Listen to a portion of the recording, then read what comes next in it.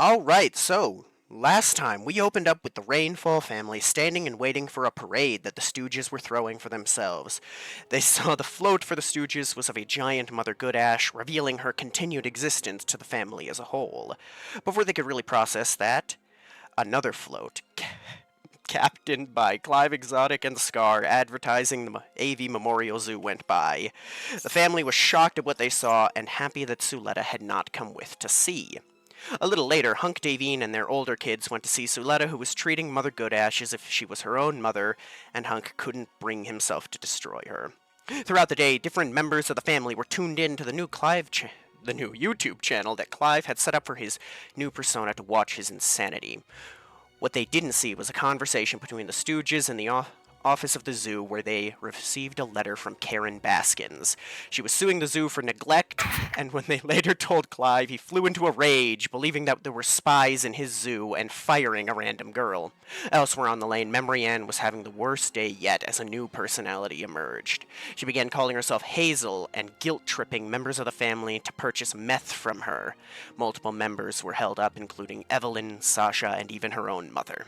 This would lead to a decision that they needed to find and destroy her meth lab while she, Carter, Soul, and Colt went on a cross-country trip together. And as such, Banksy and his Spartans were sent down to the underground tunnels to find it, unsuccessfully. While the girls had frustrating conversations about Memory Ann while training, the boys and Sylar did the same while finishing up the cleaning of the apartment. The girls and later Memory Ann would eventually meet them there, and she purchased everyone halal plates with the Hazel money. After Pequod and Julius came up, they had a talk with Carter that concluded with Pequod trying to blow up the gym, and while they were able to stop her, it led to two flashbacks from Alpha 9. One less than happy was of one of Icy's birthdays that Davine did not come out of the gym for, while the other was a very happy memory of the time that Goblin Davine made Zap think a bioweapon was deployed. Soul and Colt were able to clear out what they believed to be most of the meth that Memory Ann had stored on her bike before they went out for their road trip with Carter and her. They were given an extra week so that they would have more time to search the lab back on the lane. The rest of the family, after an unsuccessful search, went to Amos and had what ended up being a very nice dinner. But later on, unbeknownst to them, at a church in Wynnewood, Oklahoma, Clive, Scar, and Samuel were wed, much to the chagrin of the other two stooges, and I believe that is everything. Can't believe this little bastard gesturing at Carter. Alright, that's enough, everybody. Rubbing Carter's shoulders. Just everybody calm down. It's gonna be fine. We're all in this together. Fucking piece of shit. Ow! As Banksy hits him. It's okay, Carter. Carter shakes his head.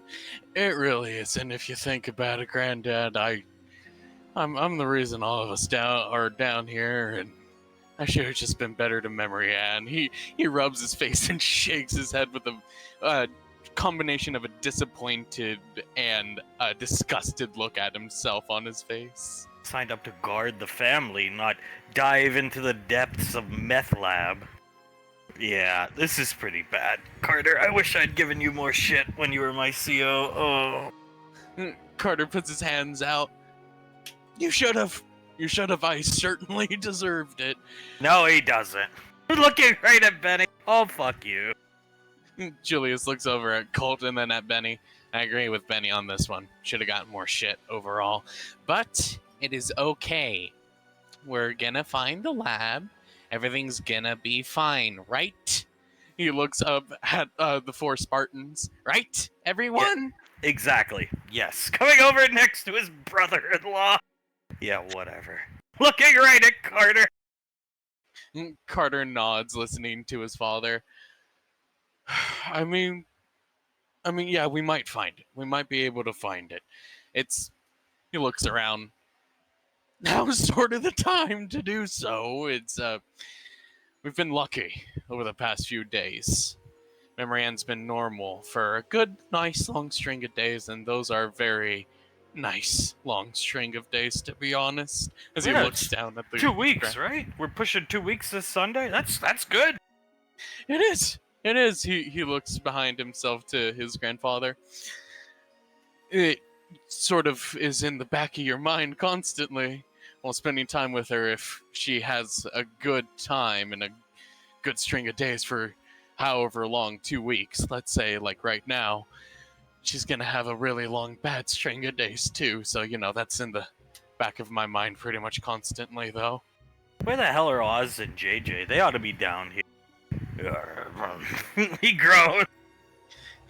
Julius sighs. He walks over next to Benny and puts his hand on his shoulder. Benjamin, you're a very smart man. Very smart man. I want you to think about why JJ and Oswald wouldn't help Carter with a problem that Carter caused. Well, if they can get out of it, why do I have to be here? Because you married my daughter, and I say so. You're going to. Oh. And Julius clicks his tongue, points his thumb over his shoulder to Hunk. Yeah, that's your father-in-law, and plus you're living under his roof, so you have to live by his rules, buddy. I don't want to help Carter.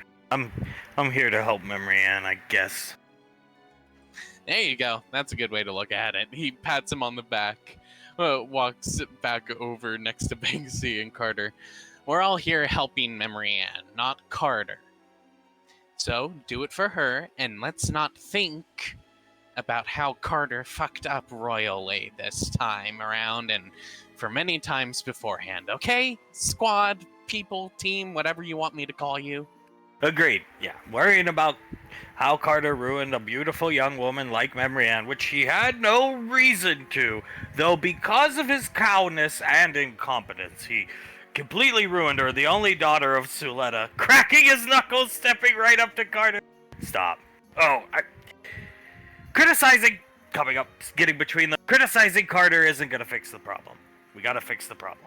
Let's go out, find the lab together. Work as a team. Julius said so. He's a colonel, not a general. Julius nodding along with what Hunk was saying, stops nodding as soon as he makes the colonel, not general, comment, and then just looks at his father. Really, Dad? Really? That's his fault. Gestures to Carter. And I'm trying to keep the peace here. You really think making me angry with a comment like that? You should be a general. It's your son's fucking fault. To blaming Carter. Yeah, no shit, Dad. You think I don't realize that? My son should be a general, not a fucking colonel all his life. I know. I agree. Trust me. If I didn't have to do the band, I wouldn't do it. I would have just stayed in the military, Grandpa. I would have. Trust me. Well, one day you'll be back, and my son will be promoted, and I can be happy for him. Until then, let's split off into groups. Benjamin, you're with me and Julius. Carter, you're gonna go with them, one of their Uncle Banksy, and just remember, keep your wrist computers on. It's easy to get lost down here. Yes, sir. No problem, sir. As he'll make sure his wrist computer has been turned on. Fucking blonde bitch. Flavor looking right at Carter. Flood piles of summonses to court in front of him. Lifting up the camera. The camera of gayness. Fudwick nods, turns around looking at the camera, turns to look at Scar, shakes his head, and then looks back at the pile of summons to court on the pile. What's those letters, brother? All these are from Kellen Baskins and the state of Oklahoma trying to summon Clive to court. For, he starts to pick up some of the letters. Threats against her wife. Picks up another one. Poor animal living conditions. Another threat against her wife. Another threat against her wife. You guys gotta stop threatening her fucking wife, dude. It won't work. She's in Florida. We're in Oklahoma. She can't sue us. That's how it works. Huh? Looking over at Scott. No, that's not how that works. If it's like a federal charge, and you could sue across the nation, she can sue us, is basically what I'm gonna get at. I'm not gonna go into the specifics, because I don't feel like you would understand them right now.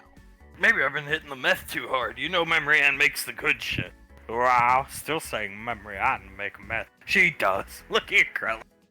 Yeah, she makes really good shit. Frederick is gonna walk up next to Scar. Can I see your teeth real quick? Showing them off. Yeah. Looks over at Cullen. About 15 of them are missing. Let me have some. No.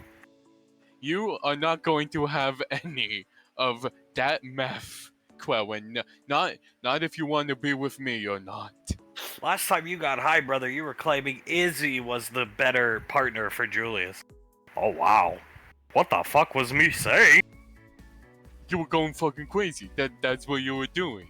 That's what meth does to you. Yeah, that's what it does, brother.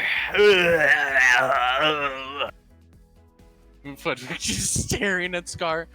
You're gonna have like an overdose. You're gonna overdose on methamphetamines.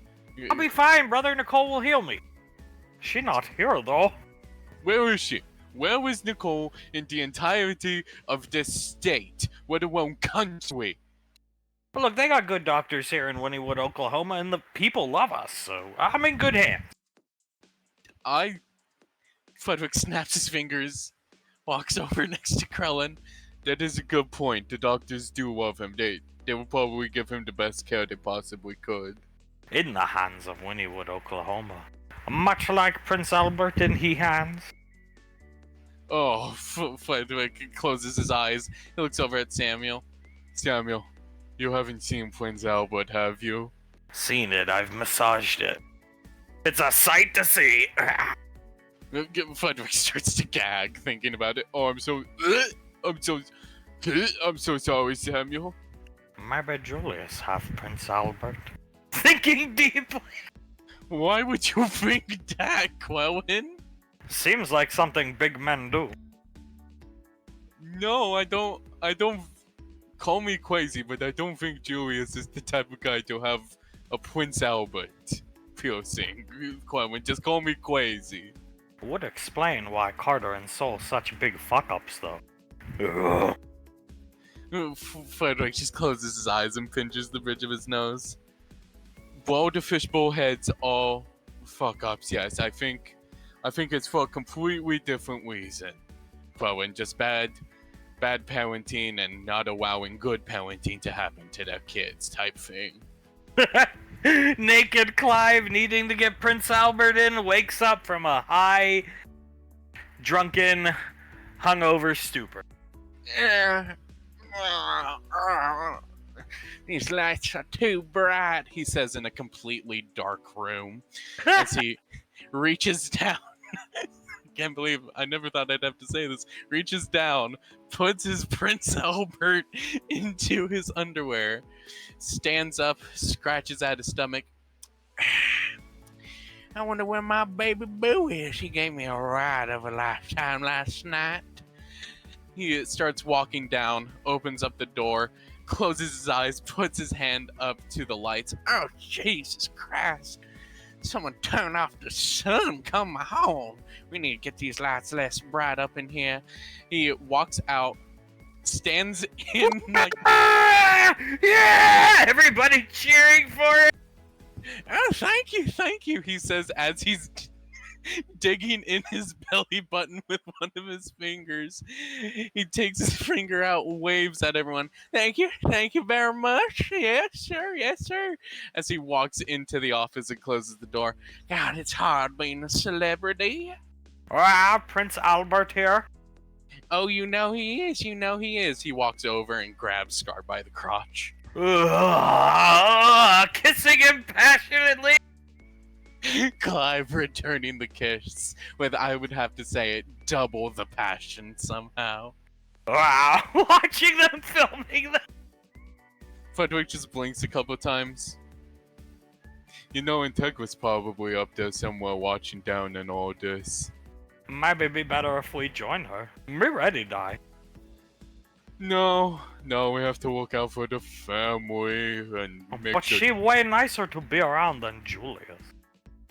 Be that as it may, Quellen, I don't think I can technically go up to heaven. I'm just an android, dude. Don't care what anybody say. Julius killed that woman in me mind. Oh, Jesus. Frederick puts his hands on his hips. You should not say that to him. Quellen, that's all I'm gonna say. That would probably make him very angry to hear. Could not have been Ash, owner of KFC. Yeah, sure. Looking at Krell. Yeah, Ash. Ash had no part to play in killing her, as he just looks over at Samuel with a look on his face, an exasperated look on his face. Hit the pipe, brother. I got her primed up for you. Oh, thank you, baby boo. I hope all your spit and saliva's up in here, as he takes the pipe and. Oh,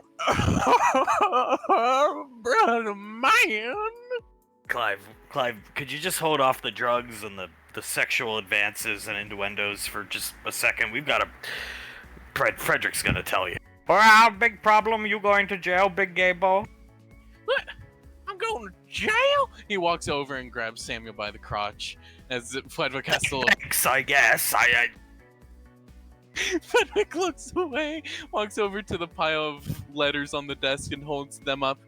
These are all summons to court, Clive. If you don't answer the summons to court, you get a failure to appeal. And when you have a failure to appeal for too long, you get a warrant out for your arrest. Do you understand that? If the cops show up here, brother man, we just hit the failsafe and let the animals have at 'em. That's my opinion on the subject matter. What? Oh, still with his Clive's hand on his crotch. I mean, yeah, no, that's partially why we installed that failsafe, you know what I mean? Animals come for us. No, they love us, brother man. You have no idea what you're talking about. You see them kitty cats, how they be purring on me and stuff? Hell, they purr more on me than Scar over there does. Isn't that right, baby boo? And I'm pretty sure I'm related to a couple of them out there. And it doesn't bother you how you guys tweet them? You give them expired Walmart meat. They live a good life, brother man. Better than a lot of things do out here. Let me tell you, in Winniewood, it's a tough life. Harsh landscape. Huh? Looking confused. And Frederick just squints his eyes. Okay. If the cops come, we are not going to hit the failsafe button. The risks are too great. Can you imagine how many people would die? Not just the cops, mind you. How many innocent civilians might die if you hit that button? I think that's enough, Clive. If you could please. Oh, right. Sorry, honey. I don't want you to get too worked up before tonight. He reaches around, smacks his ass, walks over to Scar. Clive, you gotta take this seriously, Clive. This woman's coming for your head. She's coming for the zoo. Coming for memory of your brother, Ash. Clive, hearing that, crosses his arms and leans fully against Scar. She's coming after my zoo, Scar, baby boo. She wants the whole zoo, apparently. Everything. All the animals, everything. Even the AV sign with the little doodle of Ash she got out front.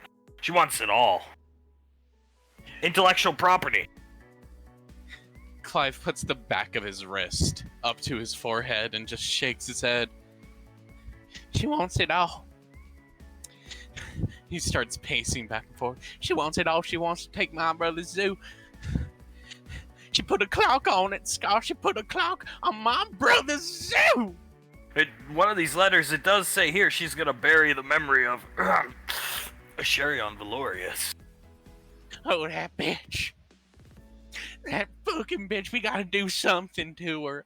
Honey, Very simple, no violence. Very simple. All do, call Pequod, ring ring. Hey Pequod, have trouble. Pequod pay her money, and she leave us alone. Yeah, nodding his head. Frederick nods. I think that is the best decision. No, we can't be doing that. We need to send a message that money just can't answer. He puts his hands on his hips. We gotta send a message that the AV Zoo won't be fucked with. That would not do justice to the memory of Ash. Paying her off, that's letting her win, in my opinion, Clive.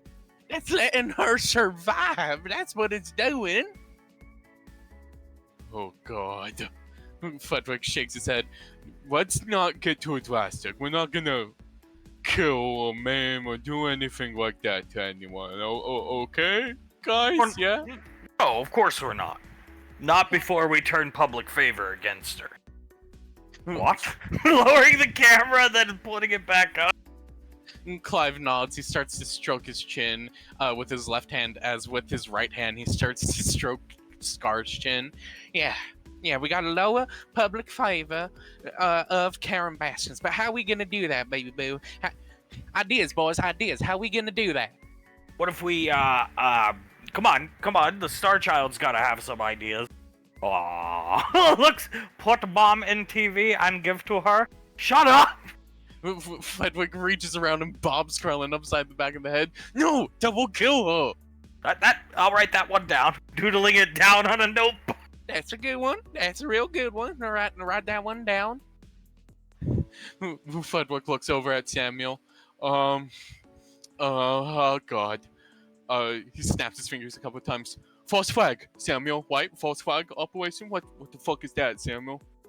You know what is. Mayor Towns talk about it is when create an event but blame somebody else. Really? Really? What more can you boys tell me about this false flag operation? Is the business of agencies like Secret Service and what they call SIS like town? UIR, very bad people. EarthGov make false flag, UIR attack, then EarthGov get to attack. Public favor? You don't say. Clive continues to stroke him and scars his chins as he looks at Scar. You know, I always did like that boy Towns, honey. I always enjoyed the mullet. Him and Colt, they got a hell of a set of abs, and that mullet, you grease that thing up good, brother man, I'm telling you. Oh, the things I would do to that mullet, honey boo. The problem is, Towns is all the way up on Gateway. Well, you could probably go. Everybody love you. Shut up! Fudwick just smacks a hand onto his face and just shakes his head. And they say I have a big mouth, Samuel, and they say I have the big mouth here. Yeah, I don't think going up the Gateway is a good idea. I'm with Frederick. We can go. Why not here? Let's hit the meth pipe and head out. Well, you gotta get dressed. You gotta be presentable in front of a handsome man like Towns. We're always looking for our fourth husband. You know what I'm saying? Oh, I know. I know what you're saying. I can show him some Prince Albert as he does a couple pelvic thrusts as he takes the meth pipe and... Oh, God, that's the good shit. I like this idea. Okay, here's the deal. Here's the plan. You guys keep an eye on the zoo. If any cops or PETA people show up, hit the failsafe. Okay. Looking at the button, grinning. And we'll be up on Gateway. Frederick just closes his eyes. Is there no way we could talk you out of this one? Brother man, she's coming for the memory of Ash. That's what this zoo is about. Not the meth, not the fame, not the drugs, not propagating Memory Ann's drug business as we wholesale for her. It's about Ash. It's all about my brother and the things that he wanted and his anti-smoking beliefs. But you smoke meth. Looks at them confused. And meth ain't the same as nicotine, boy. I guess. But me think, well, actually, never mind. Smiles at Clive. Go see Towns. He'd be happy to see you. Yeah, I think he will be. I always felt that boy was a little... And he does, like, the limp-wristed motion to Scar. Oh, totally. How he lets Sasha subjugate him. Totally. Oh, yeah. Pretty soon he'll be calling me daddy and not her mommy. You know what I mean? And we'll have a fourth husband, Samuel. Just looks down at the desk sadly. Alright, let's go get you dressed there, brother man. Picking Clive up! Oh, Scout picking me up like this. Oh, as he starts making out with him. They start making out, walking out, as Frederick looks back at the giant stack of letters. Arm around Julius. So, me and your mother got something planned today for you and Nicole. Julius looks at him. Yeah? Do you mind if I ask what is it, or is it a surprise type thing? It's a surprise. We mentioned it a long time ago, about a year ago at this point. But all I can say is Mother's Day is today. So it's something for you and Nicole. Julius scratches the back of his neck. Oh, right. Mother's Day is today. Ah, shh. He bites his bottom lip. I do remember you guys mentioning something. I'm sorry, I can't remember it right now. A lot happened over the past couple of years, Dad. I'm sorry. Don't I know it? Strat goes over here to open this door. Strat and Carter and Soul fucking up left and right. Don't remind me, Dad. Julius rubs his forehead. But I'm sure me and Nicole are gonna enjoy it either way. I totally blanked that it was Mother's Day. I would have gotten Mom something. I'm sorry. Ha! Meth falling out of the door. Julius opens as Hunk. Julius seeing it fall out, opens his, and meth falling on top. Wow! As Julius gets just bombarded with meth. Jesus Christ, the meth pouring out this way and this way, pushing father and son together.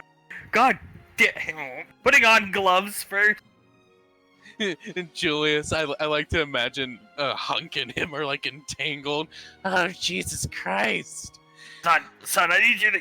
You're pretty big. You need to get off my fucking hip, please. I'm sorry, Dad, but I have pounds and pounds of meth. Wait, what am I doing? Julius just pushes himself up off the meth and starts to try and move the meth off of his father. Just limit break and blow it all away. Wait, don't. That'll make it go in the air. Helping Hunk get up. I mean, if you want a high and beyond all highs and OD, Benny, I can do that for you. Oh, I'm pretty sure Memory I never stopped being Hazel. It was just, yeah. To have this much meth, that ain't nothing. Continuing to walk up here. Julius shakes his head, looking forward and shaking his head even more. Looks at his father. Just imagine, this is like 3 years of meth built up from the time she was, first Hazel to now. This is like 3 years of meth built up right now.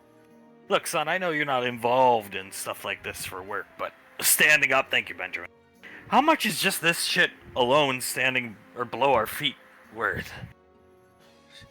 Julius stands up, looks at all the meth. Just this stuff. Oh, Jesus. He walks over. It looks like he does some quick measurements. This is about, 10 square feet by 10 square feet. It's a pretty small storage room. About 10 square feet high, 10 by 10 by 10. Yeah, that's about 6 million credits worth right there. He starts picking up bags. Punk punches him. Ah! Put the bags down, Benjamin. He points right at Benny. You will not join her. I will not allow it. Better me and Elizabeth get this money than your fucking dumbass son Carter. Ow! Punched again. You know what? I sort of agree with you, Benny. He walks over and takes some of the bags out of Benny's hand and puts them onto the ground. But you're not selling meth with my little sister to make more money. What do you even need money for, Benjamin? You live with me, and everybody at this fucking lane lives for free. Okay, alright. I'm still in the mindset of needing to save money for Aunt Nicole. Julius shakes his head.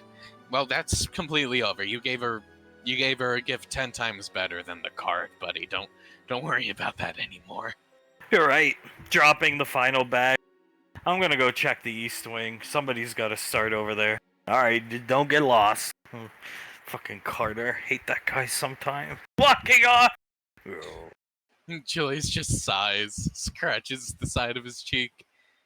So what the fuck do we do with all this? We're gonna burn it. We're gonna all over the... is there any prophecy for Memory Ann to be fixed by Thomas and Hale that you know of that I don't? Julius looks up at Hunk and shrugs. Usually it's like Krellin or Lorelei that gives these kinds of prophecies. I can't remember any of them off the top of my head that's been for Memory Ann.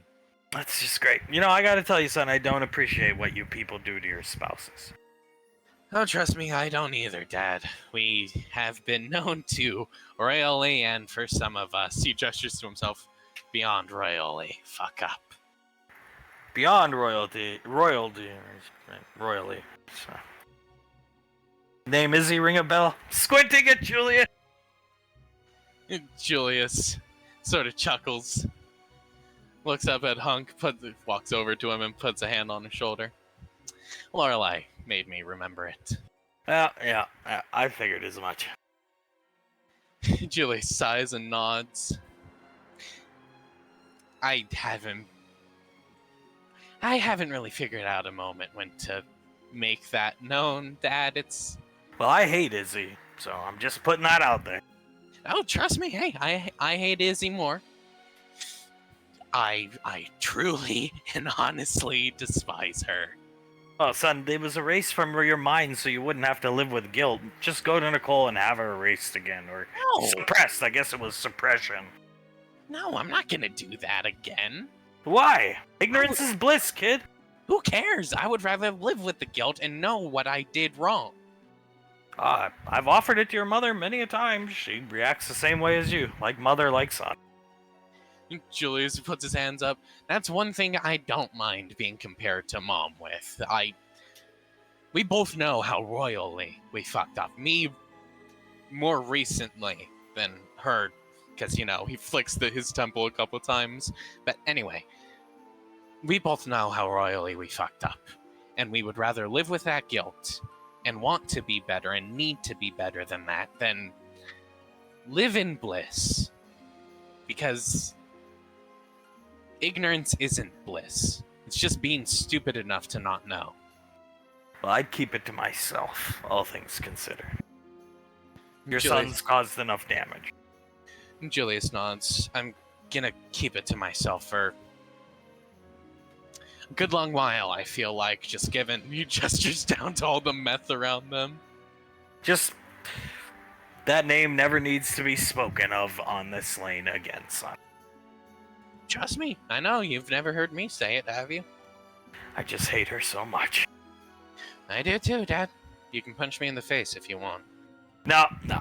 No physical violence. We're gonna get this lab, find it, and get out of here, okay?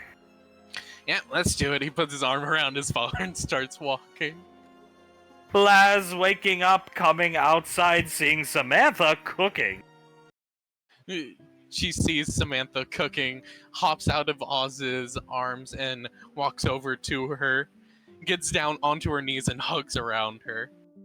Oh, you're hugging me already, just for the breakfast. Yeah, because you have a good breakfast. What do you mean, just for the breakfast? Monkey boy. Monkey boy points over here. Look, Mom, it's a goddamn warthog. As her eyes widen, looks up. Oh my god! Oh my god! She runs around over so she can put her arms around both of them and hugs them super tight. She grabs Mr. Snuffle's hover chair, pulls him in as well, and starts hugging him as well. Get her off me, JJ. Okay, he doesn't want to be hugged. We don't mind it though. We don't mind it, but just he doesn't want to be hugged right now. Oh, I'm sorry, Mr. Snuffle. She stops hugging him and gives him a kiss on the top of the head. Nah, you're welcome. Sam, it was the cat's idea. He picked the warthog. We knew we were gonna get a jet of some kind, Oz whistling, looking, running his hand on the fuselage. But the cat picked warthog. Thank you so much, Snuffles. She pets him a few times, gives him another kiss on the top of the head, and then gives Sam and JJ both kisses on the cheek. I'm gonna go check it out real quick with my husband. Bow, bow, bow, bow, bow, bow, bow, bow, bow. It's just a shame she'll never get to kill anybody with it. Sam laughed. JJ chuckles. Well, depending on how you look at it, that might be a shame and might not be. Bow, bow, bow, bow, bow, bow, bow, bow, bow, bow. Carter is always an option. Shut up. Look at the cat. Now, hold on, Samantha. He might have a point here. I'd feel really terrible doing that to Carter, but God, is it tempting. Rubbing the minigun. It's even still armed. Private collector. Costs an arm and a leg, but worth it. Laz hugs around Oz as she's looking up at it. She takes one of her hands and starts to rub her hand along some of the symbols and paintings on it as she looks behind herself. You guys didn't have to do all of this from us. Thank you, though. You guys really are my best friends, you know that? It's your day. Of course we had to do something. What do we look like, Carter? Laz just chuckles, rolls her eyes a bit. Trust me, you guys wouldn't be my best friends if you were Carter. He's my brother and all. I love him for it and everything like that, but I could never be his actual, friend if we weren't blood. Can you believe carrying Laz over this way? Can you believe they called me this morning and tried to get me to come down on the hunt for the meth lab? Sitting down, getting some silverware. They called JJ too. He hung up on his dad. JJ shrugs. I mean, I'm not the one who created the problem. I Plus, I don't really want to be in the underground bunker of the lane for hours on end today, searching for a goddamn meth lab. That sounds like a torture to me. I respectfully decline Julius's offer, if you will. I did not hang up on him. The conversation pretty much went like this on our end. Hey, son, need your help looking for this meth lab because Carter, really hurt memory. Click. I did not need to hear any more than that. If he wants to fix his problem, he can fix it his damn self. They're never gonna find it. Eating a piece of bacon! Laz shakes her head as she cuts open one of her eggs, dips some toast into the egg yolk, and starts eating it. No, they are not. It's so good, Samantha. Thank you. You're welcome. Happy Laz Day. I hear it's gonna be an official holiday. Really? Her eyes widen a bit as she looks at Oz and smiles. Happy last day. Doesn't it feel good to have your wife be the only one in the family with an official holiday, or at least in this friend group? Well, you are the only successful child of your mother and father, let's be real. JJ points over to Oz. That is very, very true. She is the greatest child of Julius, after all. And I would say Soul's up there too, personally. Definitely not Carter. Definitely not Carter. Soul, maybe Soul, but out of the two of them, gestures over to Laz. I feel like Laz deserves it more, honestly. Oh, no, absolutely. If I had a vote, it would go to Laz. Laz nods. I mean, like, who's gonna be teaching the other and, basic common sense things for a relationship? The most important things. History cannot be allowed to repeat itself with Thomas and company. I don't think the family can survive another Carter memory and crisis. JJ scoffs and shakes his head.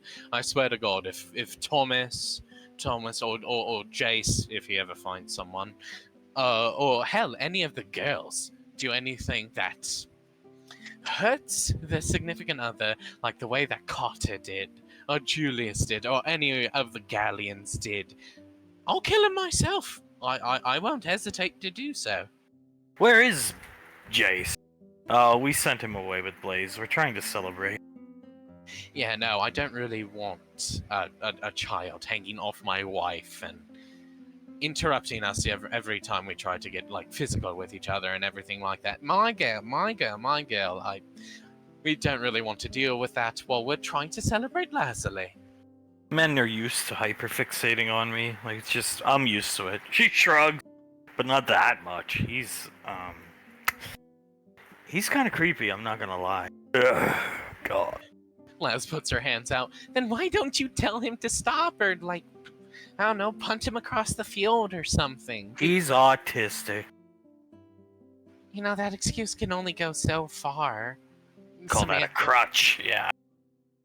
Exactly, yeah, no, it's a crutch. Don't make excuses for him. He still needs to be punished and everything like that. He's still a human being. He didn't ask to be autistic. I'm sure if he wasn't, he wouldn't be that interested in me. Oh, yeah, right. I'm sure he would still be very interested in you, Samantha. Trust me, he probably would be. He's still a heterosexual male, even though he's 4 years old. JJ nods. That is a good point. If Thomas didn't have Hale, he'd probably fixate on you, or Sasha. Yeah, pretty much those two out on the lane. I think Colt fixated on Aunt Nicole until Soul got a little older. Laz nods. Oh yeah, no, he most certainly fixated on Aunt Nicole. Must have been an interesting time to be around the lane back then when they were all children. Laz looks over at Oz and smiles. I gotta be honest, it was sort of cute. Seeing little Colt do special things for little Soul. You could see her blushing all the time and stuff. You always knew those two were gonna end up together, and Memory Ann walking around holding Carter's hand and stuff. It always was pretty cute in my opinion. grooming Carter, taking him to the bathroom, grooming Carter, taking him to the bathroom, feeding Carter, taking him to the bathroom. No wonder why she went fucking nuts. I would have gone nuts as well, and I lived on the line. Why do you guys think I jumped into the ODM Academy so hard? Did he really cry if she set him down? Laz nods. Yes, he did cry if she sat him down. That had to be such a punch in the gut. Taking care of somebody like that, somebody who's rather pathetic, a child, and then them not reciprocate by just calling you. I would have lost all confidence in myself. That warthog's looking good to kill Carter with, I just must say. I have to say, it does look pretty cool. Just one, spin of that turret and he'd be dead, guys. I'm a woman, right? So I find men attractive because I'm straight. Marianne is 20 times out of Carter's league. She's one of the most beautiful women in existence. He should just be grateful he has her. Because to be frank, he's a fucking loser. Thank you. Preaching to the choir. JJ nods. I mean, trust us, love. We are all aware of how useless and how much of a loser Carter is. Do you know how long I was at the Headhunters, JJ? 4 months. She holds up 4 fingers. Do you know how many men I watched ask Marianne out?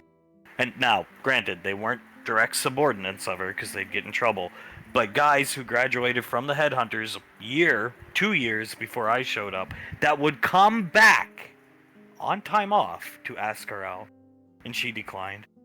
Hundreds, JJ. Borderline thousands. Julius and I used to keep track. Or I'm sorry, Bash and I and Okir used to keep track. JJ shakes his head. I mean, she is a very attractive girl. JJ, they would bring flowers, food. One guy bought her a car, JJ. Oh God, I remember that guy. Laz looking down at her food, picking up some bacon, taking a bite of it. You know what he's doing, Laz? Do you know what that guy who bought her the car is doing right now? He's employed. He's a fleet commander. Saber Squadrons. God, that's... Oh. Probably should have just taken him up on that offer. She respectfully turned him down and said, "My heart belongs to Carter," and went back down the elevator. You know, that guy cried. We laughed, me, Bash, and Okir. Well, if you think about it, if you declined me like that and told me that your heart belonged to someone else, I probably would have teared up as well, honestly. Well, no, I kind of felt bad for him. But my point is, literally, probably, one day I'll find a picture. She starts going through her wrist computer. I think I have a picture of the old whiteboard with the tally marks we used to keep. Laz shakes her head. It wouldn't surprise me that it's in the hundreds and if not thousands. Like JJ said, she is a very beautiful girl, and well, she has a personality that likes to attract a certain type of man. I would have to say, putting it in politically correct terms, I guess. Very successful men who are probably all having good careers now. Not unemployed. Most likely, yeah. She just shakes her head, clucks her tongue, like my stupid fucking brother. 3,402. She shows JJ a picture of tally marks. And mind you, this is when I left. Yes. I remember one day I was in the office with Julius. And he was going over, like, we were getting a new ship. And he was showing me the ship and asking me if I was okay to fly it. And this guy came down, his name was like Kowalski or something. Steve, I think, Kowalski? He went on to be a ranger, I know that much. That's why he was at the Headhunters.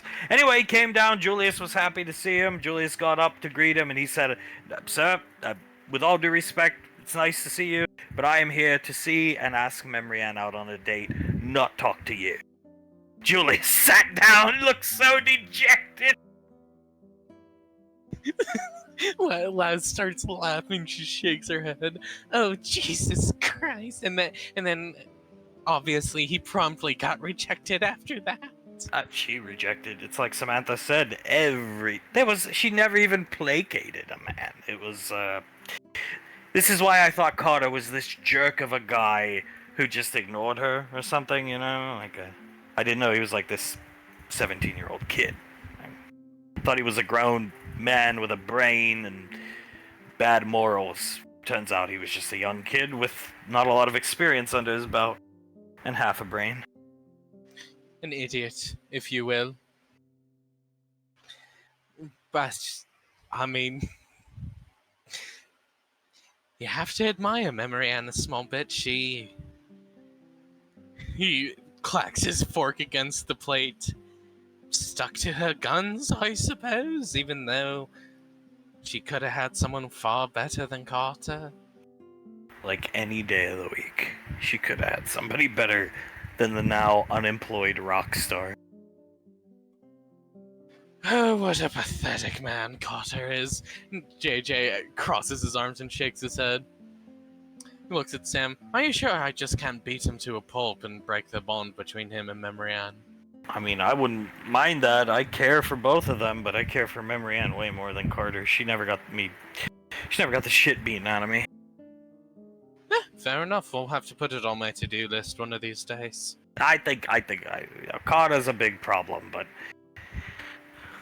once you know the whole story, things all start to make sense. I don't know. It's not that surprising.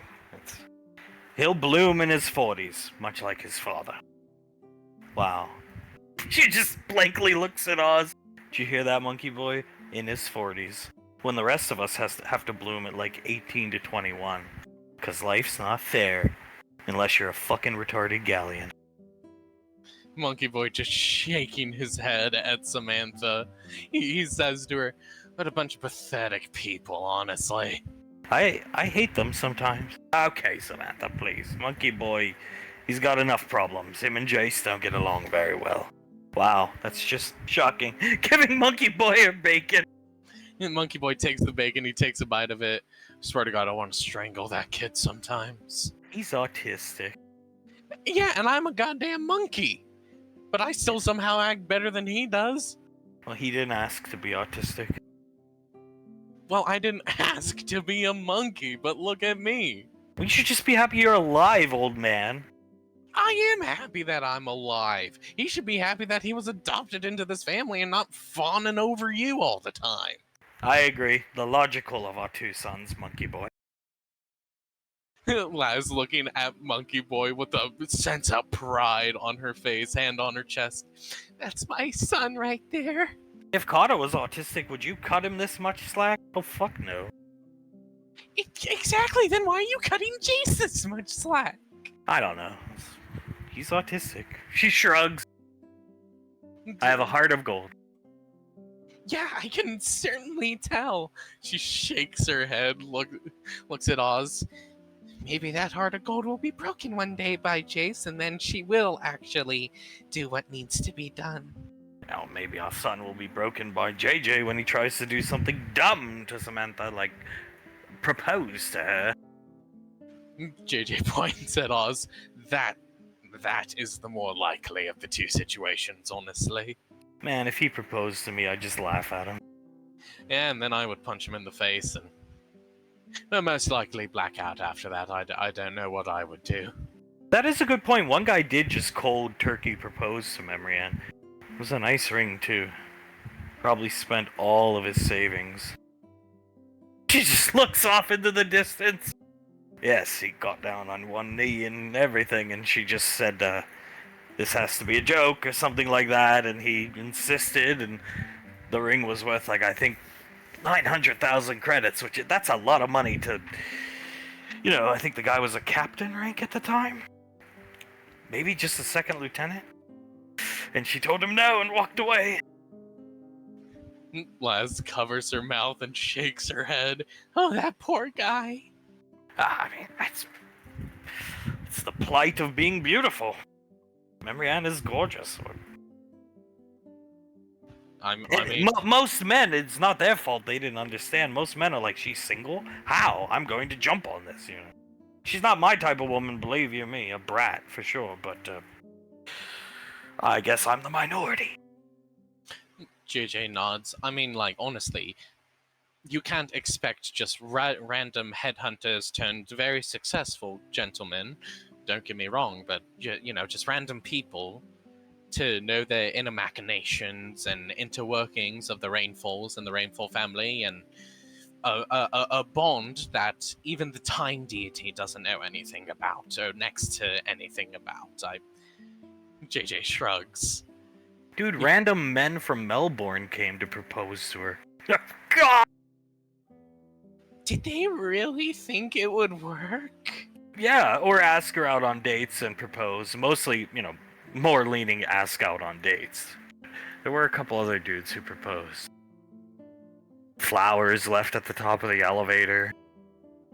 Notes, cards. Some of them were pretty sweet, but makes you wonder why she chose Carter. It certainly does, I suppose. I suppose magic is beyond all of our understandings, and that's basically the only reason why she chose him. And that one guy bought her some type of beast or something like that? Some type of animal? It was a horse-drawn carriage, yeah. Kind of like the one at her wedding. It was like an invitation to like some fancy Michelin restaurant dinner date. Yeah, and he even sent her the little dress and everything. She just had Julius burn it. And then Bashanokia took the horse-drawn cart and rode it back to Melbourne. So sad. JJ covers his mouth and lets out a bit of a chuckle. I'm sorry, it's not funny, but it is a little bit funny. I'm sorry. It was just a common occurrence. It really was. By the time Carter arrived, I think most men in the southern hemisphere knew she was off limits, but, JJ sighs, sits up in his chair a bit.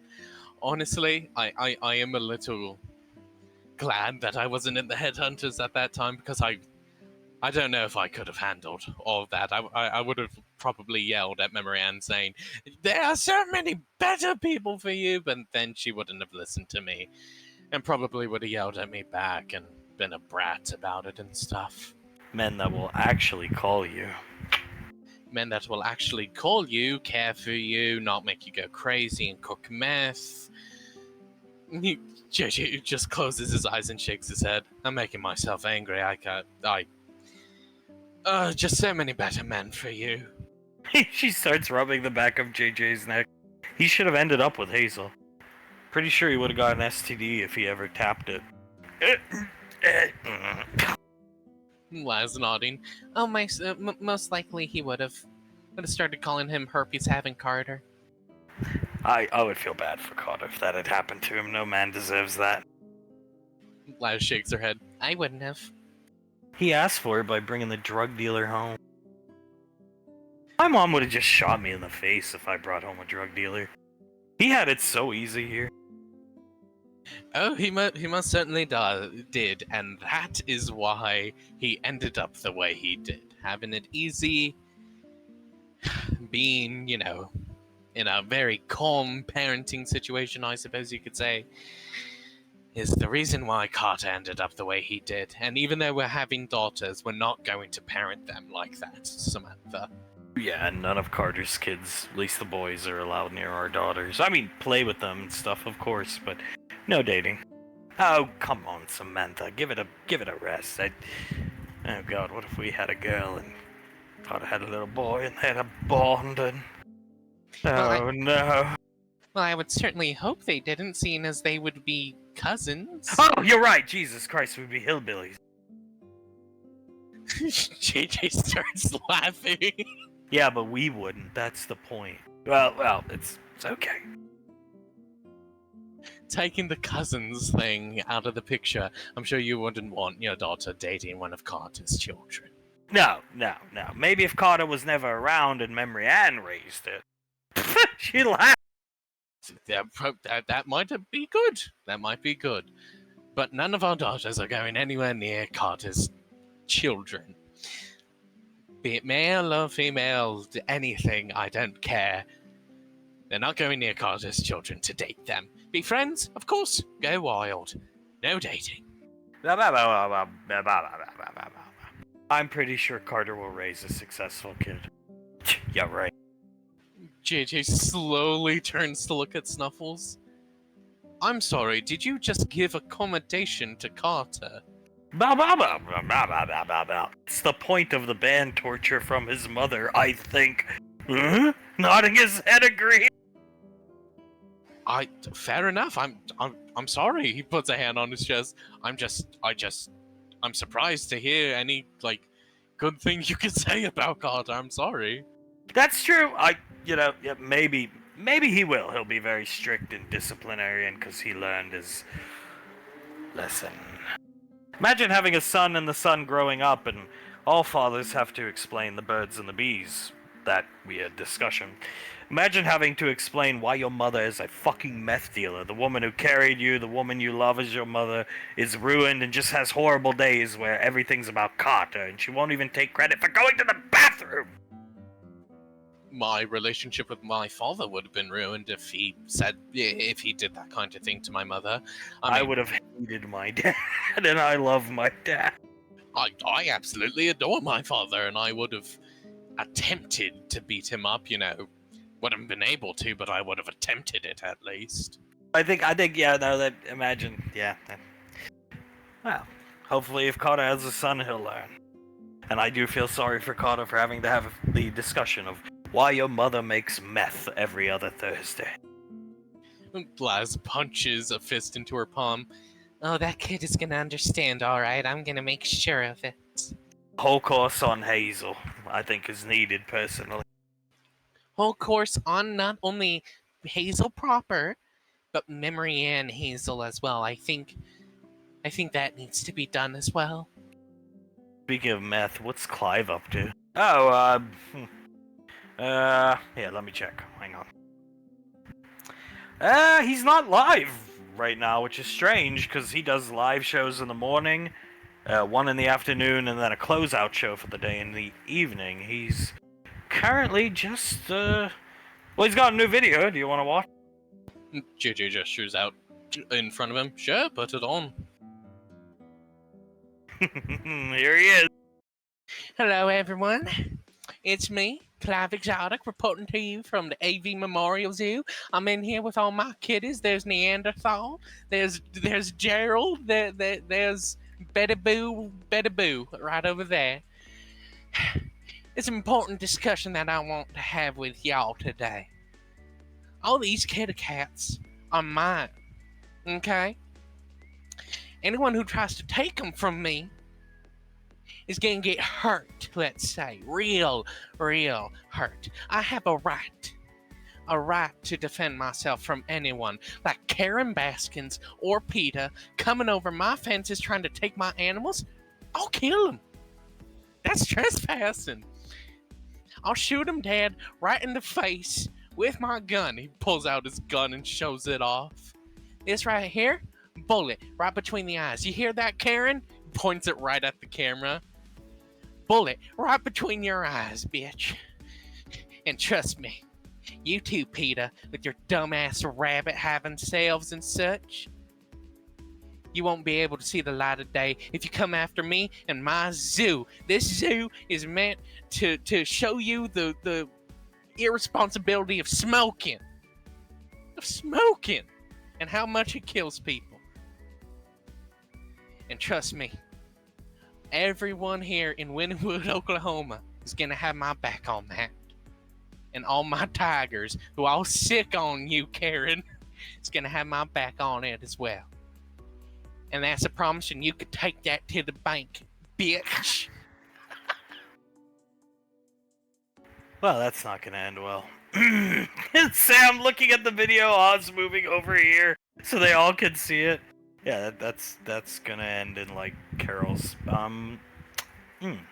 demise. Feeding JJ a piece of toast. JJ takes a bite, nods. I think it's safe to assume that Karen Baskins is dead. Like, she's not officially dead, but oh, she is most certainly going to be dead. What the hell are the odds of be two fucking Karens? What's the mathematic odds on that? Think about that. Laz looks up to the sky. Well, let's just take all the people on Earth, for example. There's 8 billion people, half of those people being women. Let's say I don't know, 2% of those women have the name Karen. So 4 billion people, 2% of that's like, I don't know, 2 million people.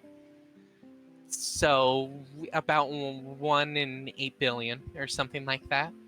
Karen's a pretty old school name, too. Hardly anybody uses it anymore. Sam thinking. JJ nods. I mean, like, yeah, wasn't that like a huge stint sometime in the early 2000s to late 2000s or something like that, where just like nobody was named Karen, given like memes and stuff like that? There was like the infamous hairdo that accompanied it. I remember watching a documentary on YouTube about it with Bash and Oki. JJ points at Oz and nods. Yeah, exactly. So, like, nobody names their kid Karen anymore because of that. 2 fucking Karens. It's just... Hang on, give me a second. He closes the E-tube and starts looking something up. Laz looking over his shoulder, seeing what he's looking up. JJ shaking his head, crosses his arms. I mean, like, astronomical odds, truly, because not only like 8 billion people on Earth, but the entire galaxy as well. Astronomical odds as to how sexy you are. Oh, is that so, honey? Astronomical odds to how beautiful and loving and caring and sexy you are. I'm still sore from last night, but I want it in me tonight. Please! Of course, honey. Of Please! course. Enough, JJ. I don't want to hear about this. Laz has her ears. Plug shaking her head.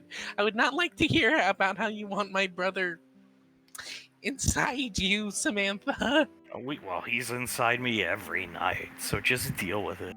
Oh my god. She puts her hands up and shakes her head. Bow, bow, bow, bow, bow, bow, bow. I can attest to this. They keep me awake every night.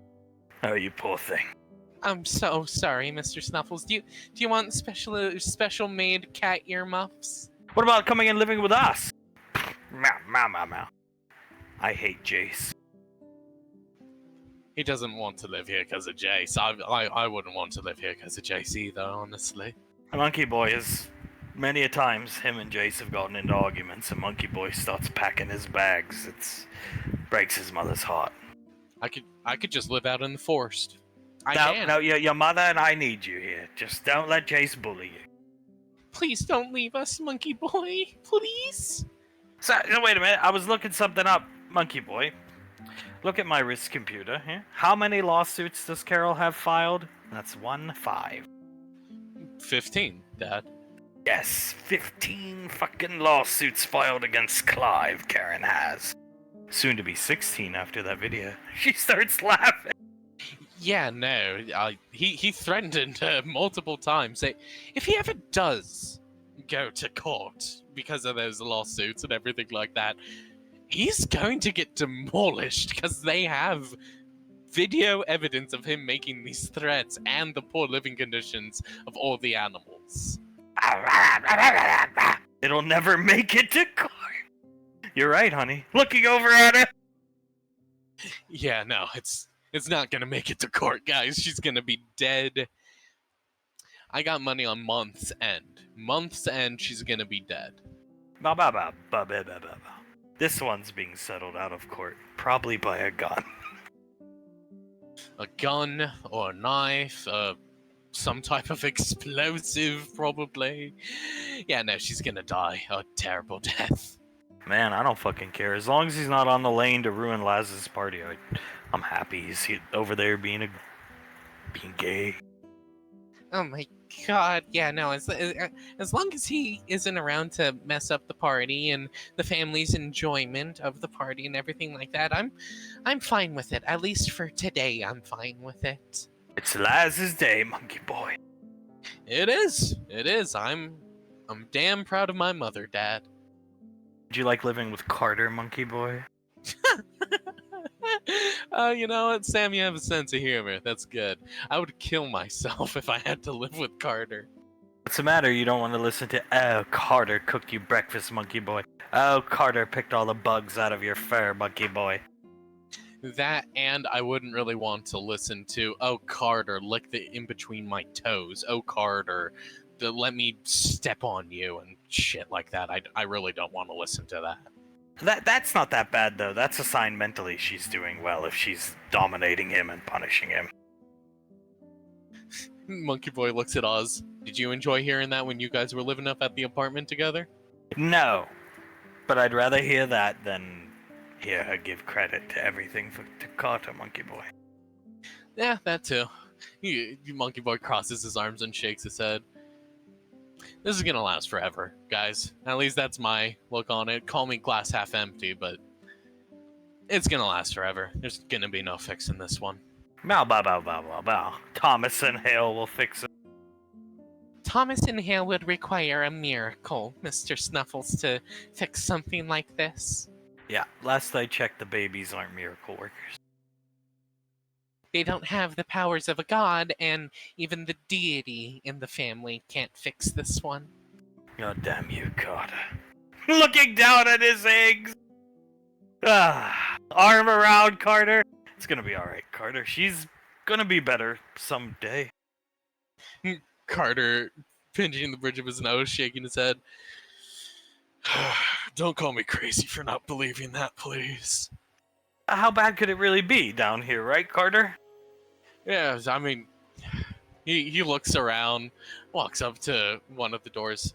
Uncle Banksy, how bad can it really be, honestly? Really bad. Looking over his shoulder, walking. Really bad, Carter. Like, we found over 100,000 pounds already. Really bad. 100 million! I should say, not thousand. 100 million pounds, and just like he knocks on the door next to him twice, in just doors like this.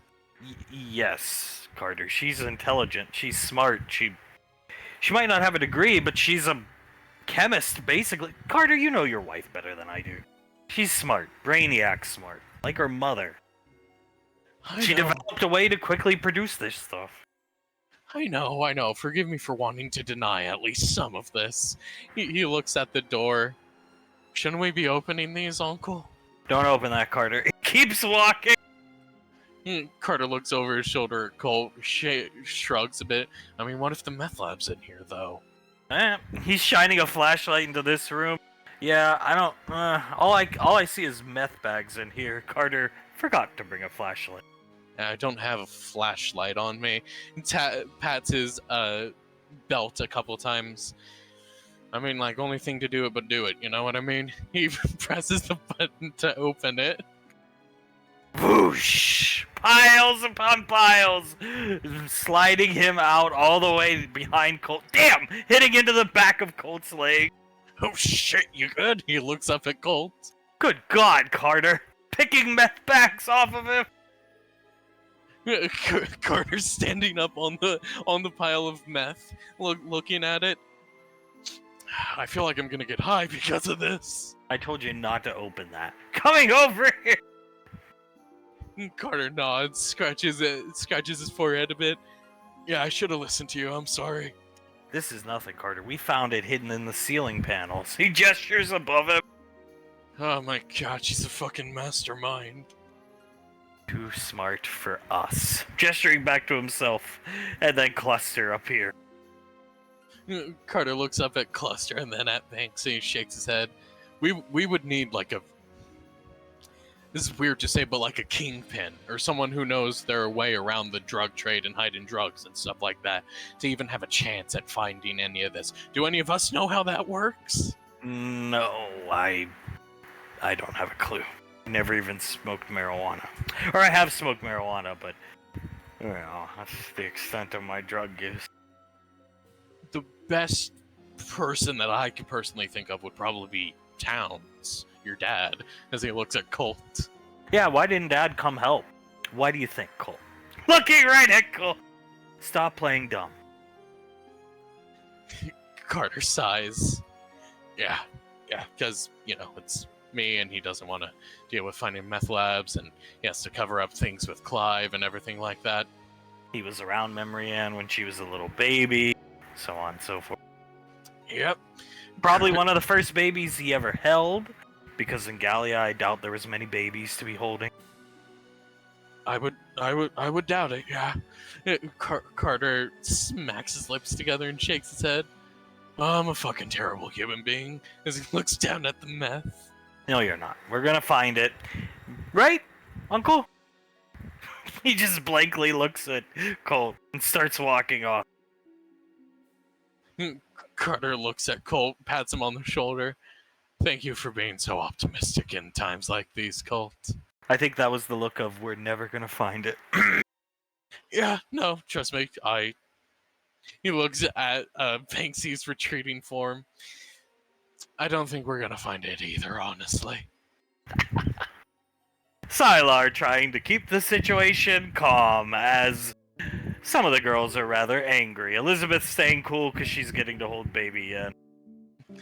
Soul stirring her coffee a bit, looking down at it. She starts to stir it faster and faster and faster until some of it spills out and she just sets it onto the table and crosses her arms. I could just blow up the bunker. I could just do that. That will take care of the meth lab, and she won't have any place to hide another meth lab unless she uses one of our garages, which that it'll be easy to find, Mom. It'll be easy to find. Oh, I'm so depressed my daughter's become a drug dealer. Now, everyone calm down. Blowing up the bunker is a bad idea. It's a massive tunnel network, darling. If you blow that up, what's going to happen to what's above it? Fair point. Rubbing her daughter's shoulder. Don't do that. It costs a lot of money, more than you'll ever make. I'm sorry, Mom. I just like having Colt near me, and he's not here right now because of my stupid brother. Well, sometimes... Yes, but he's a good friend to Carter, and Carter needs somebody like Colt. Julius had Ash. I mean, for the most part, till the very end of things, but... yeah. Davy nods, hugging around Suletta, rubbing one of her arms. Yes, darling, let's... Trust me, I'm not happy that Hunk is away right now, as I'm sure Pequot isn't happy that Julius is away. But let's all just stay calm, and everything is going to turn out all right. Let's not jump to the conclusion of blowing anything up just yet, okay? I told Julius not to go. It doesn't matter. I think finding this lab is ridiculous. She's just gonna build another one somewhere else. And worse yet, if they find it and they destroy it, and let's say they find another one and destroy it, then she's gonna build one off the lane. Then she's gonna get arrested. Sylar and I were talking about this before we all came over. Oh god. Sipping her coffee! As much as it pains me to say at this point, I think our best option is to locate a lab and keep it under constant surveillance so we can keep an eye on her while she cooks. Better she do it here than out there, I guess, as I don't want her doing it, but... Elizabeth, holding baby Yen, gives him a quick raspberry on his stomach and nods. I mean, like, think about it. It's like having your kids get drunk. Weird example, I know, but having your kids get drunk. Would you rather have them get drunk off in a club somewhere, or have them get drunk in the safety of your home, or, you know, Aunt Nicole's home or somewhere like that where you can keep an eye on them? Isn't that right, buddy? As she gives baby Yen another raspberry. Grabbing her cheeks, squeezing them, laughing. That's a good point. Yeah, that's the CEO side of you. And on top of that, if we know where she's cooking it, we can track her to where she's storing it and destroy it before she can begin to pile it up again. Well, we know she's selling large portions in Wynnewood, Oklahoma, so apparently Scar and Clive wholesale for her. I would believe that. Soul rolls her eyes heavily and shakes her head. What are they doing in Wynnewood? Looking up! Military training exercises to kill Carter. Oh, drinking her coffee. They said the topography surrounding Wynnewood was similar to the lane and were training there. But it's all flatlands. It's Clive, right, Tyler? You just can't explain something. Madam, he was a Nazi how many months ago? Do you think there's any logic to be found in his choices? Fair point. Oh, now he's wholesaling for my daughter.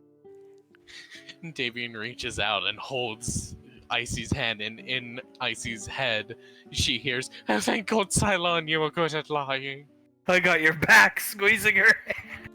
Oh, my dear Suletta, he'll take her hand and rub it. It's all right. Think of it this way. It could always be worse. He could be a Nazi again, or he could be dealing fentanyl.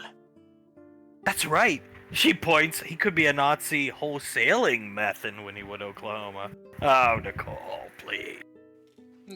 Soul nods. I mean, it is a good point. We should just be thankful for the Clive we have right now, and that he's not being a Nazi and giving speeches and invading Paris right now. Okay, Auntie? She reaches out and holds her aunt's hand. Okay. I do need to check the E-tube. I haven't checked his E-tube in a while. I don't see a point. It's just going to be more of the same, darling.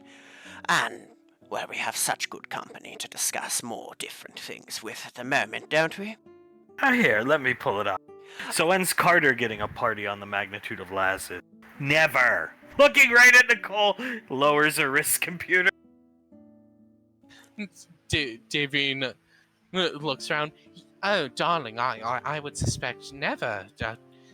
Carter's not the greatest child of Lazuli, and just look at all the terrible things that Carter has done to the family over the years. She takes Suletta's arm, acting like she's holding her hand with the wrist computer on it, and just lowers it down onto the table, rubbing her thumb on her hand. He's unemployed. He's never getting anything. Well, perhaps he can have something once Memorian is fixed. Yeah, in the next millennia. Soul looks up at Sylar. Wyn? I'm sorry, I don't mean to be facetious or sarcastic, but I don't think that's gonna be happening. Eternity is a long time, my dear. She just sort of scoffs a bit and shakes her head. Not long enough for her. Yeah, she's totally fucked. I mean, we could, technically speaking, if we wanted to go all the way, we could erase her mind and go from there. Give her the Clive deal. But then she might... Yeah. No, you go. I don't think that is an option at the current point in time, darling. I'm sorry. I mean, she threatened me with a shank a couple weeks back when she was still Hazel. Yes, but the experiences of our lives, both pleasant and unpleasant, are what make us who we are. If you were to take that from her, well, you would not have your Memorian anymore. It would be another person. I'm sorry, can we go back to the shank? It was the last day she was Hazel before these string of good days when they returned from their little motorcycle going on trip. She came in and told me she wanted me to buy more product, and I told her no. She pulled out a shank made of a toothbrush, and it was bloodied, indicating she had shanked somebody on that fateful trip they took. And I gave her 800 credits, and she gave me the meth. I tried to tell her Carter should be providing for you, not the other way around, and Carter is pathetic, and you should put him in his place, and then the shank came out. Don't threaten Carter when she's Hazel, or disrespect Carter. Moral of the story. Elizabeth, blinking slowly at her aunt, looks over at Icy. I'm starting to consider the wiping the brain option, sissy. If the shanking some random person on the trip is true, then I'm in your court. I honestly don't see any other option than just to wipe her mind if she's going that crazy. I can't think of any way to fix her. A simple ring ain't gonna fix this one. I thought Carter and Colt and you, pointing at Soul, were keeping an eye on her. Soul knows she shanked some guy at a gas station. Soul crosses her arms as she looks at her mother. We were keeping an eye on her, mother, but there are just some things out of our control. She didn't sell product to anyone. We made sure of that. Colt searched her bike and everything like that beforehand. The issue occurred when Carter was putting gas into the bike. Someone made a stupid comment to Carter, called him a faggot, and then Memory Ann ran over and started shanking him. Where on his body? It was in his lower neck. Oh God! She stands up and points to where the guy started to get shanked on her mother. Oh my goodness! Did he get medical attention? He died. Well, we're very good at getting away quickly. I'll say that much. Oh, you gotta be fucking kidding me! I'm gonna punch you in the face. What do you think I could have done? I didn't throw myself into healing magic. I was the nuke. You wanted me to be the nuke, so I trained to be a nuke. Punch Carter, not her, for fuck's sake. Big One sits down. That's fucking Carter's fault. It should be him watching Memory and not Colton's soul. Especially on a vacation. What kind of vacation's that? It had to be miserable. It was! She looks over at Icy. You think I wanted to be doing that? No! But I love my brother, and I love Memory Ann even more, and I just wanted them to be okay. But you know what? Guess what? I can't do everything! Alright, fine. Let's just count our lucky stars that she's having a string of a couple good weeks. How many times did she shank the guy? 16. As I said, you don't disrespect Carter around her when she's Hazel. I personally think Carter deserves zero commendation. There's a part of me that hates Carter, even though I've forgiven him, but my daughter sees it another way. Davy nods. Trust me, I think all of us at this table, Pequod included, part of us hates Carter. So you definitely are not alone in feeling that way, darling. It was a bloody shank. It makes a lot more sense now. She probably hit that artery in your neck. The jugular. Probably hit the jugular. Elizabeth nodding. That or the carotid, yes.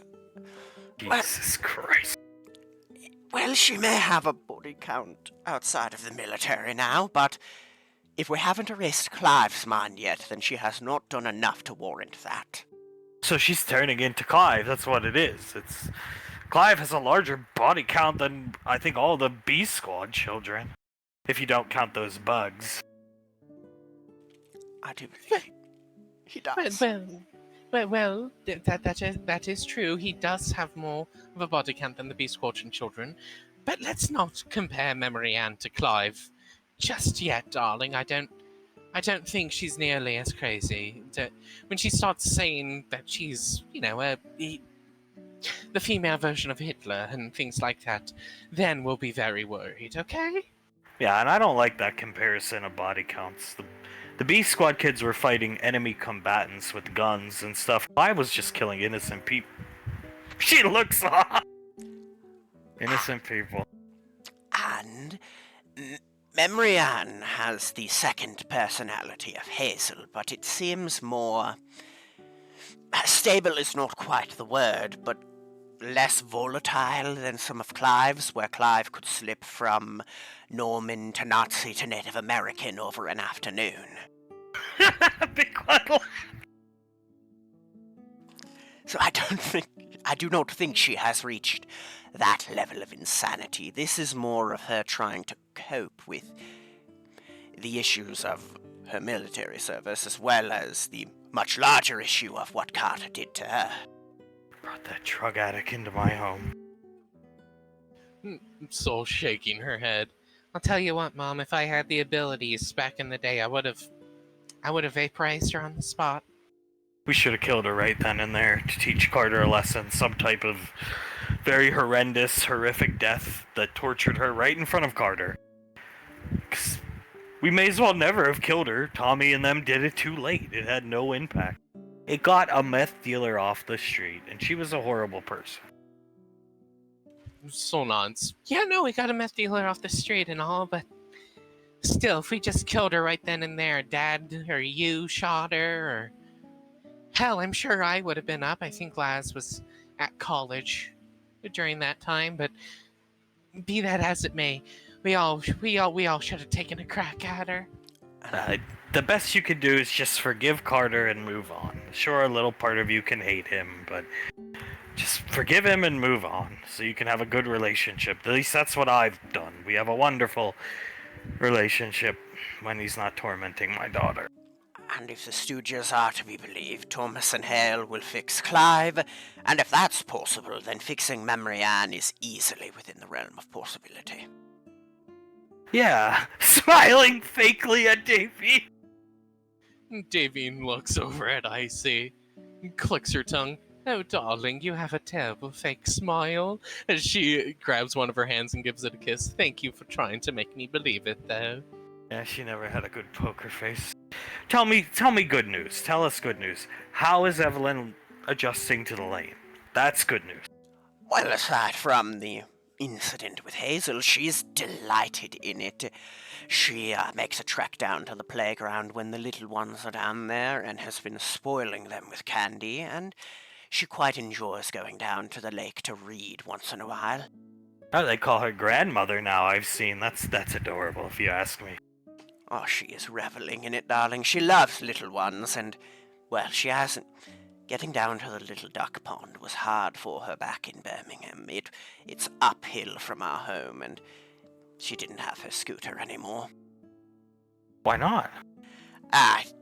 She didn't like to utilize it. Said it scared away the little animals that have started to take roost in the trees near her home. She hates to scare little things, you understand.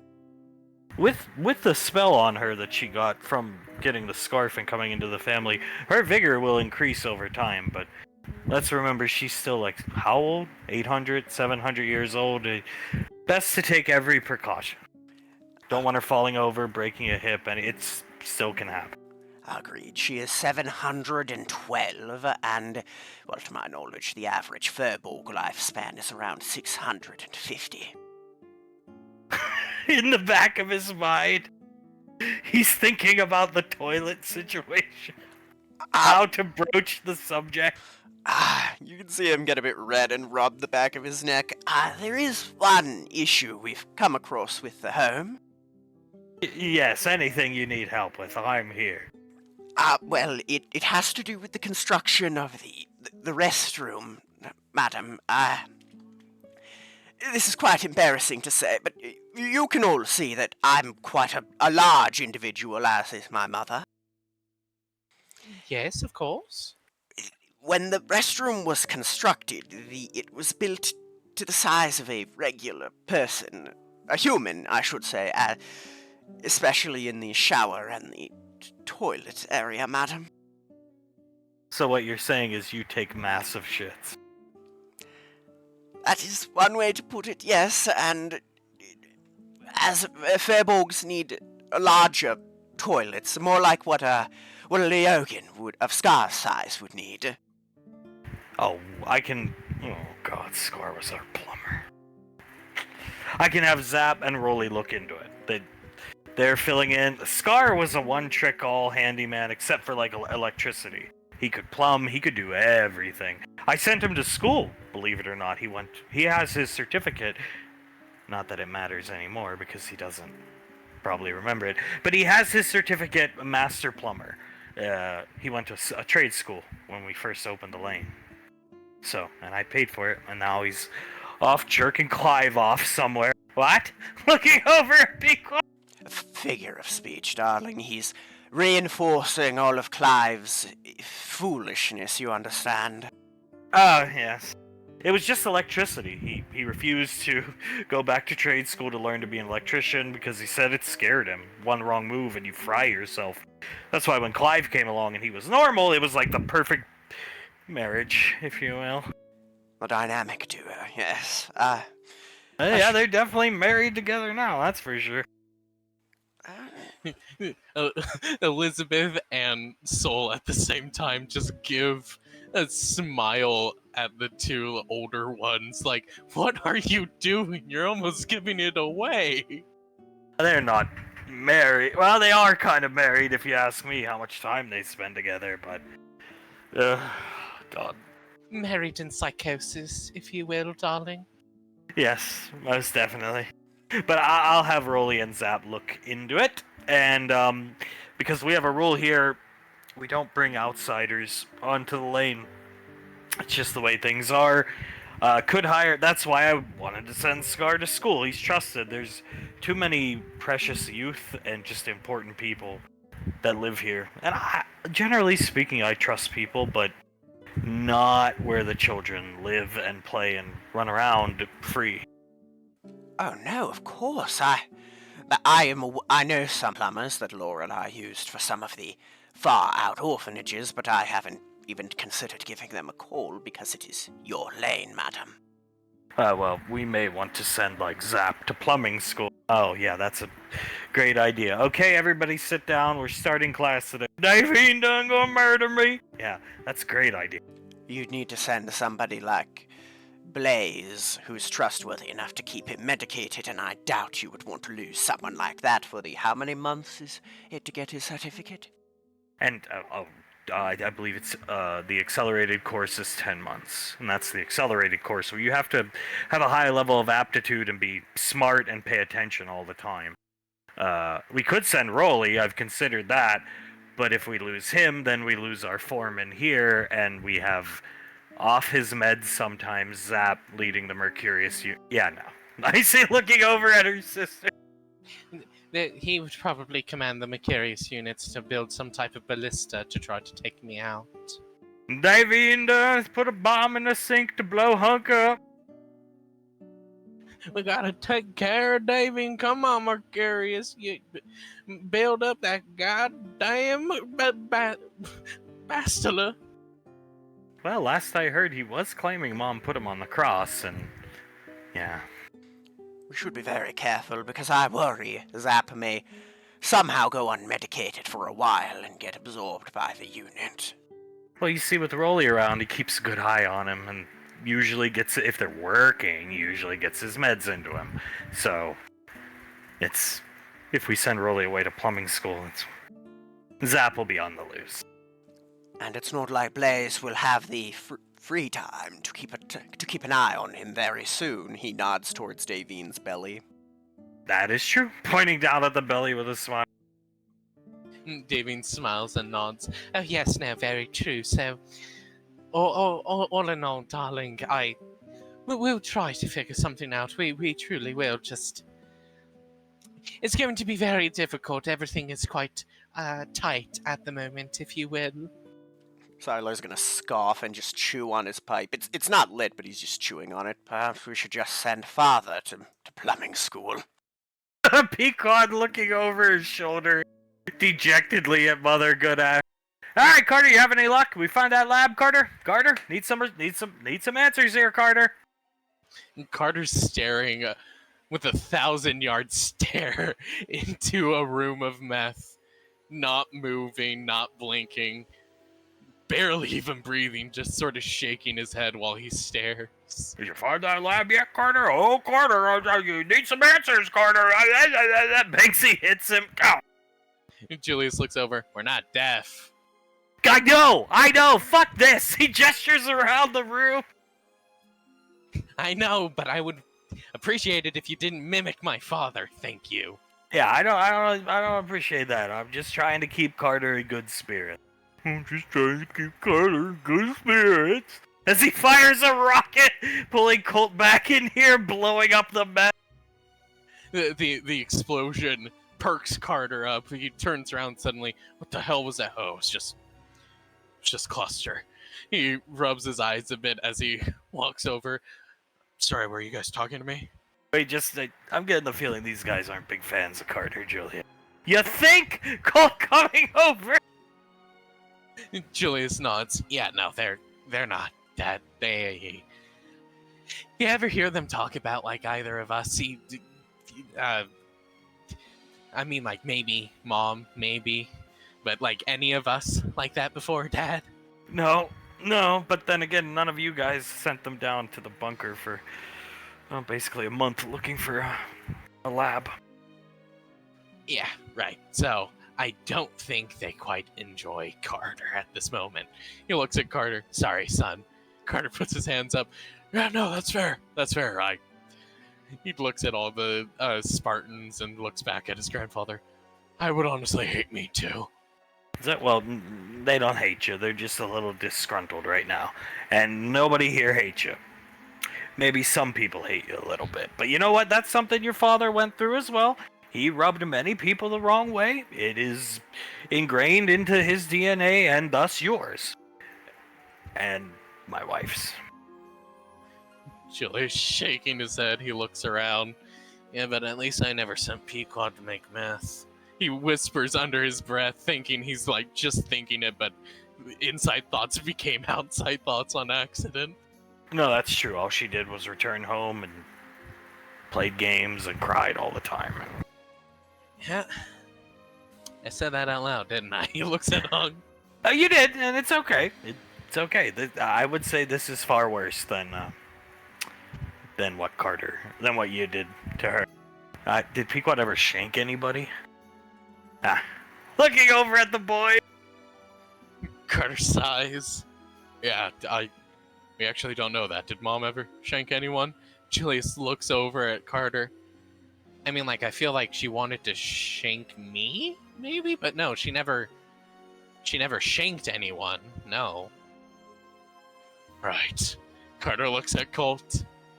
Well, Memory Ann has. Julius closes his eyes. It was a drug dealer, right? Or a drug buyer?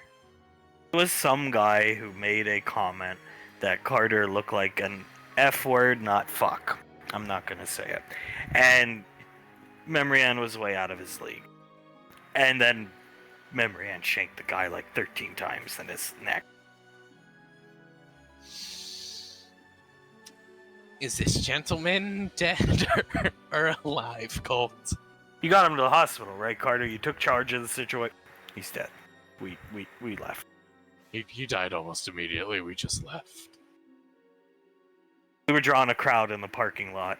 Thankfully, we all had our helmets on, except Carter. Carter quickly got his on. Once the shanking started, I don't think anybody saw Carter. Well, it's not on the news, so we know nobody saw. Or maybe Dad covered it up. I don't know. Julius puts his hands into his pockets. He looks at Hunk. Listen, it can't. You got it. They're joking, right, Julian? He looks at Colt, then at Carter, and then at Hunk.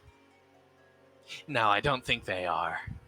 I wouldn't joke about something like this. I really wouldn't. Neither would Carter. Carter shakes his head. Not joking about it. She killed that guy. He's dead. So you just, Carter, I'm not that smart of a guy. Explain this to me in a yes or no way. So you turned her into Clive. You fucked her up so bad that she's now like Clive, basically. Just a different spectrum of Clive. Yes. How do you sleep at night? I barely do. And when I don't, I stay up realizing how terrible of a human being I am and wish I could have done things differently in the past. Listen, Carter, I'm gonna give you. You got 40 years. If you don't have her fixed somehow in 40 years, you're out. Fair enough. And that bond's broken, and she's getting her mind wiped and finding a better guy. You got 40 years. Figure out a fucking way, you clown. And nobody will overrule me on this. I'm sorry, Julius. Julius looks at his father. Why would you think I would overrule you on this? I don't know. But nobody will be able to talk me out of this. Colt looks at the ground. Carter shrugs. 40 years, Grandpa, 40 years. I will find a way to fix her. I will find a way. Don't worry, I will find a way. Julius hears faintly, "Help me!" Julius's eyes widen as Carter looks around a bit, looks at Colt. Have you seen Benny, Colt? No. He went to check the eastern wing. Yes. Julius grabs his father's shoulder. All right, come on, he yells out to everyone. Move out! Yes, sir. Banksy likes being led by Julius, so he moves out with his team. Scar holding the camera. You want me to record everything, brother man? Ugh. Record everything, baby boo. Record everything. As he fixes his crotch. Let's go, brother Matt. Look, he's right there. Ooh, hiding that face. Oh, hide that face. You love a man who has a little mystery. Oh, brother, man, look at him. Quietly working, enjoying himself. Oh man, he knows he's sexy. You see that confidence in himself? He knows he's sexy, and he's just inviting us in, honey. Look at the way he's flexing them shoulders. Look at the way his fingers move. You wonder what them fingers can do, honey. Oh, they can get up a hole and make that hole make your toes curl. Coming into the office. Towns. Well, I'll be. Huh? He looks up shocked. Oh, Clive. Clive sits down, not across the desk from him. He pulls a chair up to sit down next to Towns and sits down. How you doing, baby boo? Sitting back, leaning away from Clive. Oh, okay. Doing work. Minding my own business, so to speak. Spreads his legs as wide as they can spread. Yeah, that's so. That's nice, real nice, boy. He's looking down at Clive's leg. Taking a look at Prince Albert. I'm seeing it all right. He looks up at Clive. What can I do for you today? Fixing papers. Clive nodding. Well, it's quite simple, boy. All we need to know is what exactly is a false flag operation. Oh, it's super simple. It's typically speaking, governmental, not necessarily military, but a governmental ploy, if you will, play to turn, let's say, public favor against an enemy. So, an example. I think it was 20 years after the Archfiend incursion, the UIR, EarthGov was left in somewhat of a weakened state. The UIR was becoming a huge problem because of that. But EarthGov didn't want another war. They just had one on Earth with these Archfiend guys that are still around in the Marine Corps. Anyway, long story short, classified documents, I have access to them because I'm the head nowadays. EarthGov staged an attack on on the moon. It was a inaugural parade, and they staged an attack I believe the Navy's or Army's parade. Staged an attack, turned public favor for fighting the UIR, ergo against the UIR. And guess what? A couple months later, all the votes passed in the Senate, if you will, and out the door went millions of troops, Rangers leading the way to engage the UIR and take them down, do their thing, and yeah. Right. So just like as an example, someone sets a bomb off in a building or a fire to a building, blames it on someone else, and makes the public think that they did it, and the public turns against them. That's like a false flag operation. Well, yeah, I mean, especially, I don't know if you ever heard of 9/11, but there was a lot of conspiracy theories that the United States government did that on purpose to garner public favor for a war in the Middle East. Now, whether they did or not, those documents are lost to time, but if I had to put my money on it, I would say they probably did, yeah. And you got to think about it too. The World Trade Center had thousands and thousands of people working in it. I don't know the exact number of people that died that day, but a lot of American citizens died. That's why people think it was false flag. It was the perfect instigator for war. You don't say, as Clive looks over at Scar, looks right at the camera and nods with a smirk on his face as he looks back at Towns. Well, thank you very much for this information, Towns. It is greatly appreciated. Yeah, why are you asking about this?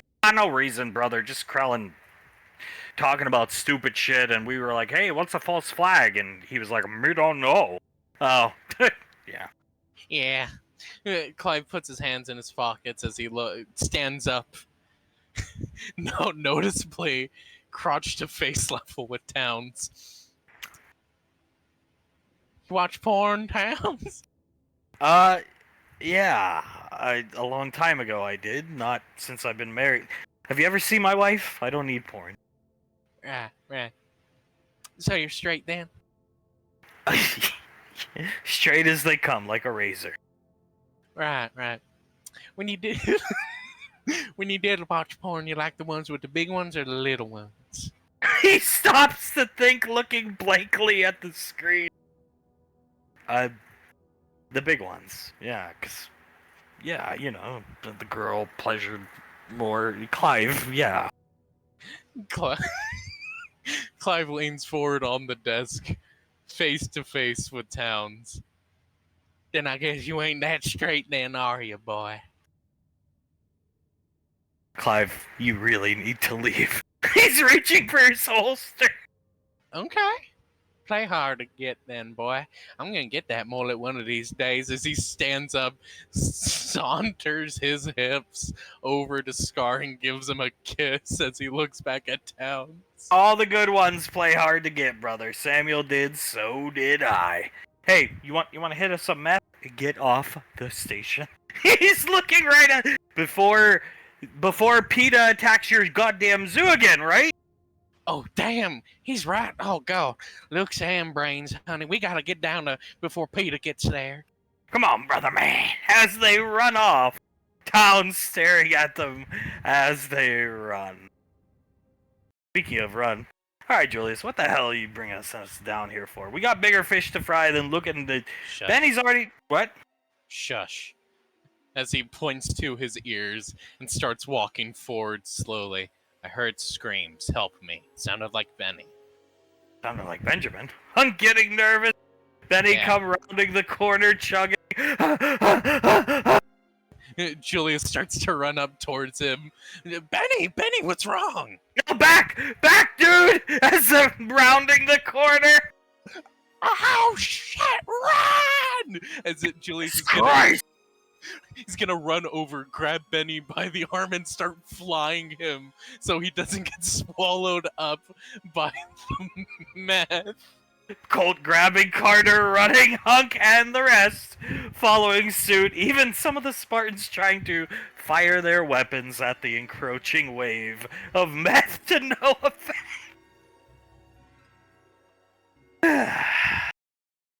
Are you sure she didn't kill anybody else?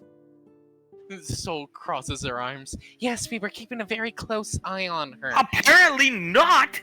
Well, you know what? We didn't expect some random dude to call my brother that. Sorry.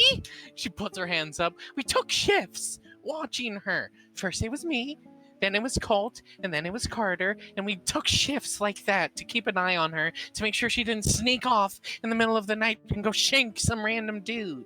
I am so proud of your children, sister. CEOs, movers, and shakers in their industry. Other people's children should have been disciplined properly.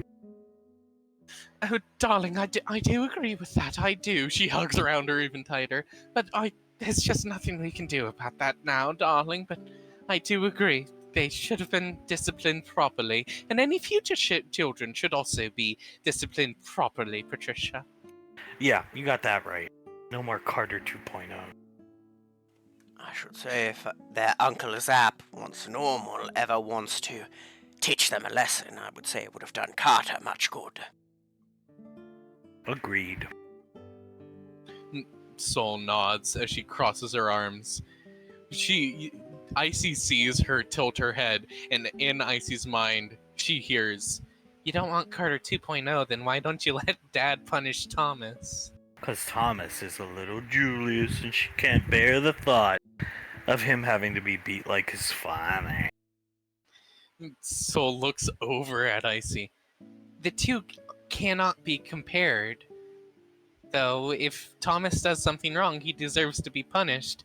To my knowledge, Dad never did anything wrong, and yet he still got punished for nothing.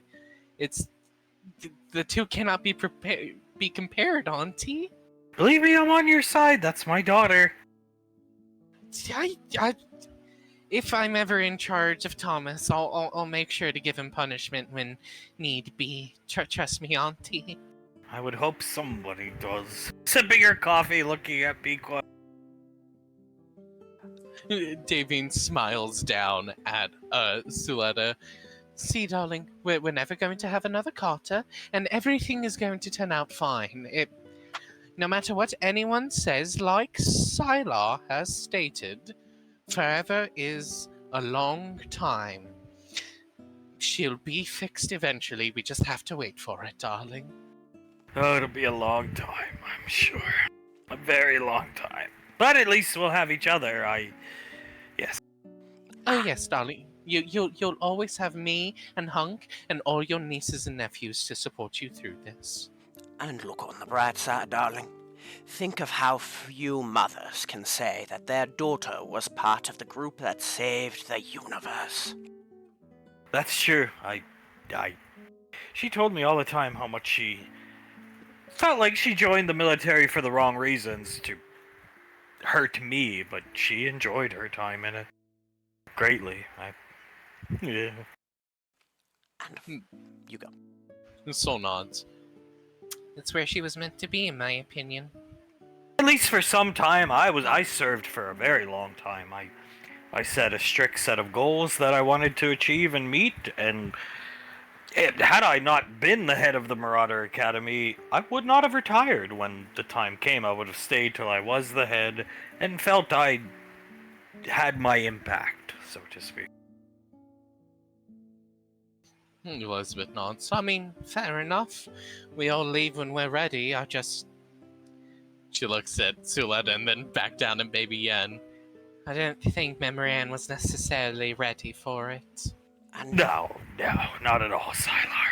no, and Suletta, never put any blame on your head for what happened with Memory Ann. The fact of the matter is, there is one person to blame for the way she currently is, and his name is Carter. Yeah, you're right. I do feel like I raised her a bit wrong, but we were so much alike it was hard to talk sometimes. Perhaps, but everyone makes mistakes with parenting, and, well, I would say you've made very few, all things considered, because despite her issues at the moment, she is also an intelligent, strong, she's a good leader, she's a wonderful young woman. She just has issues born of Carter and PTSD. She just needs to grow. I wish Julius would have told me she was such a trouble down at the Headhunters. I would have come down and set her straight. Sighing, looking away. Maybe he should have handled it differently. How about that? I think it's on Julius there. If I may, madam, looks at Pequod and bows slightly. It would not have done her any good as an adult woman to have her mother come down and scold her in front of the Headhunters. It's hard. She was a girl. Julius can't beat her like he could a male recruit. I mean, he could, but he never would. So he felt like he had no options. Shrugging. Maybe I could have come down, but man, I don't know. Probably Sasha would have been the best, but even then, I don't think it would have helped. She was going through a lot. Carter and all. I think she would have been in a far better headspace, and the fighting may not have happened had one blonde young man decided to just call her. That is true. If he had just kept contact up with her and called her throughout her time at the Headhunters and military as a whole, I would suspect she would probably be all the better, and her relationship with Julius wouldn't be nearly as strained as it sadly is now. I remember she used to love Julius. I think she still does, of course, but their relationship will never be what it should have been. Growing up in a hard place does not mean you should have the social skills of my husband. But it is what he is. Well, I should say it should not, because, well, at least some people present here also grew up in harsh places, and, well, they have far better social skills, don't they? Yeah, I couldn't have done any better than him, that's for sure. Too much alike. Too hard to deal with. I don't think that. How do I put it? I don't think that Julius was put in a very good position there. He was given a young woman who was angry, rightfully so, because of certain things in her life that had happened with Carter, but a young woman who was angry and frustrated with life, and he did not feel comfortable doing the more disciplinary actions, and so they butted heads. It was a bad situation for everyone involved. I wish he'd handled it differently, but I don't know how I would have handled it, so... Probably just yelled back. Damien shakes her head. I honestly don't know how I would have handled it either, and I probably would have handled it similarly, and if I didn't, I don't think it would have turned out much better, honestly. It would suck to have a strained relationship with your father-in-law, that's for sure. That it would. I think Julius did his best to live up to Madame Integra's legacy, and I think he just struggled with it. I don't think that really matters. I think what matters is, in his mind, what would Integra think of what he did with her? That's what matters to Julius, I think, anyway. Looking at her coffee! Damien crosses her hands on the table and shakes her head. I knew her for a far less amount of time than any of you did. I would suspect that he probably thinks she would be so disappointed in him that she wouldn't be able to look at him. That's probably just a mother's feelings on it, on how her son might be feeling, but that's my opinion on the situation. I think overall she'd be very proud of what he did. I agree, considering the fact she showed up to save you people, so yeah. I should think that she would be. Honestly, despite the issues there, he has grown into a phenomenal leader, a fantastic nurturer of young talent, and I do believe he has grown into the man she thought he would be. Just not the rank. Someday. He's been wanting that general promotion for years. Crossing her arm. So lets out a scoff. Yeah, maybe in 2 years, Mom. Oh, no, more than that, since he has to go through ranger training and all that, so maybe like 3-4 years, something like that. He deserves it. Julius deserved the promotion a long time ago. Sasha even agrees. But then she'd stop and be like, who the hell's gonna take over the headhunters? And he won't leave the headhunters, so what do? I guess he's a colonel. I see laugh. I mean, I definitely get where he's coming from. He just wants a suitable person that he himself trusts to keep an eye on the headhunters and all. Just, she clicks her tongue and looks over at Pequod. He has to wait for Carter, and I feel really bad for him because of that. Trust me, I really do. We're gonna throw a parade the day he gets his promotion. A good one, not like the last one we went to. Damien chuckles. One where the actions of Alpha 9 are celebrated instead. I mean, he was the leader of Alpha 9. Yes. You don't want a giant float of Mother Goodash? That's my mother, after all. Ooh. Yes, it is, Madame Suletta. Sol closes her eyes and shakes her head. I mean, I'm sure it will be just amazing. I'll be very happy for Father when it happens. It just... She looks down at her coffee with an almost sad expression on her face. It's gonna take some time because of my dumbass brother and his dumbass decisions, and... Well, I've said it a million times at this point. You guys get the gif at this moment. Being carried in the dude's arms. Yeah, fuck you. Drops Carter and walks off. Carter just sighs as he stands up and brushes himself off. They storm off angrily. Yeah. Yeah, so. They're not your biggest fan as of late, Carter, but they'll come around, don't worry. Carter looks at Banksy. Honestly, man, I don't think they will. No luck? No luck whatsoever? He sighed. Julius sighs as well. He walks over to Pequod. It depends on how you look at luck. Where's Benny? He went home to take a shower. He has some meth on him, dear. Honey, coming over, greeting Icy, then sitting down next to Davy. Elizabeth stands up a bit, still with baby Yen in her arms. Is he okay? He's fine. He's fine. Julius saved him. Nodding his head. Julius shakes his head. What the hell happened?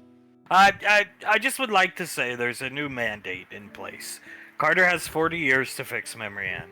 If he doesn't, he's out of the Rainfalls. Or it doesn't have to be Carter. He finds like a medical treatment that fixes her, or we find a wizard that can do it without, I don't know, Nicole, but something. I see nodding her head. So, Carter has 40 years, or that scarf's gone and he's out. Because I just found out she shanked a man at a gas station, apparently. Yeah, we just found out too. Yeah, no, she did. Soul looks at her grandfather. Good, honestly, I agree with that statement. I know I couldn't change your mind on it if I wanted to, but thankfully, I don't want to. That means my daughter will leave. No, it doesn't, because we're going to have Nicole erase her mind, blank slate, and start over and find her somebody that's going to take better care of her. And that's it, Carter. And this cannot be overruled, Patricia. Fine by me. Julius puts his hands out. Again, why do you think either of us would want to overrule that, Dad? We agree with that. We think that's a good decision. I overrule if I could. Yeah, well, fuck you, Cole. Greet your wife. He kisses Soul. Soul kisses him back and then puts her hands on his cheeks. You wouldn't overrule it because I wouldn't want you to. Fine. It's just 40 years isn't that much time. Oh, for God's sake, it's 40 fucking years! He got off light the more I think about it. Elizabeth nods. She looks at Colt. I mean, if you think about it, Colt, 40 years for us might not seem like a long time, but here's a good way to think about it. Up until everything happened with Alpha 9 and everything like that, my mother was 40 years old. Oh, around about that age. So that means everything in her life up until that point happened within those 40 years. 40 years is quite a bit of time, Colt. Fair point. I see. We will find a way, Carter. Trust me. We're not gonna put up with this shanking of... If she shanks somebody in this family, oh, Jesus Christ, think about it. We'll find a way, Carter, together. Thank you, Auntie. Thank you. Carter closes his eyes and nods. Trust me, if anyone here wants to fix her, it's me. I want to fix my mistake, believe it or not. My mistakes, plural, believe it or not, and we'll find a way to do it. I believe in that much, at least. And you have my full faith and confidence that you'll find a way. Now, why did Benjamin need saved, Carter? He's not hurt, right? Carter sighs and shakes his head. No, thanks to Dad, he's not hurt. Ma? You ever see The Shining, Mom? Every day I ask myself why Mother hasn't directed it again. But fair point. I will. I'll just have to find a good cast. Why do you bring up The Shining, darling? You know the scene with the elevators opening up and then the blood coming out of it and it rushing towards Danny? Just imagine that, but with bags of meth. It was like a wave of meth, honey, coming at us, and it was swirling and gestating, and it was like it had a mind of its own or something like that. And Julius, he shot into action, flew over, grabbed Benjamin. He was being chased by it, and then we all ran. That's why the guys were holding Carter. They grabbed Carter and Cole picked them up and started running, and yeah. Was this Julius, You go. Julius shakes his head. Yeah, no, it was like it was possessed almost by the spirits of the meth people. How much meth could we be talking about? Go ahead, Sylar. I don't understand. I don't either. Was this just a room you opened, or was it some form of trap, she said? No, so Benjamin said, before he went off to get a shower, there's a big, like a double door for one of these big storage rooms, and he opened it up, and I guess she'd packed it in there so tight, you know what I'm saying? And it just all... Oh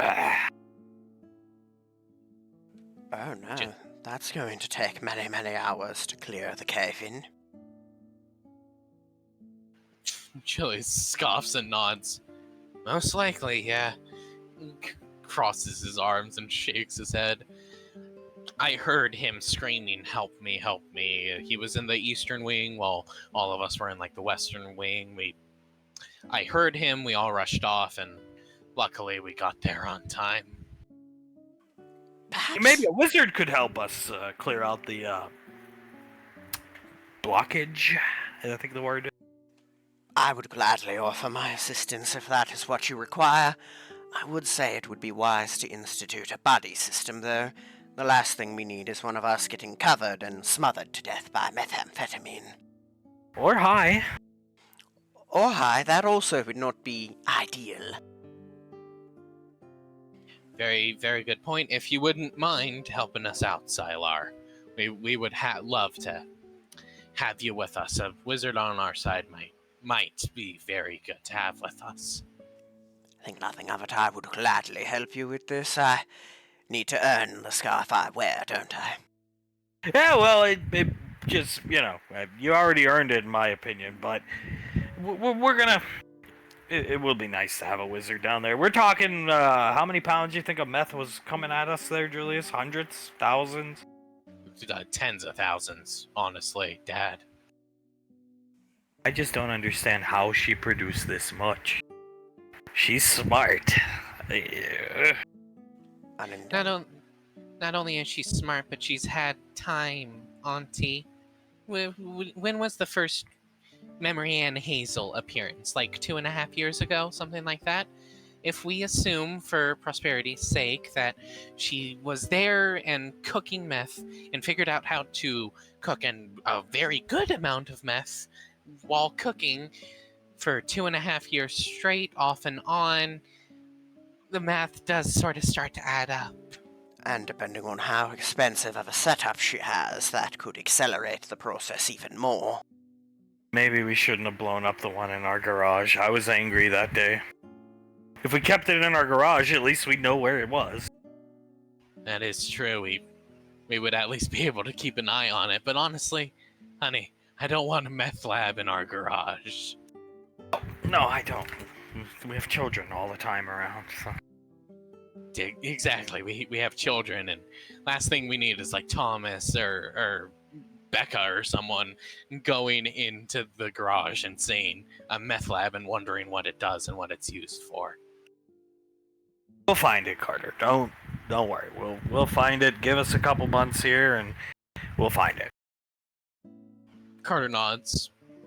I agree. We'll be able to find it one of these days. He looks out into the distance for a couple seconds and nods. We'll be able to find it. I believe you guys. I'd just like to tell you this, Carter. Very important you know this. I hate Hazel. I hope you understand that. Wow, Dad. She looks over at her dad. I hate Hazel as well, Dad. I wish I just shot her in the face the first time I ever saw her. And I you know, fair is fair. The twins. I hate Eric. Just so you know. So I hate him. So does your grandmother. Soul raises an eyebrow, looks at Hunk. I put Eric's head into a vice and started cranking the lever. You think I don't hate him? You need to know that we hate him too, right, dear? Oh yes, no, completely despise both of them, Eric and Hazel. Very, very much so. I wish I just cut off their heads first I ever saw them. Fair enough. Carter scratches his neck a bit and nods. Soul clicks her tongue, looks up at Colt. Well, now I have the most perfect man in the universe with me, and I would have it no other way. She grabs his face and starts kissing him. Kissing her back. What are we gonna do today? You're going out to celebrate Laz with the little B Squad party thing before the big party. Oh yeah, that's right. Carter nods, snaps his fingers. The gift exchange, remember? Yep. Nodding his head. Should be fun. B Squad times. Soul chuckles, nods a bit. Yeah, no, it should be. I hope everyone's at least semi-normal for the little party, but, one can only hope so much. She's normal. I saw her. She has Thomas and Hale. She's normal. Good. She's normal then. Well, then it's bound to be just a wonderful time. I'm pretty happy with the present that me and Colt got for her. Yeah, but I mean, I hate Hazel. I really hate her. They know, Dad. They know. Despise her to no end at all, darling. To literally no end at all. I mean, you brought a drug dealer onto this lane where your little siblings live. You know what I'm saying? I don't understand what was going through your head. Just like I don't understand what was going through your head when you walked away from Benjamin when he proposed. I completely understand what was going through your mother's head when she walked away from me numerous times. Julius squints his eyes. Do you, Dad? Do Yes. you really? Yes, I do. Putting his arm around Davy. Davine thins her lips. Honestly, that's quite impressive, darling, because I don't really know what was going on in my head at that point either. She just needed some space. She didn't want to be around me. I wouldn't want to be around me either. Looking at her hot coffee, considering throwing it in Davine's face. Julius puts a hand on her shoulders. She's pregnant, honey. Oh, you're right. Handing the coffee back to Julius so he can have some. Julius sips the coffee. Usually I would completely support you in that decision. But she's pregnant. As he squints at his mother. Now, we got something important to discuss now that everybody's here for the most part. Sylar, need your help with something. Oh, what would that be? I need you to, try to explain forgiveness to the family and why it is something that needs to be had. Often. In relation to my wife. Aha. You see, he starts to talk, rubs his shoulder.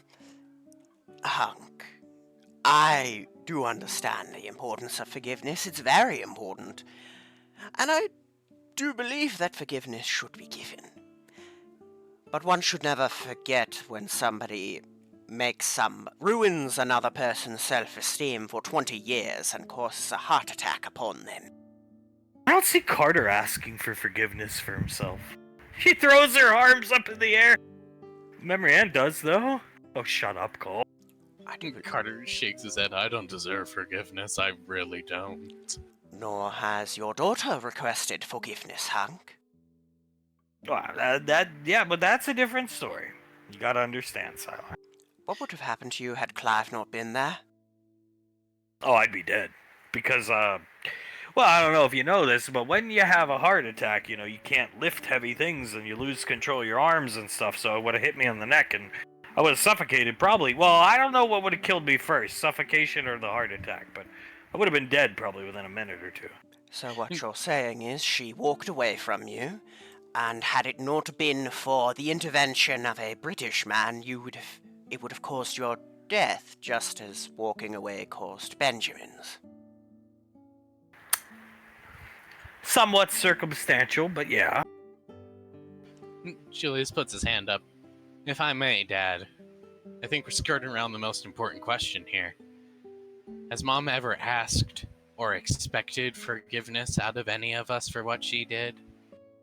No. Right, dear? Davine shakes her head. Yeah, because I don't think I deserve forgiveness. I fucked you up good, honey, and I regret it every single day.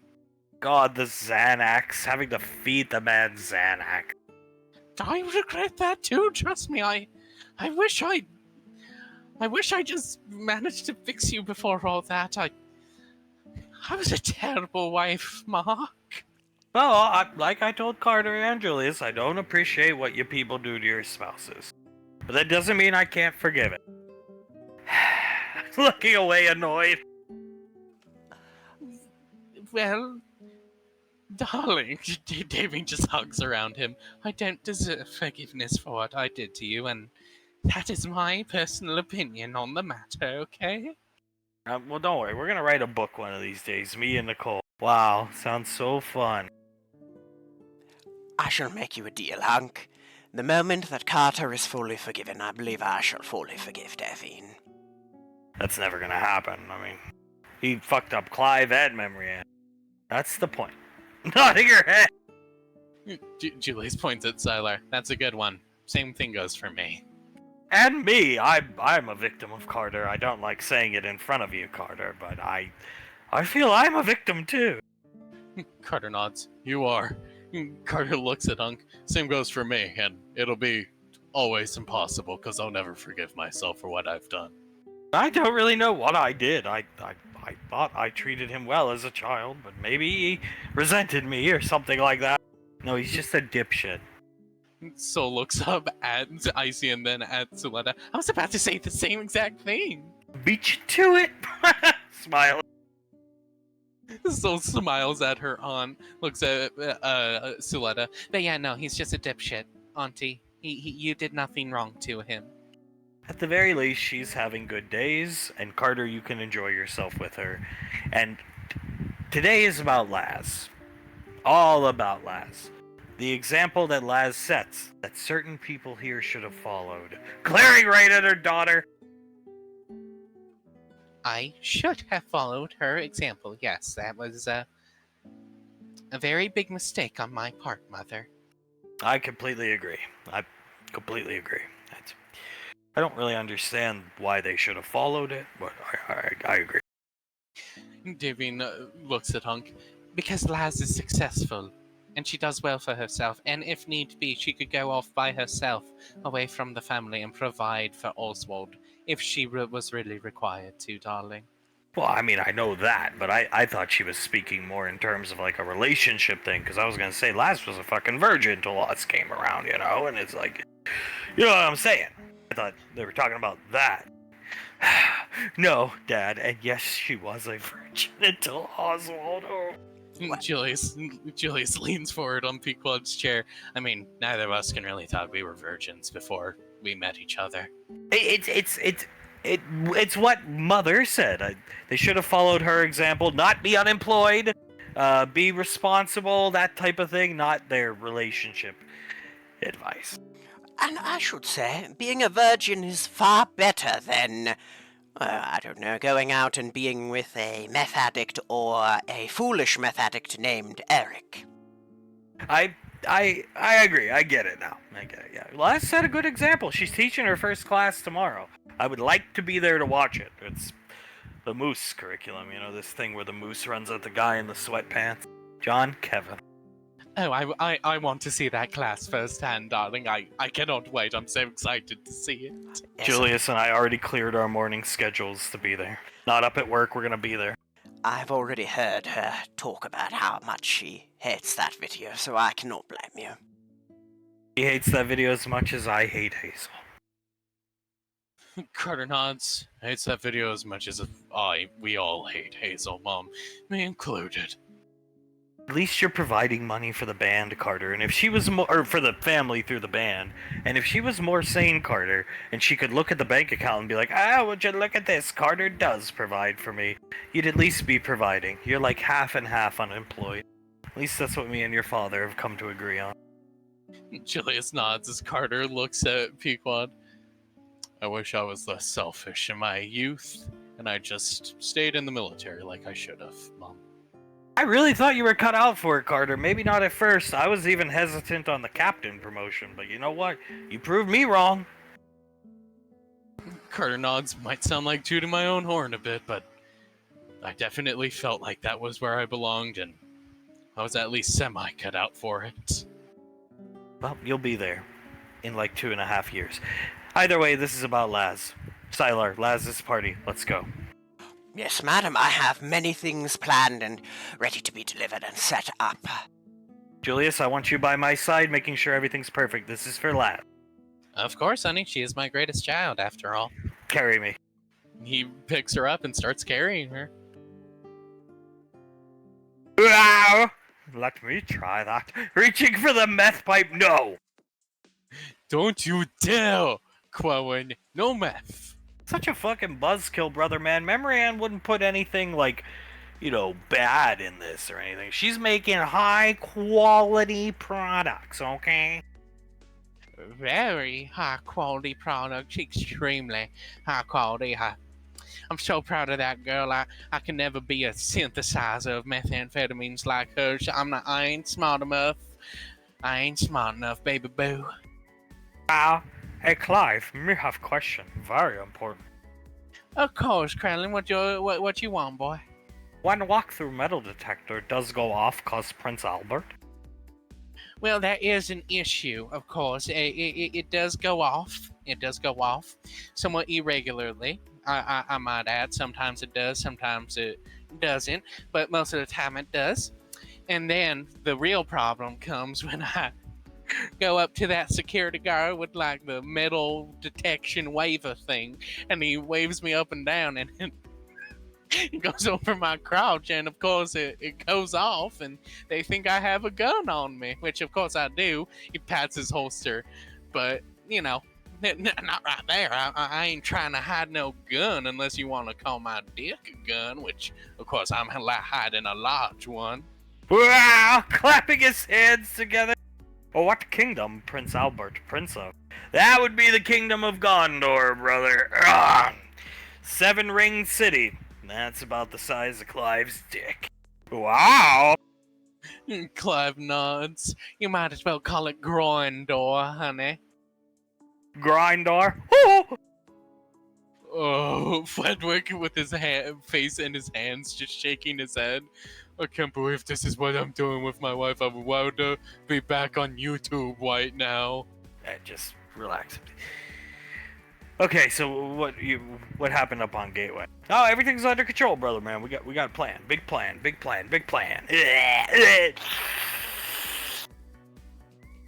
Very, very big plan, bigger than mine. He walks over to behind Samuel. Bigger than mine. Dick, Samuel, as he starts to rub Samuel's shoulders, pushing his groin into the back of Samuel's chair. And this plan consists of calling Patricia, explaining the Karen situation, and have her getting paid off, as we suggested. Yeah.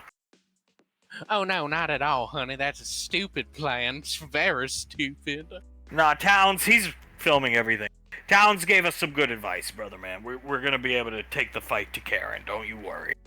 Yes, we will. Yes, we will. He looks right at the camera, then at the rest of the people at the table. Basically, with a false flag operation, basically, I was focused on other things when I was talking to Towns. But anyway, basically, what a false flag operation is you do something and you pin it on your enemy, so you're free to attack them or turn public favor against them, as an example, right? Okay. That's basically what we're gonna do against Karen Baskins. He looks at all of them. We're gonna blow up the alligator enclosure. What? Standing up? We're gonna pin it on PETA and on Karen, baby boos. Wait a minute. Wait. No. He puts his hand up. Why don't we just do something like Krellin? We get fake bullet holes, put them on Krellin, and he lies out in the street in front of Karen's zoo. We claim Karen shot him. That sounds better than roasting reptilians. No, that won't work, honey. That won't work. That ain't big enough. Plus, it has to be an attack on our zoo, so it gets rid of all them papers and all them things telling me I have to go to court, which we all know I ain't going to court. An attack on the homeland, if you will, with some of our citizens being killed. It's a shame, I mean, some of them alligators belong to Michael Jackson, for God's sakes, but it is what it is. Okay, Frederick? Fledwick rubbing his face, he looks at them. How would Karen be able to blow up the alligator enclosure? if she lives and operates out of Florida. Her PETA associates, if you will. Her PETA acolytes. They sneak onto the zoo, and that's the cover story. They blew up our crocodilian enclosure. But alligators and crocodile, two different things. No, they're not. They're the same animal. It's a crocodilian enclosure, Krillin. I think I know a bit more about this than you do. Just like how I know a bit more about false flag operations than you do, buddy boy. But why them? Why not just shoot Cat, claim was Karen? No, the crocodile. Well, let's just put it this way: it's like a sunken cost fallacy, if you will. Okay, and the alligator enclosure costs a lot of money, right? And feeding them, of course, but also maintaining the enclosure, the water, the cleaning supplies of the water, so on and so forth. We would lose a lot of money. He stops, rubbing Samuel's shoulders, gives him a kiss on the cheek, Jesus. walks over to the papers. It would lose us a lot of money. But if we pin it on Karen, well, guess what we could do after that, Krillin? We could, of course, sue her for, vandalizing, basically, our place, blowing up our crocodiles. Clive, you sure about this? You don't know how to blow up anything. We already got the TNT. Yeah, we got quite a bit of it, and you know what? You know who does here know how to operate TNT and such? That sexy beast right there. Oh, looking at Samuel shaking his head. If this is your orders, then whatever you want, Clive. Oh, these are my orders, and trust me, if you follow these orders, I'm gonna reward you good tonight. Oh, it's Prince Albert. Please. With Prince Albert, he bends over slightly and rubs Samuel's chest while whispering Prince Albert into his ear. Thank you, Clive. Pushing Clive's face away from it. Okay, play hard to get. Still playing hard to get, isn't he? He smacks Scar on the ass as he walks by. Part of the journey's the end, brother, but the best part's the chase when you're playing catch with that tail of yours, Samuel. And my, is it not a fine-ass tail? So we got the kerosene and TNT set up outside the alligator enclosure. Believe it or not, pretty much near Michael Jackson's Gators. Samuel, you take care of it, and when the things are ready to kablooey, you call us on the radio, okay? Clive wants to go see some of the guests. Yeah, no, I need to see some of the guests, say some things to him, you know. Shouldn't Clive help me, though? This is important. I need Clive's help, alright? Yeah, it's true. Huh. Yeah, Clive rubs his chin a bit, looks at Scar. I mean, a hand is... He's my husband, after all, right? Oh, honey, as he jogs over to Samuel, spins him around in the chair and gives him a kiss right on the eye. We're a team, brother. Don't worry. Here, we'll all go together. You two, finish up your paperwork, get rid of them summonses to court, and then meet us over at the alligator enclosure, okay? Yeah, sure, whatever. Just set up that TNT. They walk out. Oh, I, Samuel, demand Clive. Frederick knows plausible deniability. Plausible deniability. Quowen. He could just say that, well, Clive is the one who actually set up everything, and he was just following orders, or following his programming is what he would probably actually say. Hey, Frederick, ever see this movie Total Recall? Yeah, with, Ani, right? Do you know Quado, that guy who have a little guy growing inside him? Yeah, of course I know him. Do you think Prince Albert like that guy? Frederick puts a hand onto Krellin's shoulder. Pull out his penis, it talk to you with little eye. I wouldn't be surprised if that's exactly what's going on, Quellen. I actually wouldn't be surprised. Quado, Pino. Pino. Oh god, I'm gonna throw up again. Pino indeed. Julius watching his very hot wife, large and in charge, command Rolly around as Sylar's holding a list. She is good at getting done what she wants to get done. I've always envied that about her. Julius has a legitimate like handheld fan, and he's fanning himself, looking at Pequod. She really knows how to how to get things done, and goddamn, get my blood boiling. Especially with that hairdo. I always loved that hairdo on her personally. It's such a good hairdo. I used to wear mine like that, remember? Looking at Julius, not after I met her, is what I mean. Back then, I didn't know she was wearing it that way because it was the military dress code, but yeah. Julius points at her. Oh yeah, I do remember that. Like you met her, you guys started talking, became friends, and then afterwards you started wearing your hair just like that after a while. Shortly after, everybody ends up with pics of Julius's fucking godforsaken penis on their wrist computer. Ugh, God, I fucking never wanted to see that. Julius squints his eyes. He looks at Sasha. You never received one of those pictures, did you? Oh, shut up. We all did. She was so proud of her man. Ah, She bragged, especially to those of us who didn't have anybody crossing her heart. She liked to show off her trophy of the abs and the large galleon dick.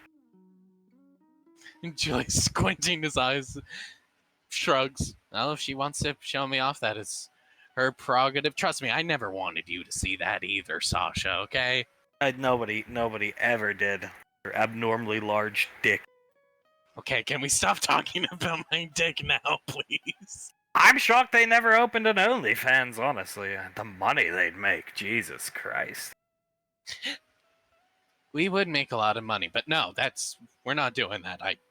I want me and her to just be for each other, and that's it. Best to save that for emergencies with OGL, that goddamn whore. Julius nods. Yeah, trust me. Me and Pequod have had talks before about it. If something really bad goes wrong and we need to convince GL about something or other, we both won't like it, but I'll have to send her a picture of my dick. I'm pretty sure that may in fact give her a stroke and kill her. But she'll die a happy woman. It might legitimately kill her, yes. Which, whether that would be a good thing or not in whatever situation we might be sent in, is to be seen for now. Dude, Sylar takes massive shits. I mean, he's a big guy. It makes sense, yeah.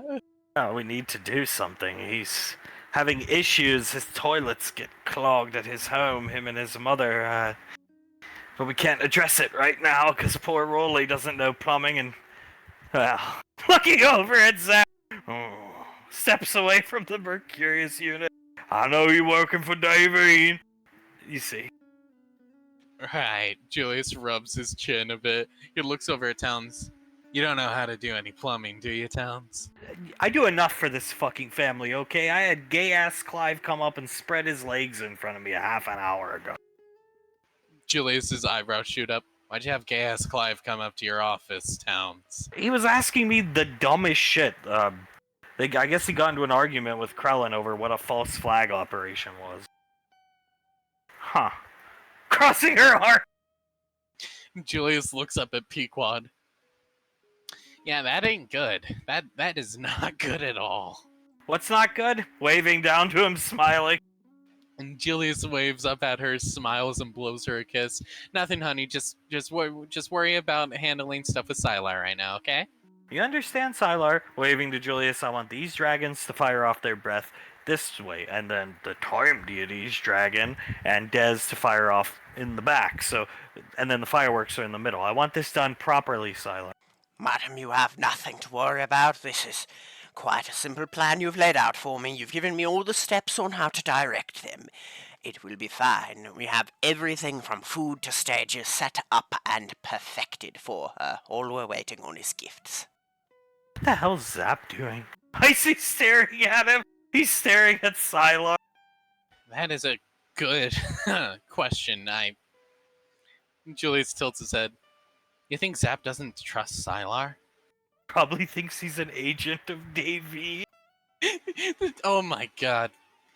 Julius looks away, puts his hands on his hips, leans down to Icy.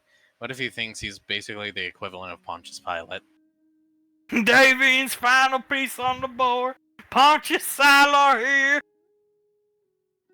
Julius covers his mouth and chuckles a bit. Oh my god, that would be terrible. That's probably what he's thinking right now, though. I don't get all the Catholicism references from Zap lately. He is claiming, my sister's been a horrible wife. I'm the first to tell her that to her face, thank you, but she's not an evil person. But lately he's been claiming she's gonna crucify him and then catch his blood with the goblet of Gallia. He watched Passion of the Christ. Oh. Oh, that makes sense. Oh my god. I was wondering about that myself. Like, wow, he's talking a lot about like Jesus and stuff, or at least comparing himself to Jesus and stuff. This is pretty weird. I was wondering why he was doing that. He came over to visit me and spend some time with me, and as we were watching the movie, the meds wore off, and I think Mel Gibson's performance left an impression on him. He kept noting how much he looks like Mel Gibson, and I would assume that translated into him thinking he was Christ. Yep. Patting Suletta on the head. It's your fault, Auntie. Oh, I'm sorry. Julius It was half the movie he saw. Julius walks over and pats her on their shoulder. It's okay, Auntie. Don't worry about it. When he gets his meds into him, he's not like this, okay? Oh, that's not good. Pulling out a knife, looking at Psylocke. Julius squints his eyes. Should we do something to stop this? Running up behind Sylar, knife above his head. Sylar's gonna turn around. Oh my god! Step back! Jesus Christ, she steps back. He's going to take a step back and cast telekinesis and try and lift Zap off the ground. Okay, drop the knife, Zap, please. You done working with Davy? Hey, tries to swing at Sylar. Dear Lord, he is going to move him away and float him over to Julius. To sleep, Nicole. Icy comes over. Ooh, Thomas. Get rid of the knife. Throw it into the wilderness. Yes, madam. He will pick it up and whip it into the woods as hard as he can. So I nearly died. That was interesting. Luckily, he's so out of it, he likes to announce his attack by screaming at the top of his lungs. He's asleep. Thomas done gonna be a motherfucker. Julius puts a hand onto Zap's cheek and pats it a couple times. Trust me, buddy, both you and I have that feeling about him. I've got his medication right here. Pinch his nose and I'll put it in. Get that bottle of water from the food truck. Yeah, she goes over. Here, Julius puts his hand out for the medication. I don't want you to get your hand bit, Auntie. Thank you. Giving it to Julius, Pequod watching. His meds are in him. He'll be fine. And usually they're fast acting, 15 minutes. Julius looks up at Sylar. Yeah, you don't have to worry about being stabbed anytime soon, at least for a day. Thank you. I told you he thought he was an agent of Davy. Trust me, I saw it. I believed you right off the bat, Nicole. I just don't know what I did to make him believe such a thing about me. Nothing. Mother's never been out to even hurt Zap. He's like one of the most lovable oafs of the family. It's what Galleons do to people. So it is simply very similar to what happened to Clive or Memorian. Yes. So should I have to be prepared to cast a spell to save my life at any given point when I'm around him? Yeah. Nodding her head, looking down at Julius. Julius looks up at Sylar. Might be a good idea, Sylar, from now on, yeah. Poor man, I very much do feel bad for him. Don't we all? I see stroking his head sorrowfully as Thomas and Carter sit, Hale petting King Derp purring, if you will, in memory, and playing with Petra, scratching under her chin. Carter stares at Marianne with a slight, almost sad smile on his face. His head is tilted, mesmerized by her playing with Petra, as Thomas, looking at Hale, big smile on his face as she plays with King Derp. Thomas looks up at his brother just for a second, then looks back at Hale. I don't like what you did to Marianne, Carter. Trust me, nobody does. Especially not me, buddy. If me and Hale can ever find a way to help her, we'll do it. He shakes his head. We already don't know how to fix Clive. And trust me, we would much rather fix her over him. We can't really think of a way right now. Carter looks down at his brother and pats him on the head, ruffles up his hair a bit. I'm not expecting you to fix Marianne, buddy. He lifts his chin up a bit. Don't put that kind of pressure on yourself, okay, kiddo? It's not good for your mind. Not good for anyone. I feel bad even putting the pressure of Clive on you, okay? On her. I just want to see you do better than I did. That isn't very hard to do, Tom. It's not hard. At all. He looks off into the distance for a couple seconds, then back down to Thomas. But I know you can do it. You already seem smarter than I am, and well, you already have her. Just don't be stupid like me.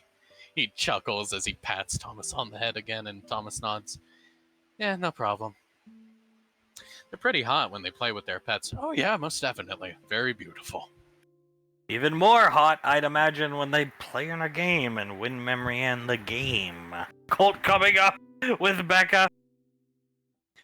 Carter turns around, looks at Colt. Yeah, I wasn't really sure what was happening then. Trance and all, but I wasn't pleased when I heard about it. Trust me, Colt. Lucky the league didn't disqualify her. Thankfully, nobody noticed. Yeah, thank God nobody noticed. But hey, you know what? Thomas looks up at Colt and points at him. My girl, my actual girl, does it like a side eye over to Jason, then back up at Colt. She won that game. That's all I'm saying. She has a bright future in that league. Oh, I'm glad that you think that way about her, but why'd you have to side-eye Jace? He's already been going on about, as Jace hearing that, knowing it's a nod at him. He's angry. He hasn't seen Samantha all day.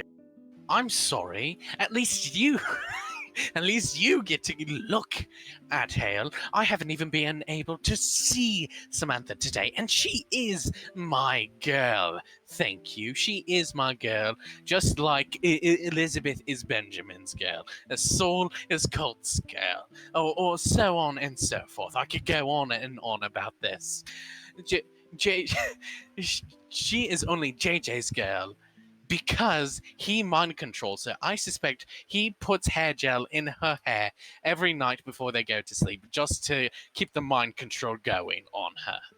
Or, Occam's razor, they just want space from you because you bother her all the time, and that's why they've separated themselves from you today. Don't, looking up at memory. Why? Why continue it? It would have ended right there. I swear to God, it would have ended. He wiggles out of Elizabeth's arms. He's angry. He wiggles out of Elizabeth's arms, lands onto the grass, and kicks the oar a bit.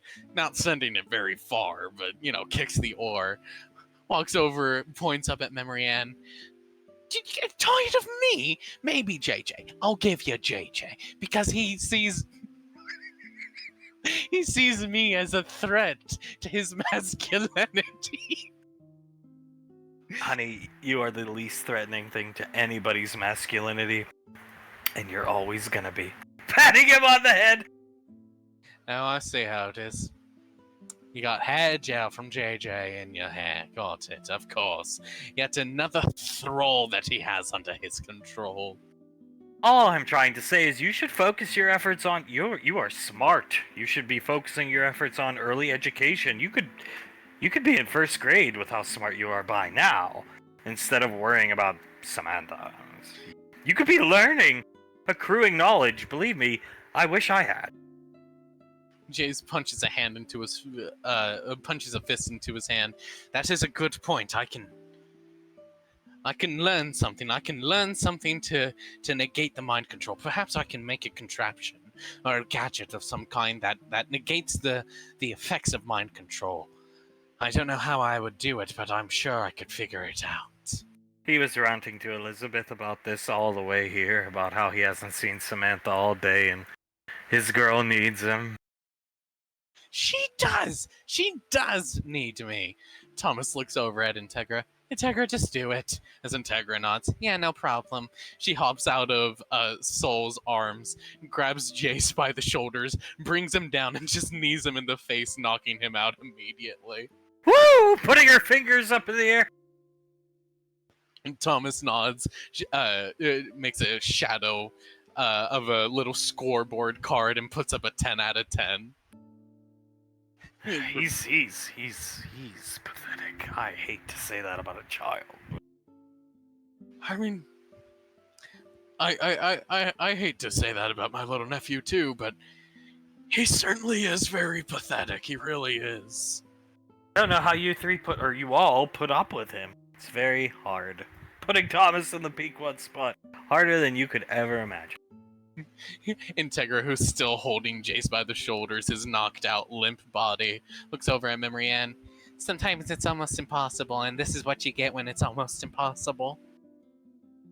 He's gonna have his work cut out for him if he wants a woman half Samantha's, quality. Soul starts laughing. He's gonna be lucky, like lottery ticket lucky, if he wants a girl 10% the woman that Samantha is. Soul shrugs. I mean, not to say that about my nephew, but it's true. It's true. He's a pathetic little green-haired child.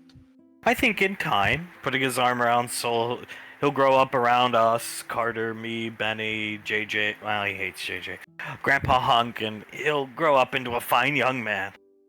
Your optimism is always needed and missed, believe me, but you're wrong.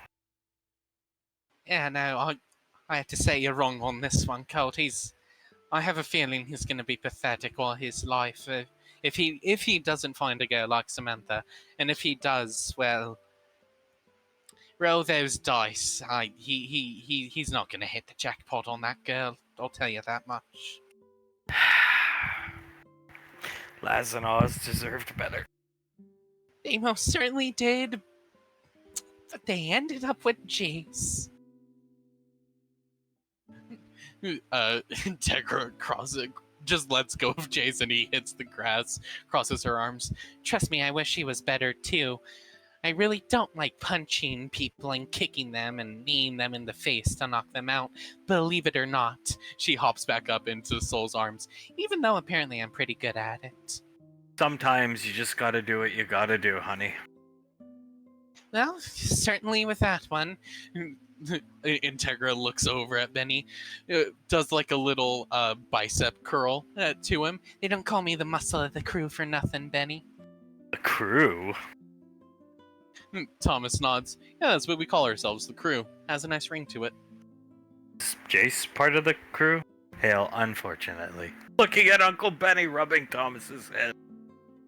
Rebecca looks up at her father. Sadly, he is part of the crew. Is he the pity member, Thomas? Thomas sighs. He's the pity member who has his moments. He points up at Colt. He can make a pretty good bomb. I shouldn't have said that. Fuck. No, you shouldn't have. Soul looks down at Thomas. Tilts her head. Bomb? It wasn't a bomb per se. It was more like a flashbang. He said some really confusing chemistry stuff. Put it on the door. It blew off all the welding that was to the pantry, and we were trying to get Mother Goodash out of the pantry and present her to the family because we were confused why she was being kept in there. Would have worked too if Uncle Frederick didn't come in for his burrito. Thomas shakes his head. God damn it. Sometimes we were so close too. We were so damn close. Thomas squints off into the distance, but it wasn't an actual bomb, mind you. Right. Good. Soul looks up at Jason, leans over to Colt. You think he has the knowledge to create an actual bomb right now? If he does, he should probably, given his hatred towards JJ, be expelled from the family. Most likely. We're not going to say anything, are we? No. I guess not. Okay, good. She continues squinting at Jace. Might as well give the child somewhat of a chance first. Integra keeps him in line. Like I said, muscle. She does like the, look at these cannons type thing to all the adults around her. Oh, please. Picking Jace up, take him, Carter. And Carter will take him, hang him off his hip, and just do a slight chuckle towards Memory Ann. When we have a son, I'm gonna make sure he's nothing like Jace, honey. Oh, I would insist you do. Jace coming to, thinking he's in Samantha's arm. And Carter holding Jace. Jace, Samantha. Now I'm still more muscular than before as he leans forward and gives Carter a kiss on the lips. Gagging, holding Thomas's head. Thomas's eyes widen as his hands shoot up and cover Halo's eyes. Carter pulls Jace away from him, holding him up by like the armpits and just he turns around and starts spitting into the grass. That's something that I never wanted to happen. Put the baby down. He can walk on his own. He just sets Jace down and does a little shiver. Looks at Memory Ann. Thought I was Samantha. Put a little tongue into that. Jace, you will be happy to know we're going to meet Samantha right now. Jace, fist bumps in the air. Yes! Oh, yes, I'm gonna see my girl, and she's gonna be happy to see me, and I'm gonna prove you all wrong, and figure out a way to negate the mind control from Samantha from JJ. We are also going to meet JJ, who is going to be there, your mom and dad, just so you know. Obstacles, mate, but true love finds a way, Benjamin. True love finds a way. Can we leave? Looking over at Jay. Elizabeth nods. Yeah, no, let's go. We should leave. Let's go.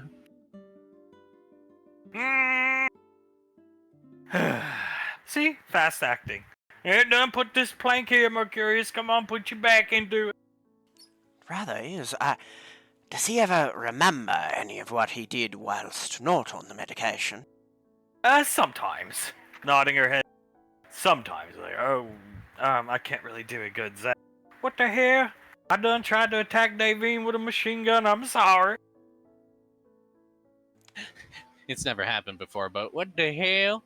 I try to accuse her of trying to crucify me. Who the hell am I? Jesus Christ. Davine done a good woman. She have her problems, but makes Hunk happy, and that's all that matters in my book. Why the hell would I accuse her for going after insurance money that she has all the money she could ever need? Pequot is really zoned in. I think she's been inspecting that same plank of wood for the past 20 minutes.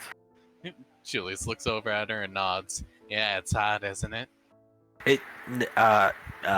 Sure. Looking at Julius confused. Julie's smiling at Pequod. I mean, she has that focused look on her face. I'm sorry. When my wife is focused and like in work mode, it's hot to me. Okay, Jesus. It's an important day. This is her greatest child celebration. She wants to make sure it's perfect. If anybody deserves it, it's Laz.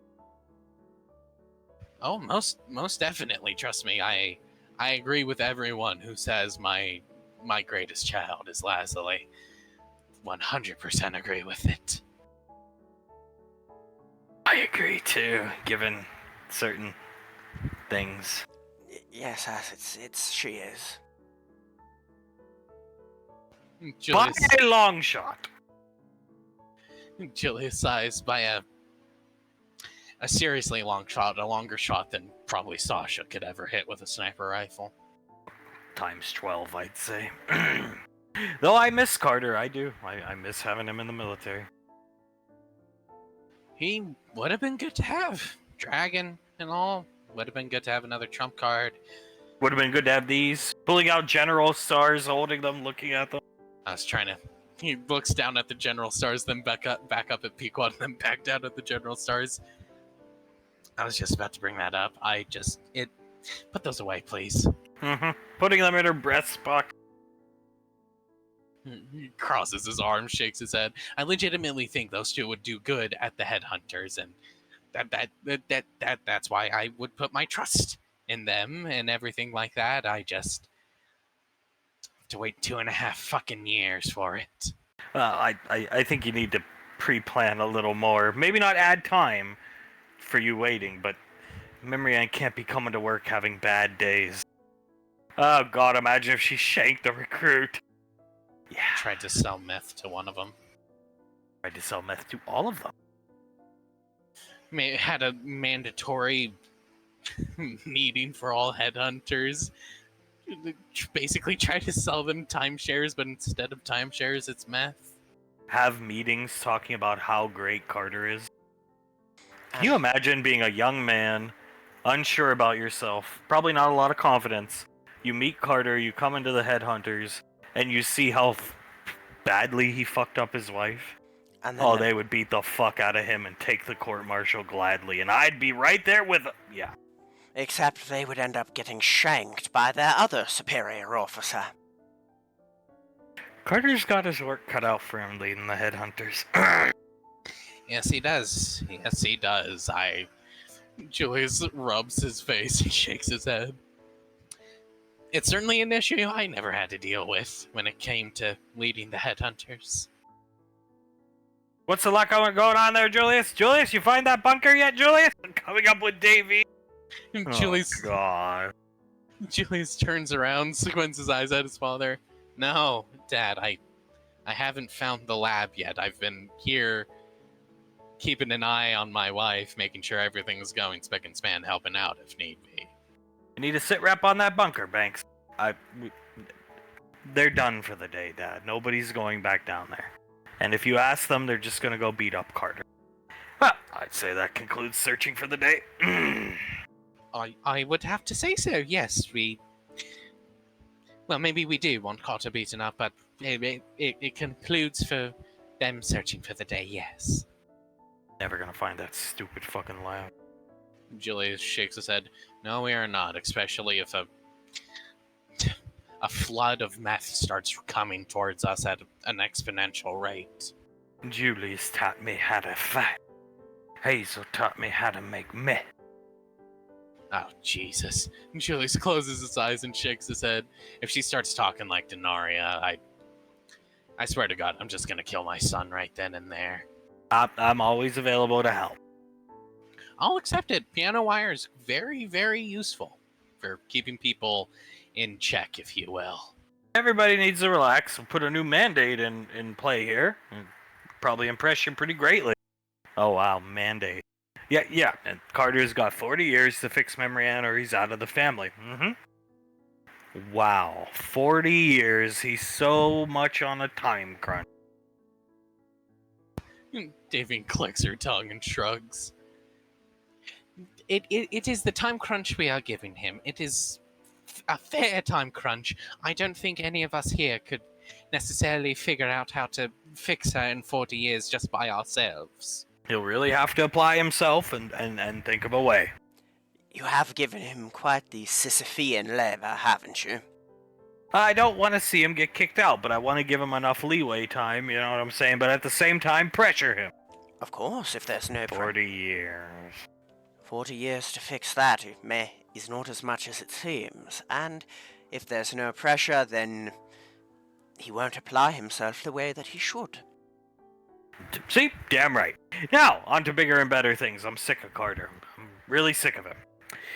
We have something planned. Nicole, Julius, you're coming with me, your mother, and Suletta. Oh, it is that day. Lovely. I'll warm the nipples. She walks off.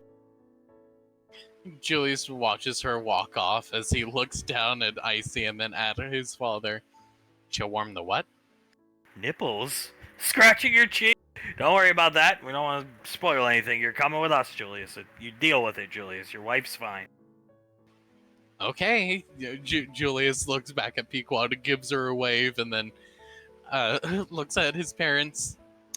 I guess we're gonna go see what all this is about. Warming nipples. Yeah, you're gonna love it. Trust me. Walking off.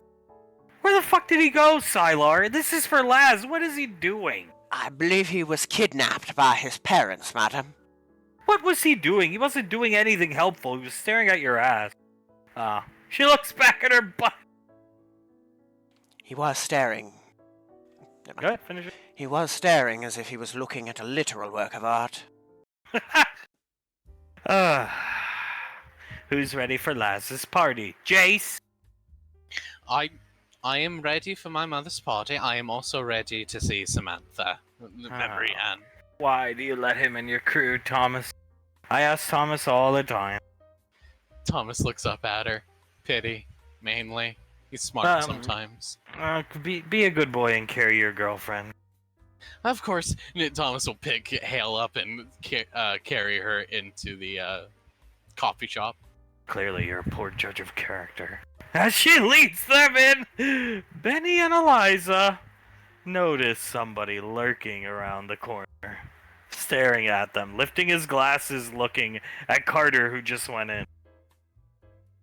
Elizabeth squints her eyes, looking at the individual. She looks at Benny. Benjamin. She elbows him slightly and nods her head over to him. Who's that? He looks over at the guy. Hey, what's up? You want to adopt a kid? Comes over holding Jace out of her arm.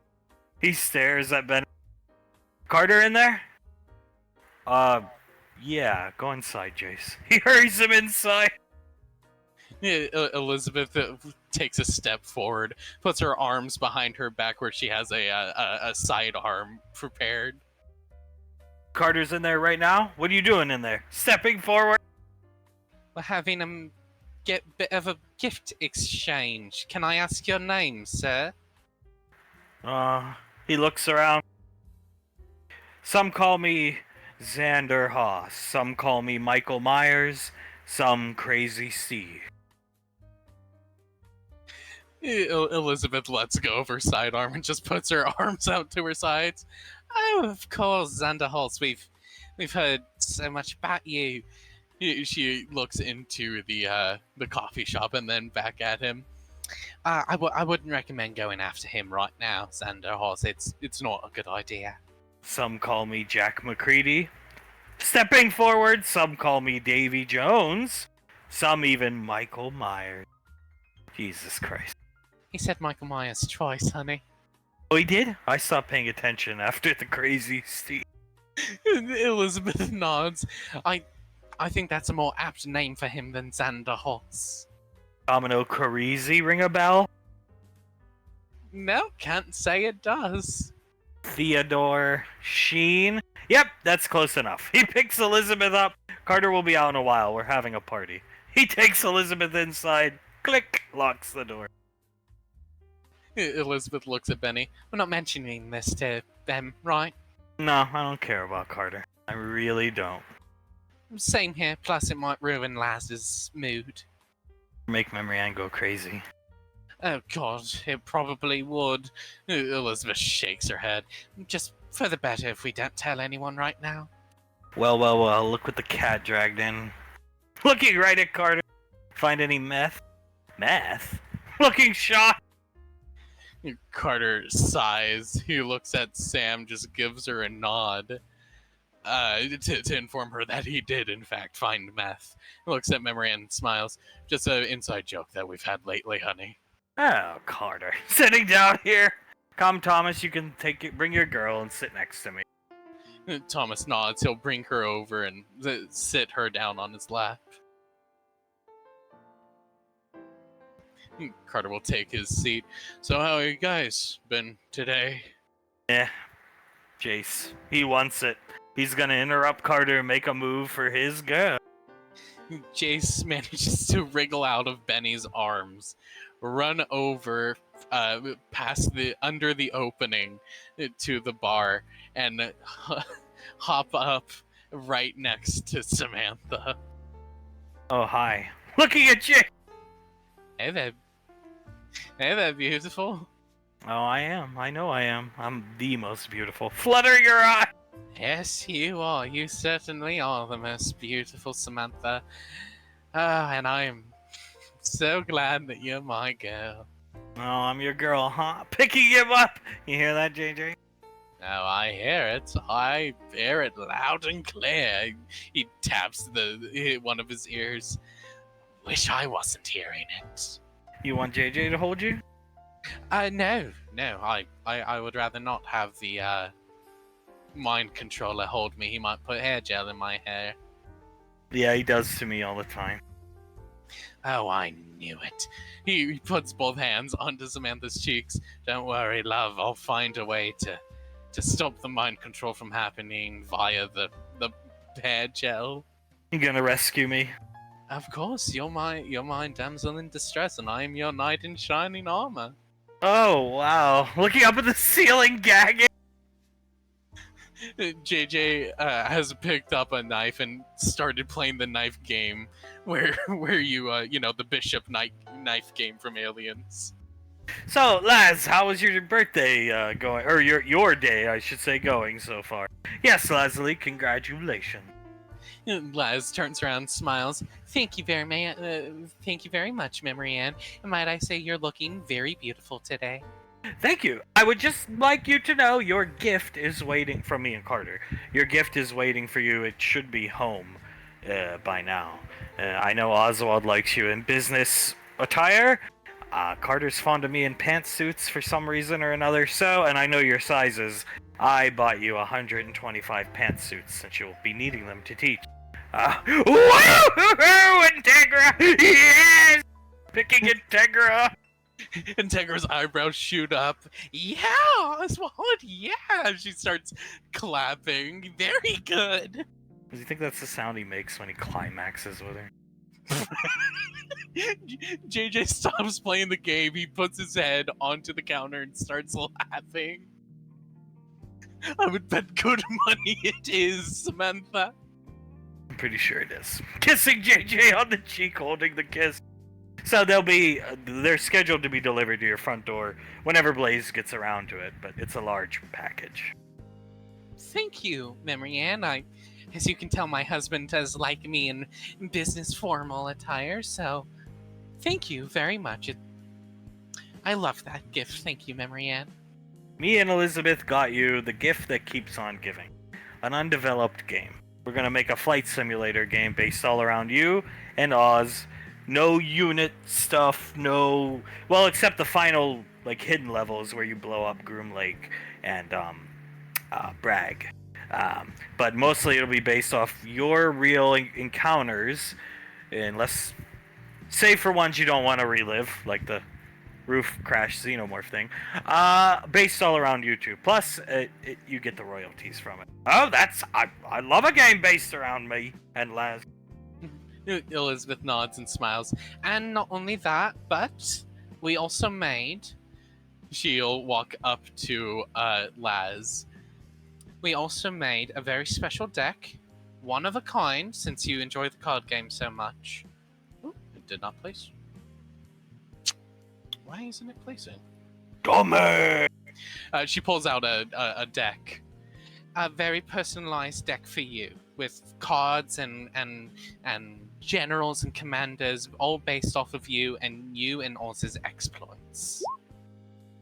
Oh, that is so sweet. Laz smiles wide and tilts her head. Thank you so much, Elizabeth. She leans down and gives Elizabeth a kiss on the cheek. That's very sweet of you. And she holds the deck and looks through it. Some of these cards seem very powerful. Well, it's a one-of-a-kind deck, so we wanted it to be extremely powerful for you. She smiles and goes back and sits down on Benny's lap. Soul smiles, leans forward. You want to see the gift I got you, Laz? Turns around to Laz. Of course I do. Please. Well, she'll walk over to her. You recognize this ship? Laz shoots up, standing up, grabs it. Oh my god, it's a defunct S622 starship. It was... She looks over at Oz. You see how there are ion thrusters on the back of it like that, honey? And how it's like a weird circle shape? Well, when it would thrust, the ion thrusters, it was a... it's defunct for a reason. The ion thrusters were so strong that it would end up just snapping off, and it would be a completely useless ship afterwards. It was a failure, all in engineering, but it's a very rare model to have. And definitely wasn't safe to fly. Extremely not safe to fly. She looks at Soul. Thank you, sis. She hugs her tight. And not only that, but I made sure to enchant it. It's special. It's made so you, Oz, Jace, or Monkey Boy can use it. If you're ever in trouble, or you need the help of a moon maiden, or a very handsome man named Cold Rainfall, you can always use it to call on us. Just press that button there, and it'll send out a magical signal to me, sweetie. Oh, you should keep that on your desk in your the classroom. I think I will.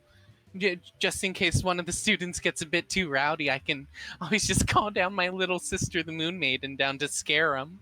I'm always up for cracking some heads.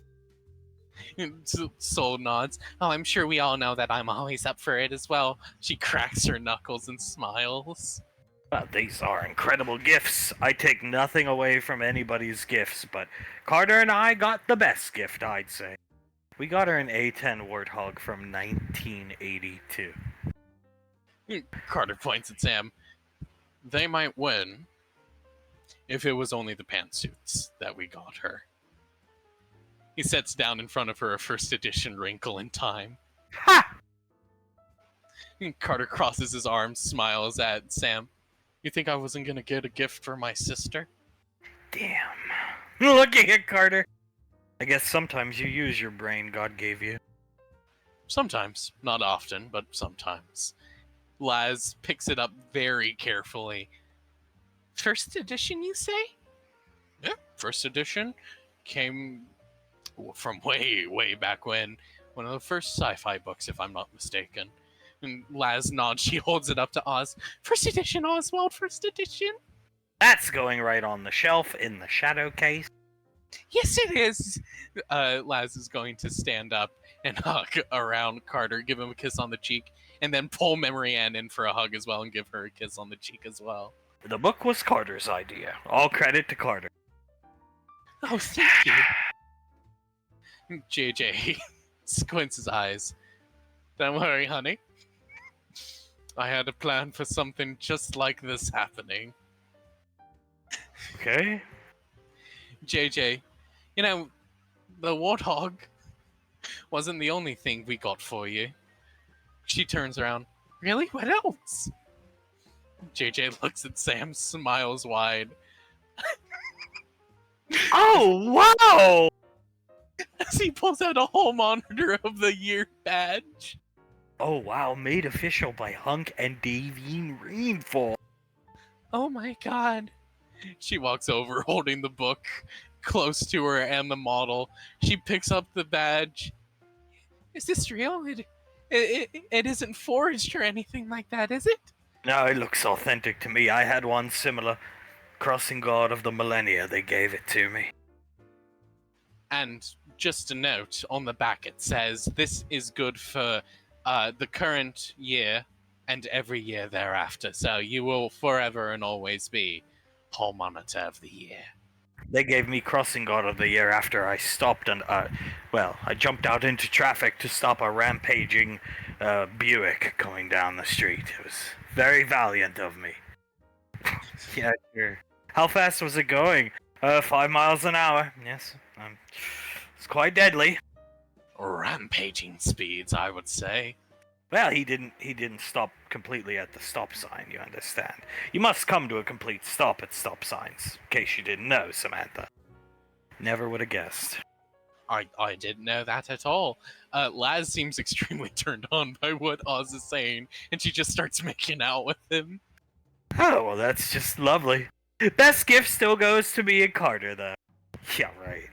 Yeah, right. We gave a Hall Monitor of the Year and an A10 Warthog. How did you even get something like that? Private collector, a lot of money. Fair enough. Money does make the world go around. Looks at Sam. That was a damn good idea. More importantly, money makes the lane go around. At least that's what JJ always says now. Yes, we hear it often. That is true. Money does make the lane go round. It's all important in my opinion, and anything we can do to make more money, we are going to do so. Right, of course, JJ. He leans over to Memory Ann. Sounds just like my mother. Oh, she got her claws into him good, didn't she? Extremely good, Jesus Christ. JJ chuckles a bit, looks at Sam, leans over to her. We won on the gift giving. I think the Hall Monitor really set it off the scale.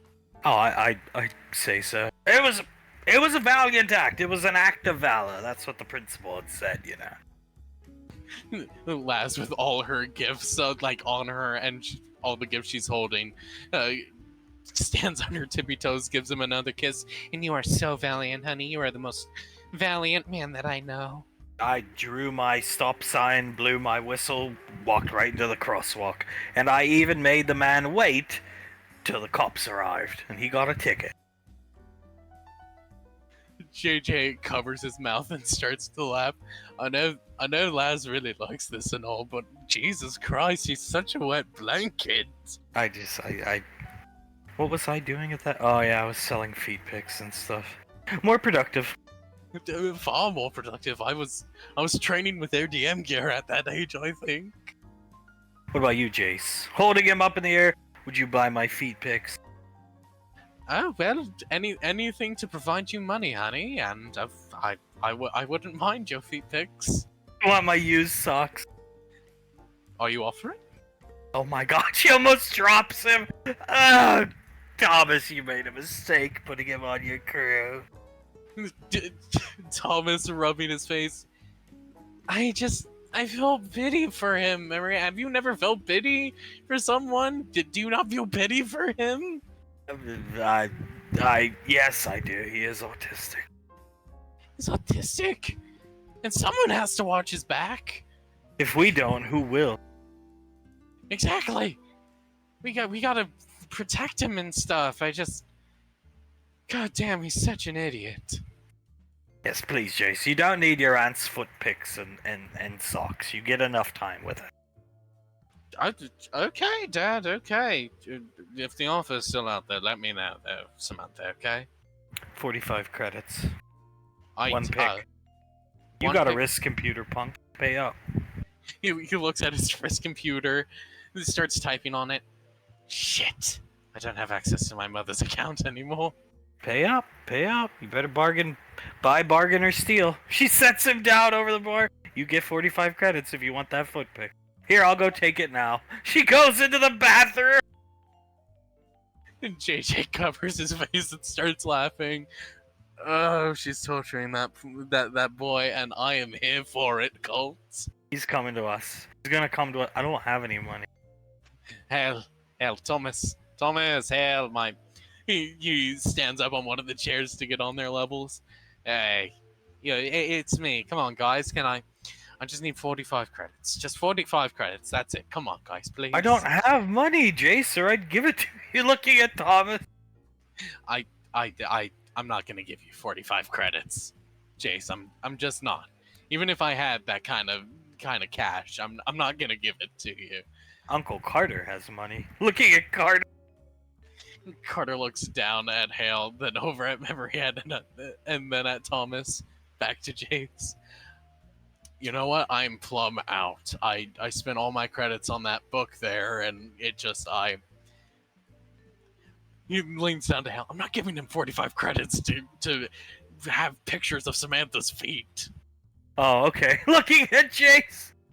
Looks like you're out of luck, Jace. Carter and I are unemployed, so you better find your money somewhere else. Making out with Soul. He hops down. That's a banger of a pick, if I do say so myself. JJ took me to get a pedicure yesterday. White. Oh god, a pedicure! He runs over, climbs onto the bar, looks at Colt and Soul. Please tell me you guys have 45 credits. Oh, what do you want? Some candy or something? From one of the machines? In a way, yeah. Some candy from a machine, sure. Pushing Soul's face away because she's pushing towards him. Here, raise your wrist computer. Soul grabs Chase's hand, pushes it away, leans towards Colt. Don't give him any money. Okay. Sorry, Jace, you're shit out of luck. He's probably just gonna buy another velour tracksuit or something. SOL, partner, kissing Soul. Here, Jace, fuck it. He sends him 45 just to shut you up. Oh, thank God. He hops over onto the ground, runs up to her, and sends 45 credits to Samantha. Oh my god, even a baby I can win over with my looks. JJ laughing as hard as he can. You're torturing the lad, Samantha. Jesus Christ. She'll kneel down. Okay. Flutter her eyes at Jace. I'm gonna give you the 45 back just because I like you so much. And here's the picture. Sending it to his wrist computer. But just this one time.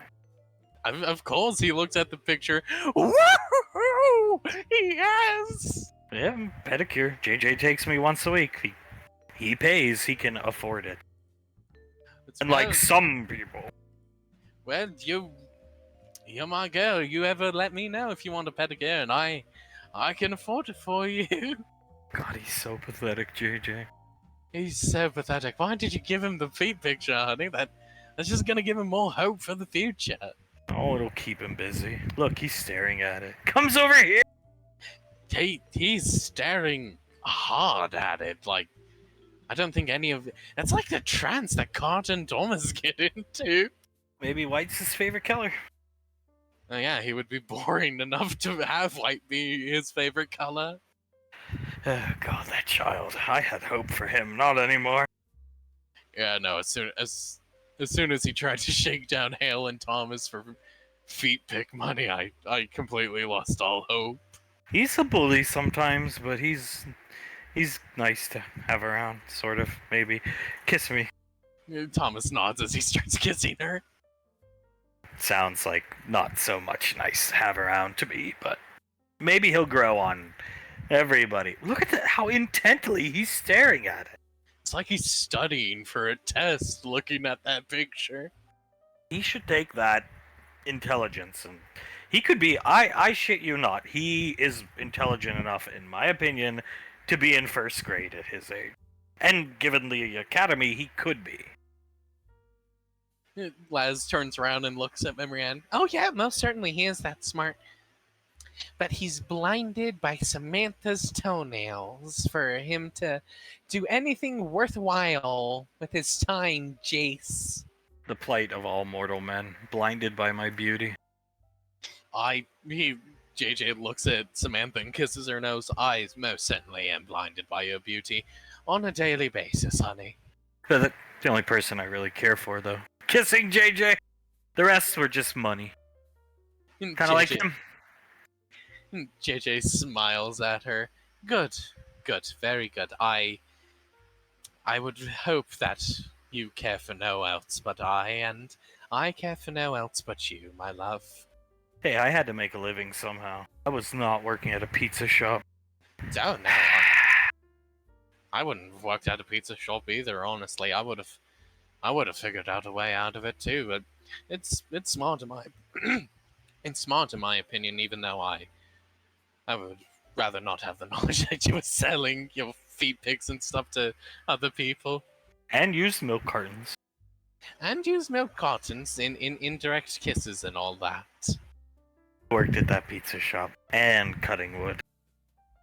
So hugs around Colt.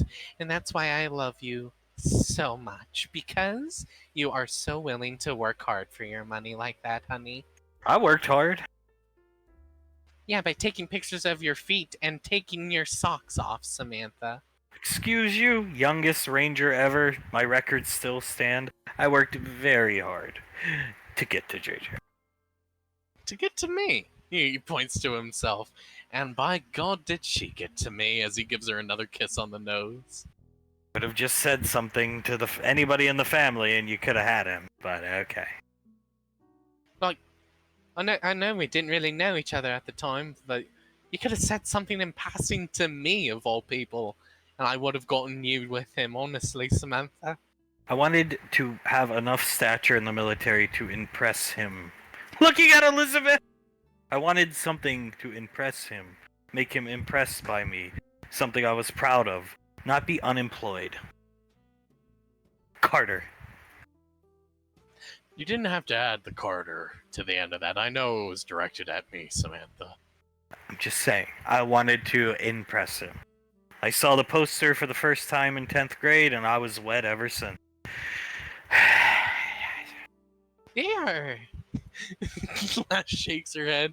They're extremely open, aren't they, honey? But I wanted to impress him. He was the son of Hunk Rainfall and Davine Rainfall. Now, granted, I didn't know at the time Davine was such a fuck up. But even still. Honestly, honey, JJ looks at her. You could have... I don't know, you could have shown me a crappy drawing of stick figures and I would have been impressed by you. I remember in the her old apartment. I can't remember exactly the particulars, but didn't we took you up there, JJ? I was playing wingman for you, I think. JJ nods. I actually think I know the time you're talking about. Is it the time where she walked Told out you and... beautiful. Yes, exactly. She walked out and she was, in comfort clothes, basically, and God damn, that pierced an arrow right through my heart, honey. God, you were so hot. Thank you. Pinching his chin. And then you were like, wow, you're so beautiful, Samantha. And she responded with, yes, you are beautiful. JJ starts to laugh. I did sort of forget about that, honey. He looks at her and smiles, but it was so cute. It made me fall for you even more. I didn't believe in love at first. I didn't believe in love at first sight till I saw that poster. So she shrugged. It's true. I believe in it. I didn't believe it till I met Laz.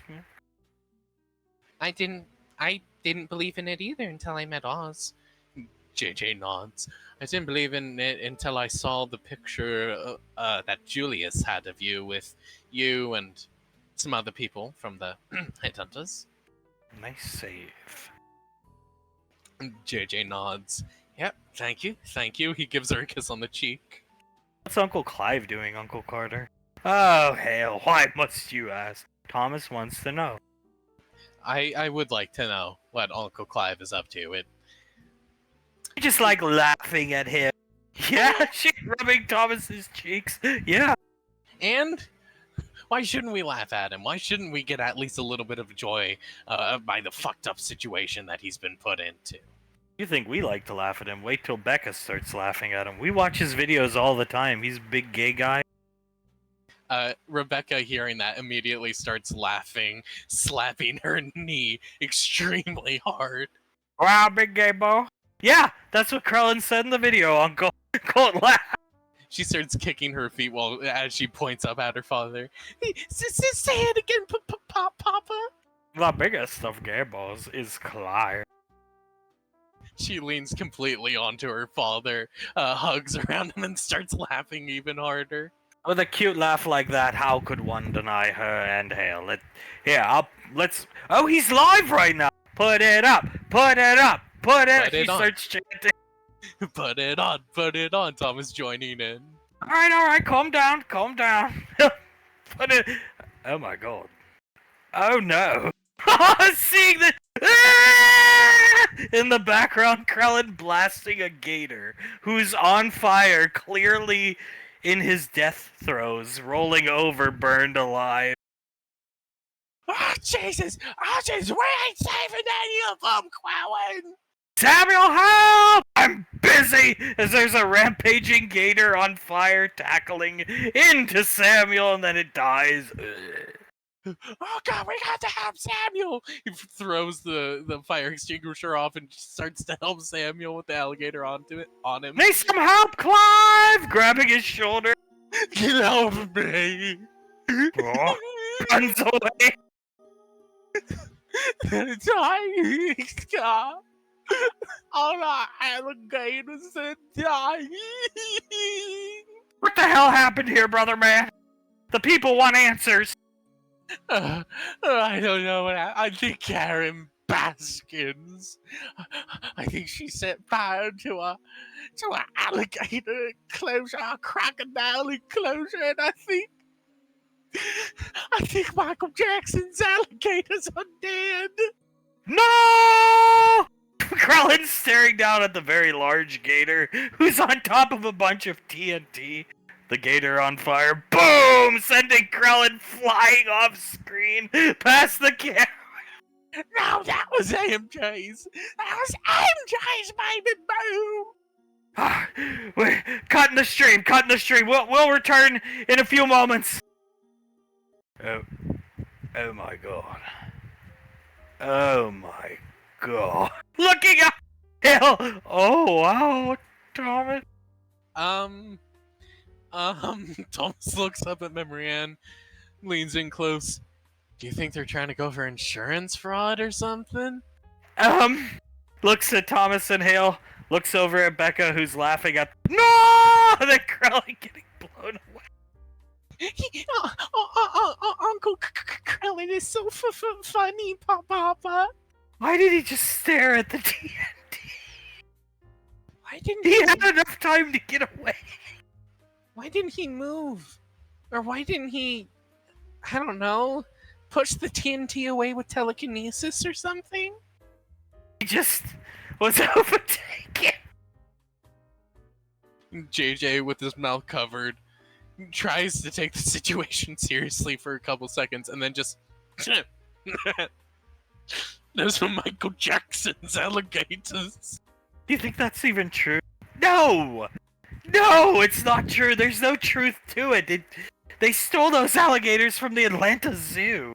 And I don't know if it's insurance or not, Thomas. I really don't. Stroking his head. Plus, Michael Jackson was like popular in the 1980s and he died in like 05 of the 2000s. I think they're missing the point, Thomas. Why did Clive have TNT in Michael Jackson's gator enclosure? That is a good question. It might be in for insurance fraud, but no, that's too obvious. You wouldn't blow up a building while you're inside of that building if you're trying to do insurance fraud. Thomas strokes his chin a bit. What are you whispering about over there, handsome? He looks up at Samantha. Oh, it's probably not insurance fraud and it's something else nefarious that he planned. Why would you be right next to the insurance fraud? Why wouldn't you be across the park when it happens so you have plausible deniability? Fair point. Wow, you're pretty smart too. I thought Jace was the smart one of the group. JJ starts to stare at him, squinting his eyes.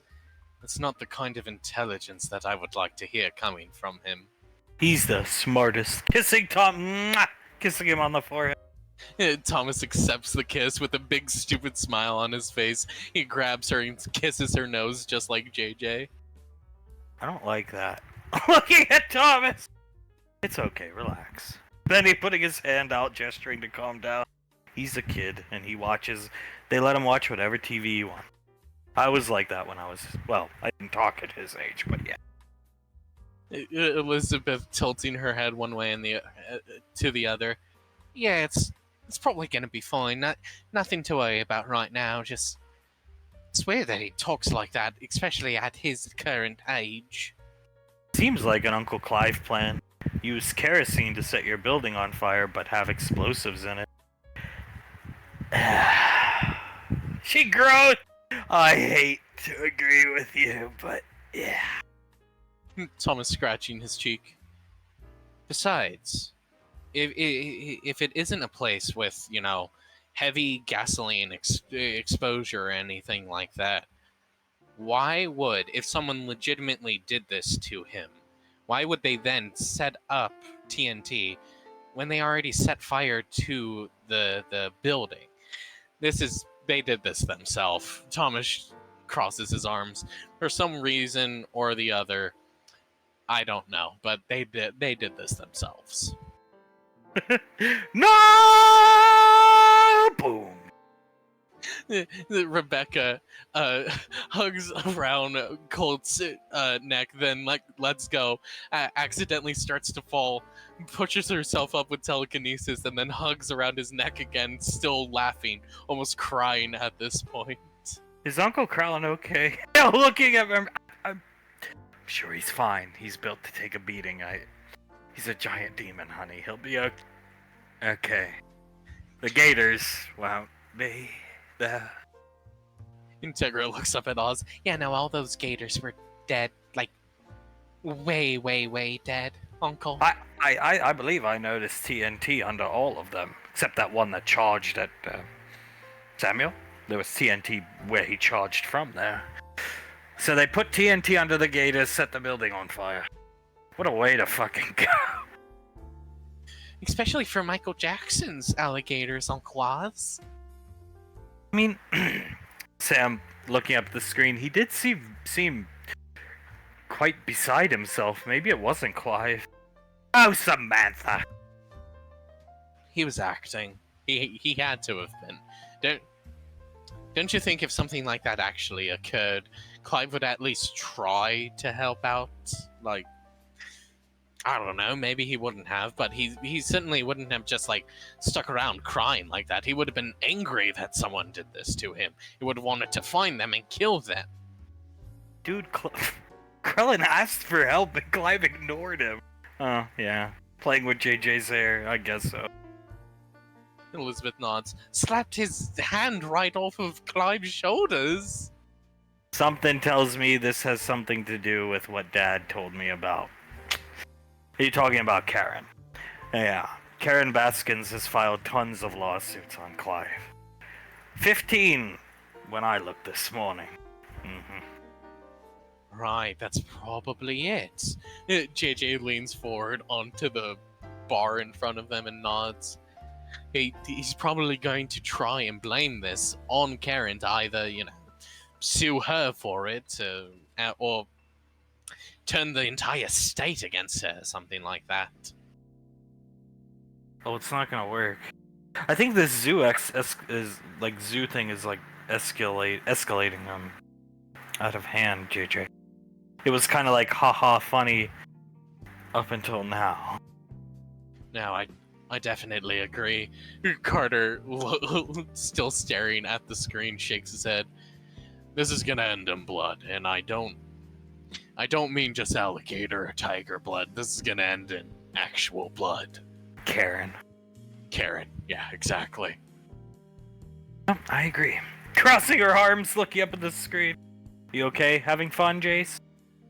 It's a pinky toe. Oh my god! And JJ looking over at Jace, looks back at Samantha. Pinky toe, darling. Apparently he's quite into your pinky toe. Hope he finds a girl that's willing to indulge his foot fetish. Samantha. Les shakes her head. She can't even talk!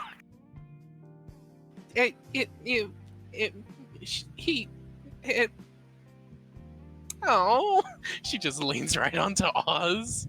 If he's got one, that's fine by me. I think, I worry for my son's success rate with women. Oh, believe me, so do I. Elizabeth leans over, whispers to Benny, he's not gonna have a success rate. It's gonna be 0.00%. Not true. We'll buy him hookers on his birthday.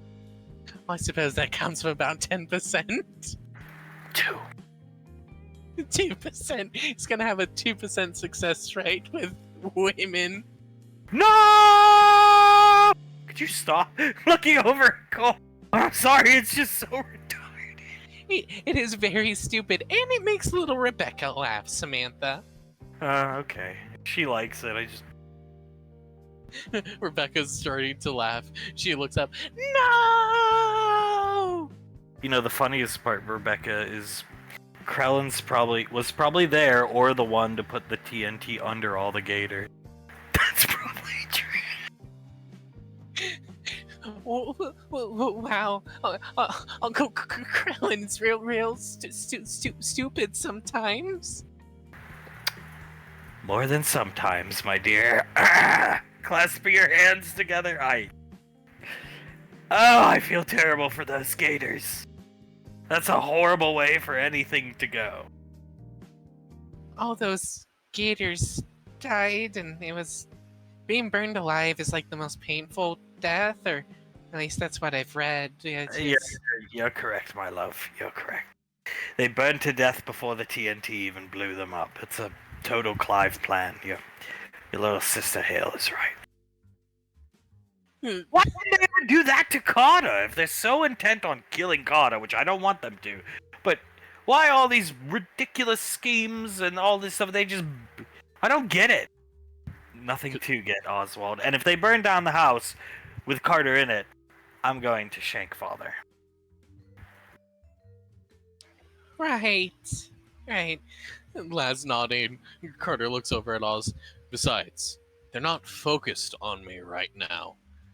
They're focused on Karen Baskins and wanting to kill her. Yet another Karen, might I add. I know we pointed out a lot, but yet another Karen.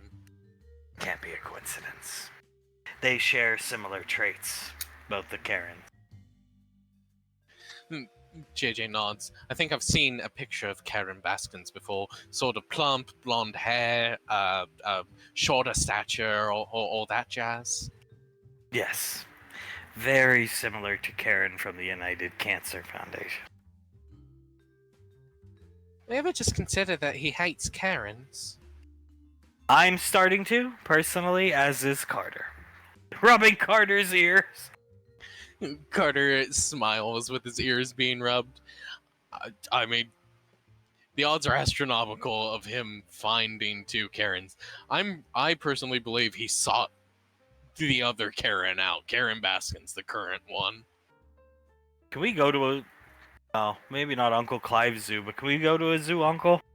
It's up to Laz. It's her celebration. There is one nearby in mine and Carter's street, for sure.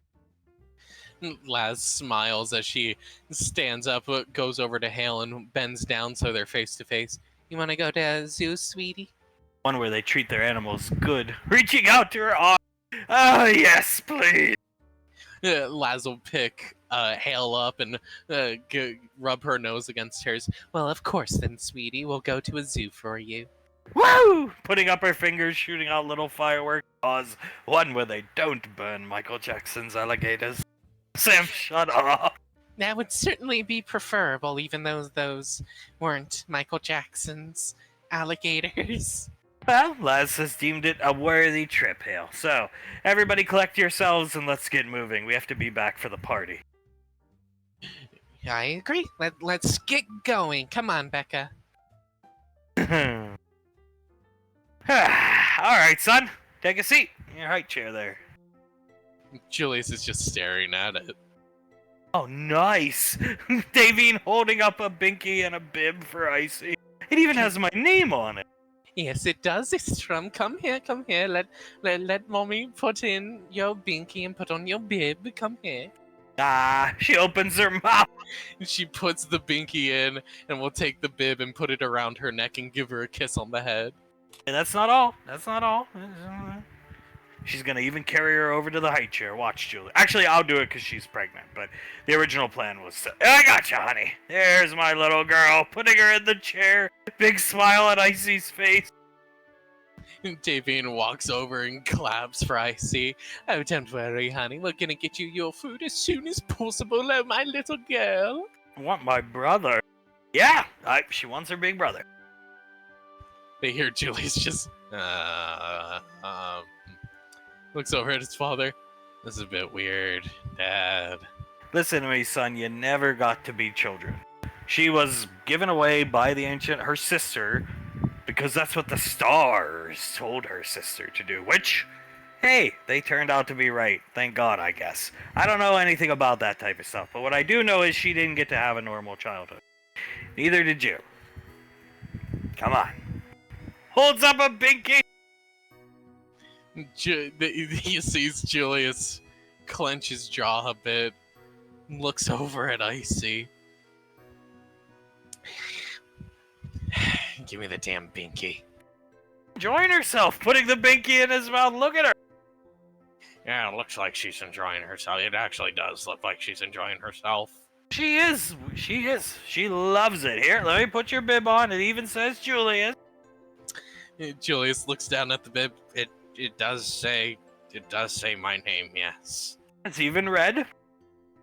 Yeah, Icy's is blue. It's nice touch, Dad. Very nice touch. There you go. Let me pick you up now. Come on, son. This isn't gonna... I'm not trying to be mean here, Dad, but are you sure you can pick me up? Yeah, believe me, I'm fine. Picks Julius up, walks him around. How you like that? Going on an adventure? Hunk feels Julius like tighten up and just look around a bit, and then he slowly starts to relax. It's not bad. It's not the worst I've ever felt. No, it's not. You having fun? We can walk out in the hall a little bit if you want, or you want to sit next to your sister. Sister, please. Okay. He'll carry Julius over, set him down in his gigantic, oversized high chair. Oh, look at our little children, darling. Oh, aren't they just so cute? She grabs Icy's face and starts kissing her. Starts kissing her face, and then she walks over to Julius and does the same to him. Ruffling Julius's hair. Yes, they are. Look at him. He like that bib, Julius? It fits me quite well, Dad. Thank you. Look at it. Look on the back, and look at the back of your sisters. Universe Saviors, it says. Julius looks at the back of his bib. He looks over at Icy. It does say universe. That's a pretty cool touch, honestly. Sucking on that binky hard, big smile on her face. You are enjoying yourself, aren't you, Nicole? I am having a wonderful time. Put the binky back in. Oh, okay. Put it back in. Julius just looks at Hunk and then at Davine. And then his face goes a bit white. You guys mentioned warming up nipples? Yeah, we got your bottles coming. Your bottles are coming. I'm gonna feed you. Your mother's gonna feed Nicole. Of course, Dad. Of course, if... He puts the binky in his mouth and just leans back.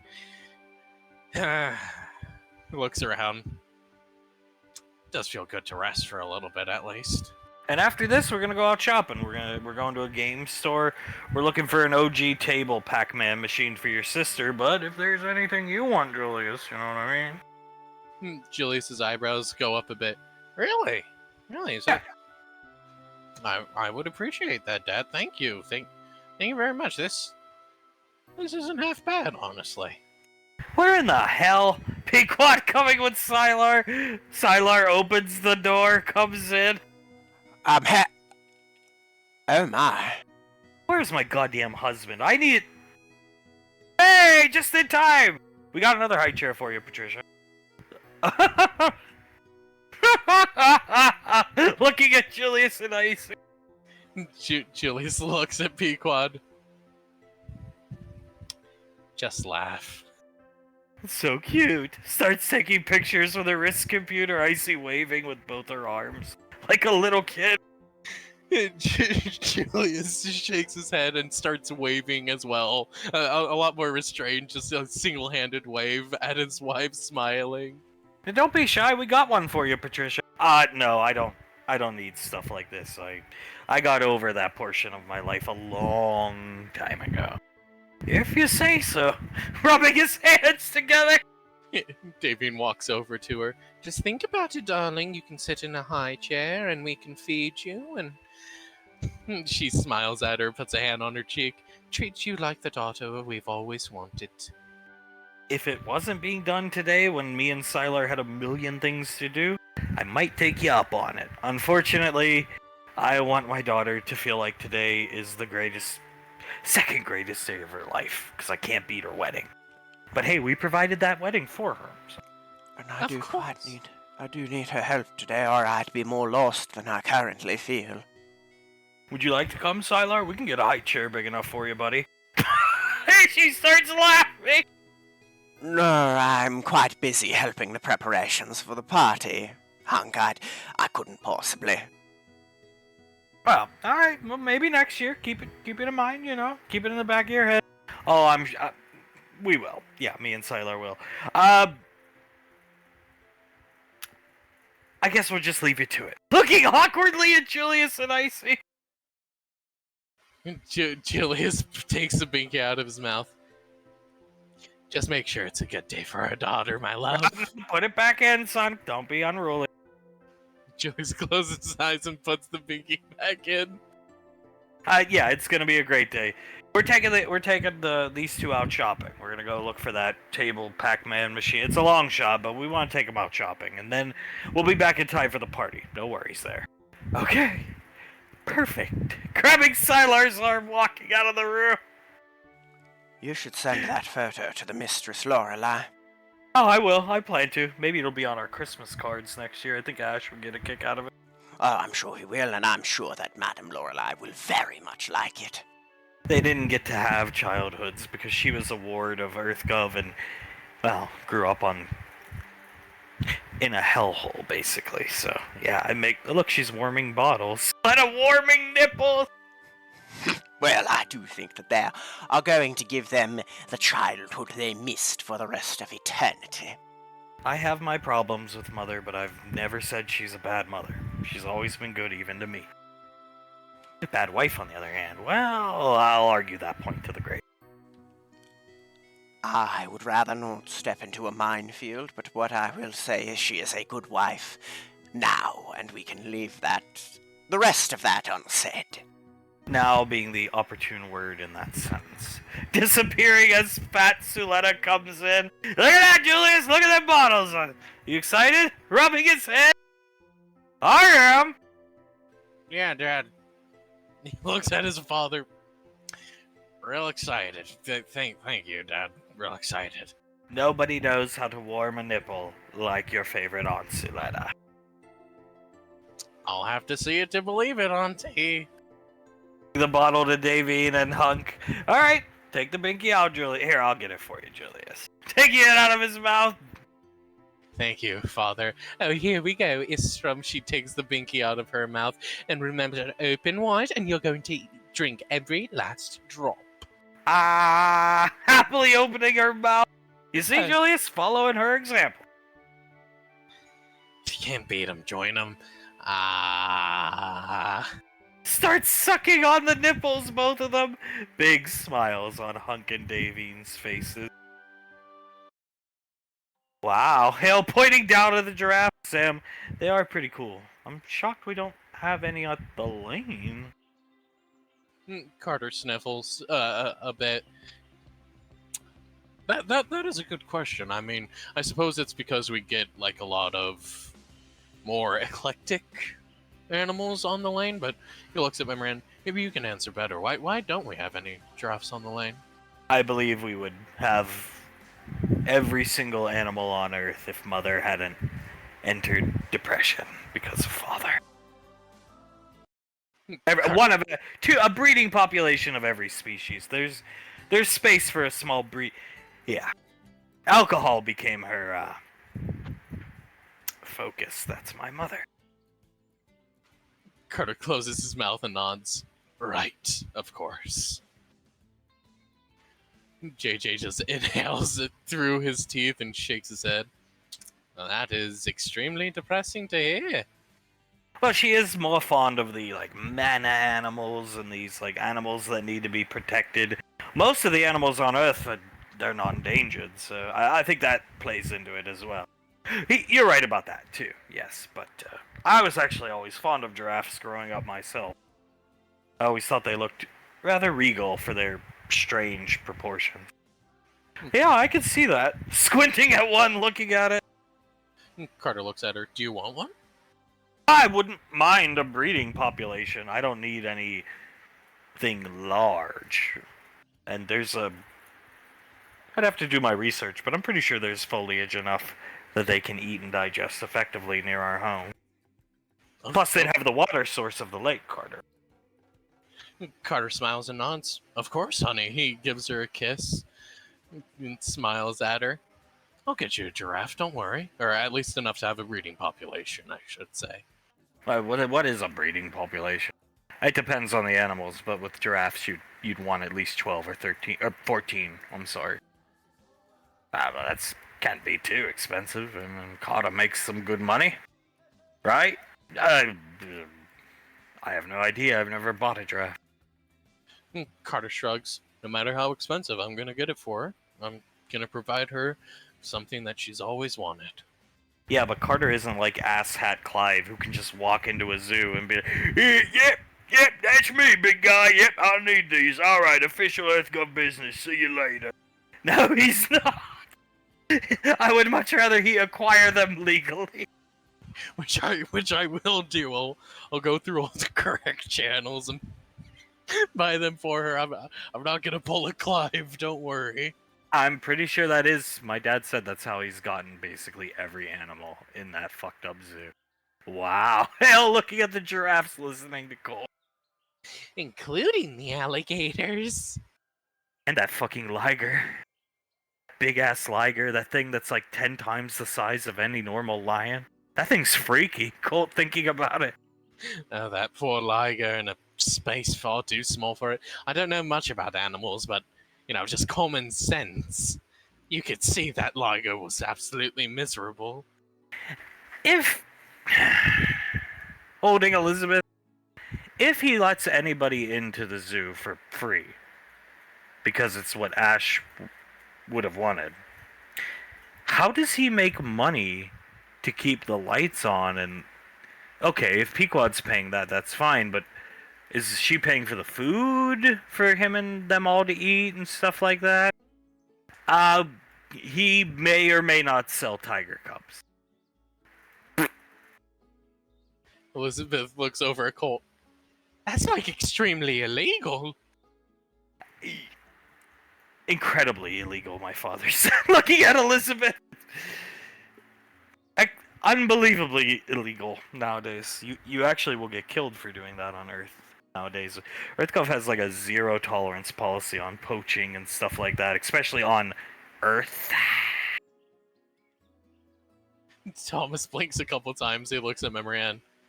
Well, damn, that's one of the crimes I didn't expect him to be doing there.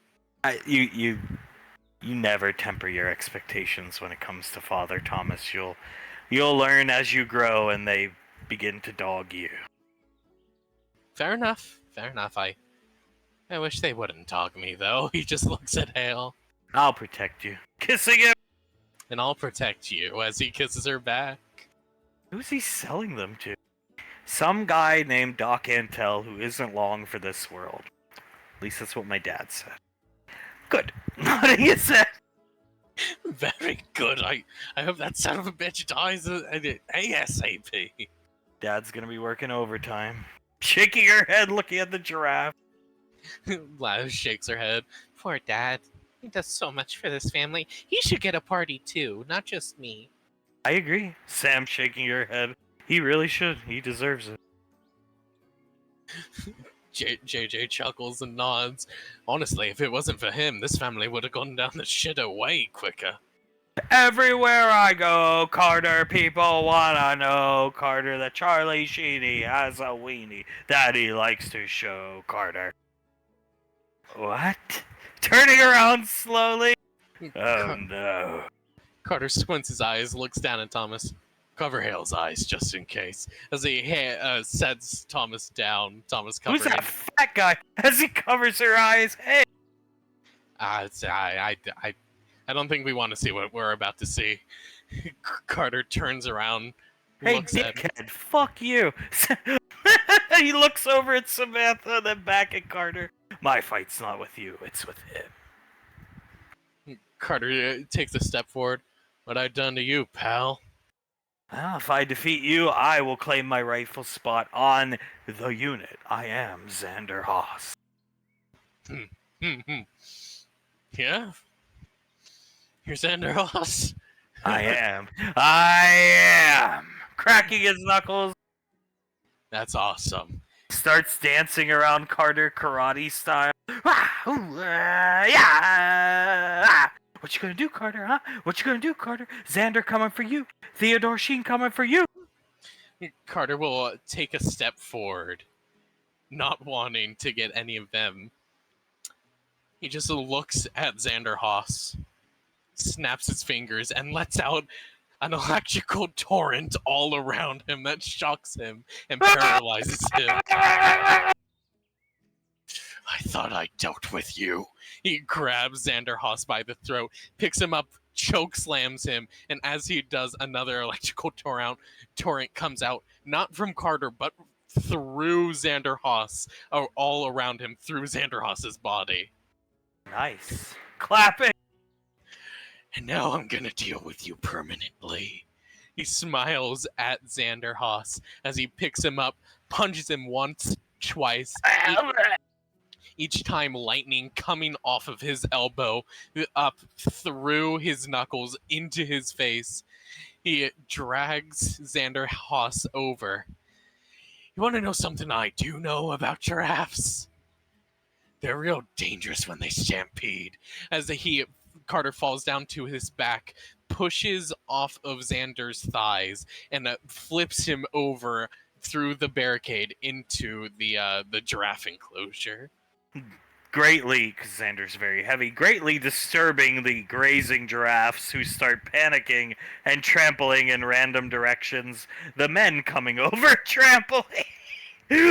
Ah! What the hell is that? Removing Thomas's hands from her eyes. Oh crap. Thomas pursing his lips. Something fell into the giraffe enclosure, and they're stampeding now, honey. That's a guy.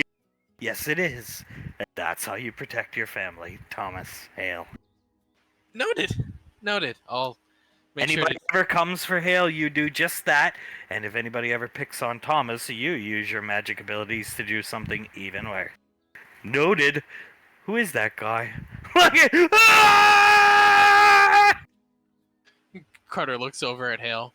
His name is Xander Haas. He's insane, wanted to join up with the unit. A He looks piece at- of shit. Exactly, a piece of shit. He looks at Hale and smiles. Who we won't have to be dealing with anymore, sweetie. Okay, look at that guy, Becca. Ah! Getting trampled. Becca starts to laugh. She's got her mom's sense of humor. Kissing her on the head. He says that as Soul is also laughing. Seeing this, wondering. You can go ahead with her, but seeing this, wondering if this is what should happen to Jason. He screams like Uncle Krillin. As Integra tilts her head, she looks slowly over at Jason, starts to walk over to him. Putting her finger out, pointing at Integra. She squints up at Sam and then takes a step back to her original position. Fine. Just now the option is there. Honey, just watch and enjoy the show. Carter chuckles. Some of my better work, I think. I would say so. Kissing Carter on the back of the neck. Thomas picking Hale up. Hey, check it out, Julius! It's a Son, is that eyeliner you're wearing there? Julius has transformed. Julius now has his hair, which is usually like slicked back and slightly long, so he has to slick it back. It's now resting in front of his face, in front of one of his eyes. He's hunched over slightly. He has, which is very weird to see for Julius, all black on eyeliner, and he has taken Sharpie to his fingernails to make it look like he painted them. Look cool, Julius. The binky's still in her mouth. Yeah, son, you look cool. Julius smiles down at Icy, rubs the top of her head, or like to Icy, I suppose. He's not looking down at her anymore. He rubs the top of her head. Thanks, kiddo. You look pretty cool too, honestly. Woo! Like still with the binky in her mouth. Does anybody need a bottle? Nah, I'm full. Oh, are you sure, Istrom? I don't want your stomach grumbling or anything like that, okay? She holds Icy's cheeks with her hands. Maybe when we get back to the lane, but hopefully we'll find my Pac-Man machine. We're gonna try. We're gonna try. No promises though, right, Julius? No promises at all, honestly. Davine looks over at Julius, tilts her head, then back at Suletta. It fits him, honey. It fits him. He's always been somewhat of a little emo loser. At least that's what I used to think of him back in the day. This is most certainly what he would have been like if he had a normal teenage year. And I'm very grateful he did not have normal teenage years, because this is a look that is non-flattering, no matter what your husband tells him. Yeah, I'm liking that eyeliner, Julius. He just keeps mentioning the eyeliner. Thanks, Dad. I did it myself. Yeah, I can tell, yeah. The arm around Julius. Julius nods. Thanks, Dad. Thanks a lot. He put hands in his pockets, just now noticing he has like chains hanging from his belt loops. Oh, you need these to carry your wallet or something like that there, Julius? Nah, man. Decoration. Oh, expressing yourself type of thing. Yeah, for sure, man. For sure. Expressing myself. Expression. That's what's important. Oh, hello, sir and madam. Suletta coming up. Hi, welcome to Luna Isn't that Julius and Nicole Rainfall? Yes, it is. Coming up here, Nick plays the girl.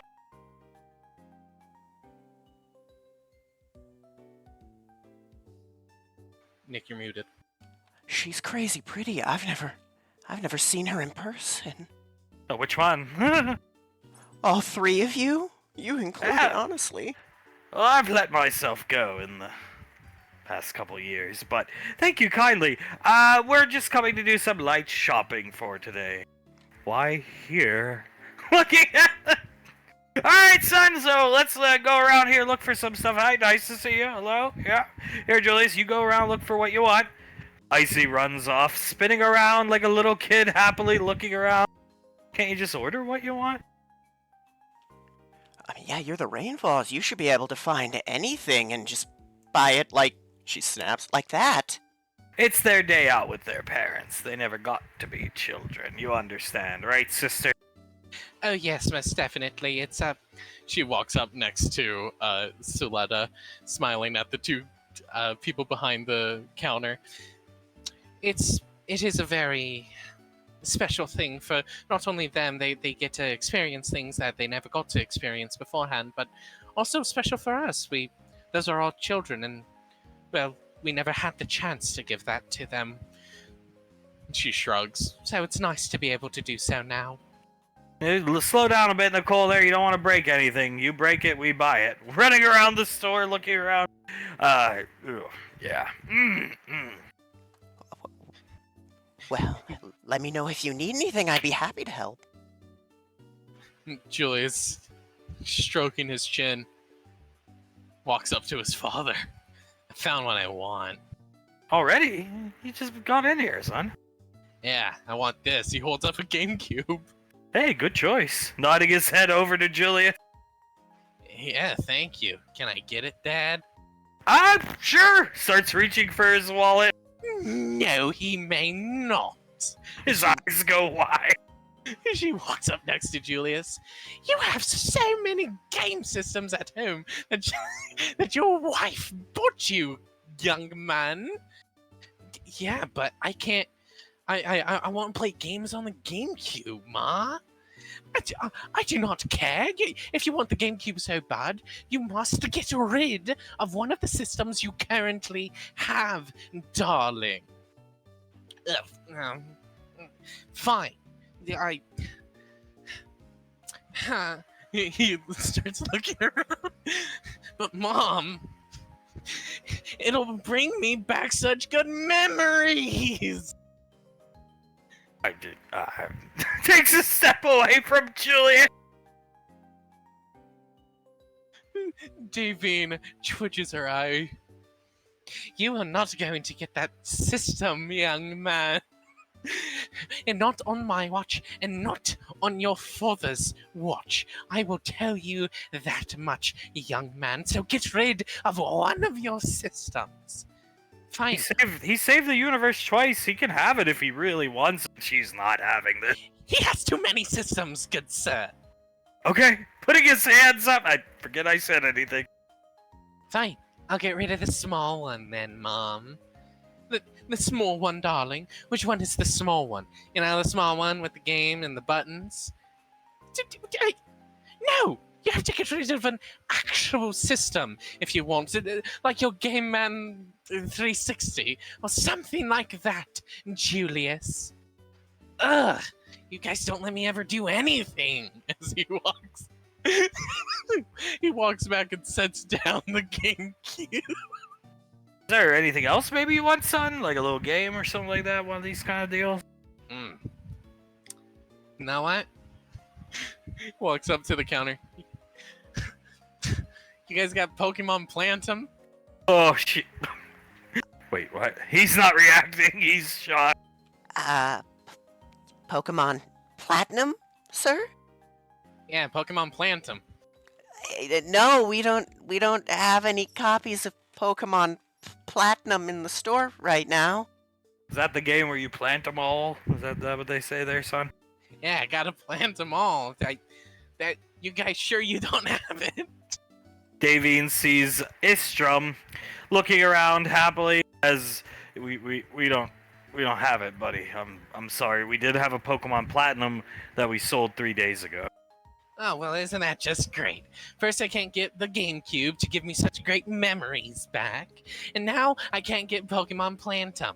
The two things I wanted, I can't get. Don't. All hope isn't lost here. Let's just think about this. How about option 3, Julius? Big J, look at your dad. Julius looks at him. A Jumbo Jack. Oh, how about a Jumbo Jack, Julius? Big J. Davine looks confused as she looks over at Hunk. Julius looks with actual pure hatred at his father. But Dad, the Jumbo Jack sucks. It sucks so bad that Jack in the Box and my wife are gonna remove it from the menu because it isn't selling at all, Dad. Well, Julius, I haven't found anything I want. Thank you for your time. Walking out of the store, disappearing. Goodbye, deity of time, who's normal compared to that loser. Pointing at Julius. Yeah. Quiet. Yeah, bye. It means done with this. I cannot believe you. We are. She throws her hands up, walks past Julius. I am going to go with your sister. At least she can behave herself. Look around, see if there's anything else you want. You are not going to get that GameCube. As she storms out, following after Icy. Have a wonderful day. Setting a couple thousand credits down and walking out with Davey. Come on there, son. Rubbing his shoulder. Are you sure there's nothing else you want here? Maybe I could buy you something or something like that. As he starts looking around, she looks around, goes over to the DS cartridge games, looks down. Yep, looks up. No Pokemon Plantum. That's a shame. I'm sorry. I'm sorry. Come here. It's okay. It's okay. Julius just puts his hands on his hip, shakes his head, and looks at his dad. Nothing I wanted, Dad. Nothing I wanted. It's all right. Putting his arm around him, we'll go get you that jumbo jack. Come on, son.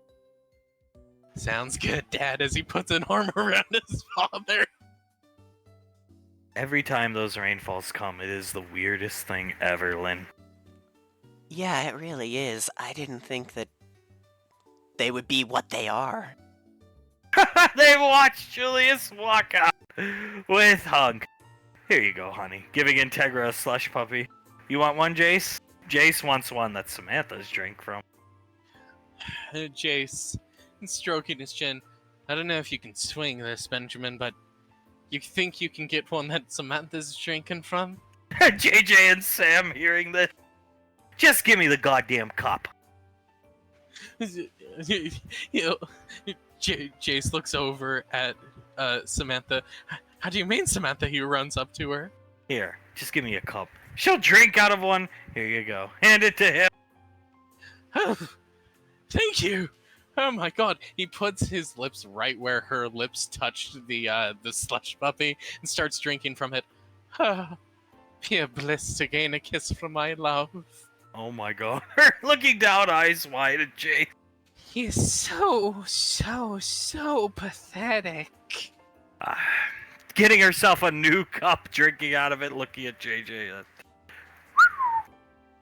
And JJ smacks his lips and does the cuckoo sign next to his head. Oh, he looks happy, rubbing his head. Jace, completely just enraptured by the cup. Oh god, I'm never getting rid of this cup. Gonna save it forever. And when And you miss Samantha, you can put your lips to it. And I'm never going to wash it. His Integra just sighs heavily. Can I knock him out again, Benny, please? No, let him go, let him... Look, he's being quiet, he's being good. Let him lick his cup with Samantha's saliva on it. But he's so pathetic and weird. You don't think we know that? He bought her foot pics. Yeah, I know. All the more reason to knock him out. Calm down. Fine, I'm sorry. It makes me angry. He has so much intelligence and so much potential, and yet he wastes it. He wastes it all, Benny. Oh my god, love, you're buying so much. Well, you do have your mother's car. Yes, I do, honey. Yes, I do. I got you some tuxedos as she holds out all the hangers that she has of all the tuxedos that she bought him. Because believe it or not, I do like seeing you look all formal too. And I got myself some new dresses all the way up to the hip. This slit right here, as she points towards the leg slit that the dress has. Learned well from Aunt Sasha. Yes, I did. She gives him a kiss. And I also got some more makeup and stuff because I do like putting on a bit of eyeshadow and stuff. I like you in it. But you know, there is a store that sells those construction fluorescent vests, and I believe I saw handheld stop signs. And if you get me a whistle, I can put that on for you if you'd like. She grabs him by the coat. Where? It was over there. It's over there. She they see Laz drag Oz out of the store, stronger than Laz has ever looked. You and okay? She stops right in here, looks at Sam. Crossing guard vest, stop sign, as she rushes over to the other shop. Maybe he is their biological son, and somehow they just don't realize it. Looking down at Jay. Soul blinking her eyes a couple times. God, my sister's so weird sometimes. Definitely, but cool too. Unlike somebody I know. Looking down at Jay. Oh yeah, no. She points at Jace. You see, he's always uncool. My sister can be weird, but she's always been cool in my eyes. Other than... Well, you know what I'm talking about. As she changes her voice and then it changes back. Yeah, and one day he's gonna find out about that. Well, see her, if you will, like that. It can't be hidden forever. Elizabeth grimaces a bit. Especially since we're living for eternity and all that. Maybe you could swing like 10 years hiding that, but not for eternity. Hey, yo, JJ. Looking over at JJ. What's up, babe? You should call Krellin and make sure he's okay. I've been worried ever since seeing the explosion. Like, actually worried. I know he's a star child, but he's also a doofus. JJ snaps. Good point. Very good point. He'll go ahead and type on his wrist computer to call up Krellin. Ah, coming up! Oh, hi, Becca. You'll call me? She laughed. Becca laughs a bit. No, silly. JJ called you. What's up, JJ? Are you gay today? No, I am not gay today and never have been. If he was, I'd fucking kill myself. See, that all the more reason not to be gay. How are you feeling okay, Krellin? Concussion. Taps his head, but be okay. Nicole healed me when come home. Right, and when are you guys coming home? Who the fuck knows? Clive blow up here on alligator enclosure? Sam laughed. Well, JJ chuckles a bit. I suppose we were right on that feeling. We had a feeling that he blew up his own enclosure like that. Walk us through step by step Clive's plans. Oh, well, pretty simple. Hey, me gay, go in here. Crowlin, you put TNT under reptiles, then we set building on fire. That's pretty much it. So you knew the TNT was under that gator? Well, I had forgotten. Looks confused, tilting his head. How did you forget, Krellin? She covers her mouth. Seeing Clive on Scar French kiss make you forget things. I bet. I bet it does. I would want my memory wiped after seeing that. So get to Big Gator. He rolling over cause dying of burning. See 10 pounds TNT. No! And then was over. Rebecca laughs a bit. You're really funny, Uncle Krellin. Believe me, wish me could be around you more and not be Clive Shepherd. That'd be really cool. You could teach me more about telekinesis. We'll do so if ever he'll Clive. But wait, many eons for Thomas and Hale. Integra nods. The crew will figure out a way, especially Thomas and Hill. They're really smart. We'll figure out a way. Is has been foretold. Even Hill Memorian? Yeah, sure. Looking over at Krellin. Call me crazy, but I do sort of believe that they'll heal Clive, but Marianne, buddy, I don't know about that. I don't think anything can heal her. Bring peace and balance to family. Trust me. Soul chuckles. I'll have to believe it when I see it. I'm the goddamn Moon Maiden, and I can't think of a way to help her out. Have to go. Clive need me for something. Bye, Becca! Waving to her. But bye, Krellin! Thomas going to fix everything as he currently steal candy from store over there, JJ? Down here! What's Thomas doing? Thomas is pointing to the other side of the counter. Can I get one of those candy apples, please? It's just a robot. He smiles at the robot as the robot's back is turned. No, the other one, please. The other one. He goes around the counter, picks out a couple of lollipops and other candies that Hale likes. He comes back around and puts them all into his pockets. Gummy bears. Reaching into his pocket, grabbing one. He smiles at Hale, puts a finger up to his lips as he looks up at the robot. Oh, I'm sorry. I changed my mind. I don't have any credits on me. I'm sorry. Bye. Bye. As he walks right into Carter and Membrianne. Ow. Her head hitting Membrianne's leg. Thomas hitting Carter's like, God damn, ow. Like mountains. Uh-huh. Arms crossed, tapping her foot. Carter's eye raised. All you have to do is ask. My girlfriend wants candy, and you're given the money to buy it. Yeah, but he gestures towards the counter. I don't want to bother you guys with that sort of thing. Besides, I can do it. Why not put use with some of my skills, you know? Carter's good at sword fighting. Why doesn't he put his skills to use in the military? Bad example, but you know what I mean. It's a fair question.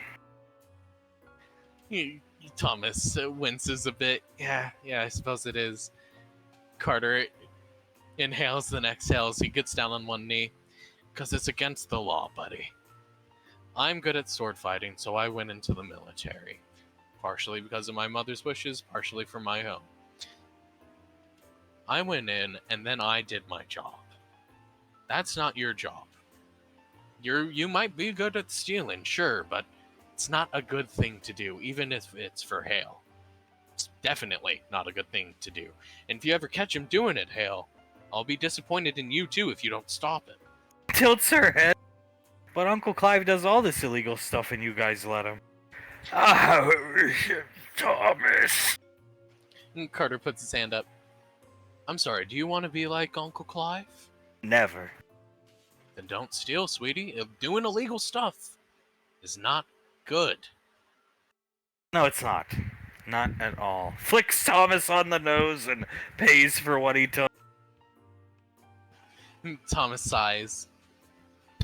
Fine. I won't steal.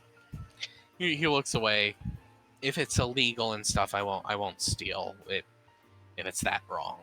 He puts his hands into his pockets. Do you like providing for Hale? Is that the impetus of this? Well, duh. Then focus your efforts on, as you grow, focus your efforts on being good at something and make a living doing it, not resorting to stealing. Thomas looks down at his feet and nods.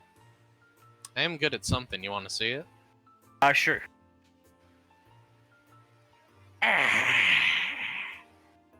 Well, Carter. As a shadow clone of Clive Exotic appears. Woo! Gay time! You looking mighty fine, boy. Thomas, please make that go away. Fine. As Thomas snaps his fingers and makes Clive Exotic leave. And with talents like that, you will make a handsome living working for Uncle JJ, who I imagine is wonderful to work for. Yes, ma'am. I always did like seeing Grandma behind the camera and stuff. It always appealed to me. Well, they even let Soldier act. I'm sure they'll give you a chance. Under the new regime of money first. Looking over at JJ and Sam. And it most certainly is money first. He's probably looking for talent wherever he can find it, buddy. I'd imagine so. Now, Elizabeth, it's time to pick your dress. We have to get going soon. Elizabeth claps as she stands up, hands her slush puppy over to Benny, and runs over towards Memory Ann. Come, girls. Sam, yeah, okay, have fun. Come, Samantha. I'm fine here. Elizabeth turns around, quivers her lip a bit. Please, Samantha? Only because you're JJ's sister. Unwrapping her legs around JJ's waist and walking over. Honey, help Elizabeth out. I'll be out here and I'll get this on for you later tonight. Please do. She's just staring right at him. God damn, that's a handsome man. He is very handsome, yes. I'm sure you'll love seeing him in his fluorescent green shirt. Oh, he looks so good in it, Samantha. This is the attire I practically wore back then, I'll have you know, Carter. Carter looks at him. Sorry, I have something stuck in my throat. My bad. Oh, God. I had a whistle just like this made of titanium, Carter, just so you know. Carter walks over to Colt and puts a hand onto his shoulder. Whistle made out of titanium, huh? That's impressive, man. Given to me by the gym teacher, Mr. Shamako. He was a good gym teacher, putting you in charge, man. Best goddamn crossing guard to ever exist, I would have to say. 0 accidents in my 4-year tenure, JJ. I'll have you know. Wow, that is quite impressive, mate. I would be worried if there was an accident on your record as a crossing guard, but goddamn, you proved me wrong, mate. You proved me wrong. Sam over here typing on a computer. This place is pretty nice. You can just pick a dress and it will fit. You pick the one you want, and it'll fit to you. Mine was hand measured, and I had all those women measuring tapes around me. I wish I'd known about this. But me and JJ got married so quick, I didn't want to waste any time. Believe me, we know. Elizabeth chuckles a bit, and that, one size fits all sort of thing. She walks up next to Samantha. This can be real useful for me, given my stature and all, let's say. They're beautiful, though. She's paging through the options. I mean, that one actually kind of looks like the one I wore. That is quite beautiful, but, I sort of want one like my mom, It was a lot more simple than I've never really liked the big old puffy dresses or anything like that, honestly. Your mother's was beautiful. I remember the wedding at Lake Erie. Your mother's was almost utilitarian in a way. That's a bad way to describe it, but she was able to effectively climb a tree with your father, if memory serves. Sure, the dress did get ruined, but who cares? Sol nods, stroking her chin. Wow, I cannot remember the word for it, but yeah, no, it was a very beautiful dress from all that I've seen when it comes to the... Oh, geez, what's it called? The recordings of it. It was a lovely wedding. It truly was. And it wasn't as gaudy as mine. I never picked mine. Tommy picked that thing for me, which mine was... I love mine. I still have it, but I would have taken something a little more down to earth myself. Elizabeth looks at her and smiles. Well, I think you looked beautiful in it. You look beautiful in everything that you wear, Memory Ann, but you certainly looked beautiful in that. Thank you. I think all the girls have knocked it out of their park with their wedding dress pictures. I would like to think so, yeah. Me, Lass, Samantha, you, Memory Ann, and very soon she holds onto Elizabeth's shoulders a bit and shakes her slightly. very soon she's going to have hers taken as well. Laz smiles as Elizabeth, flipping through the pages, picks one out. She points at it. I like this one. You sure? Looking at it? She looks at Sam. Oh yeah, for sure. I mean, look at it. It's very simple. The pattern on the dress is quite nice. Well, there's nothing else to it. As well, it's low cut, and Benjamin certainly enjoys my cleavage. Brassiere. Exactly, my brassiere. Way nicer way of putting it than I ever could. Well, you get them from your mother. Your father enjoys them, so makes sense Benjamin would. Carter enjoys mine when I allow him. Jesus Christ! Soul covers her mouth and starts to laugh. He's a bad boy. He needs disciplined. And oft times I feel I don't discipline him enough, so... No, I agree. Make him suck that fucking foot. Discipline him way more often, in my opinion. Like, every day, in fact. You should discipline him every day. I try, but I've been... Some days I suffer time loss effect. I just can't remember what I did the day before. It took me hours to realize the infant child won my Battle League game for me. I'm grateful, but still shocked it happened that way. Oh! Yeah, no, that wasn't very good, Memory Ann. Just, I looked lost. I was in a trance or something. I honestly thought I was high. Yeah, you were high on fucking Carter. Hard not to be. Oh, I certainly beg to differ, and that's not just because I'm his fucking sister. Where is your wedding gonna be? Sam looking at Elizabeth. Where exactly are we having this? Elizabeth looks up at Samantha and smiles. Oh, well, there were quite a few places that we could have chosen from. I always liked the idea of Lake Town or just by a lake or something like that. I can't remember exactly at the moment, though. What about that one place? This place we went to vacation at after. Delfino, yeah, Isle Delfino. Yeah, we went there well, a couple months back after the xenomorph crap, but when we originally went there, it was like majestic. Cause you never see it when the dipshits got lost in the damn forest. Yeah, no, that's right. She slaps her forehead hard. That's where I wanted it to be. Where we both wanted it to be. I mean, we wanted it to be at Isle Delfino. It's a very, very beautiful place and quite. Well, it's just gorgeous and quite calming. And besides, I think it's one of the new vacation spots for the family as a whole. Wedding on the beach is nice. I wanted my wedding to be wherever Davine and Hunk got married, because I wanted Hunk's son to get married in the same spot. God, he's just so gorgeous. Looking out at JJ, but that's why I wanted it there. So you gotta pick where you want to go. Can't change it once you've had that wedding. Elizabeth nods. Oh yeah, no, of course. I think we're quite settled on Isle Delfino. I love JJ. Every day of my life, I just want him to rail me 24/7. But unfortunately, it's not healthy to get railed 24/7. Oh my god. Yes, of course, sweetie. She puts out like a hesitant hand to rest on Sam's shoulder. Of course, yeah. Maybe like 40, 50 years when we enter Hunk and Davine age range, and we're just gonna have like 1,000 kids. I would bet good money you are gonna have 1,000 kids with how you talk about him. That would be lovely. I look forward to seeing your offspring personally.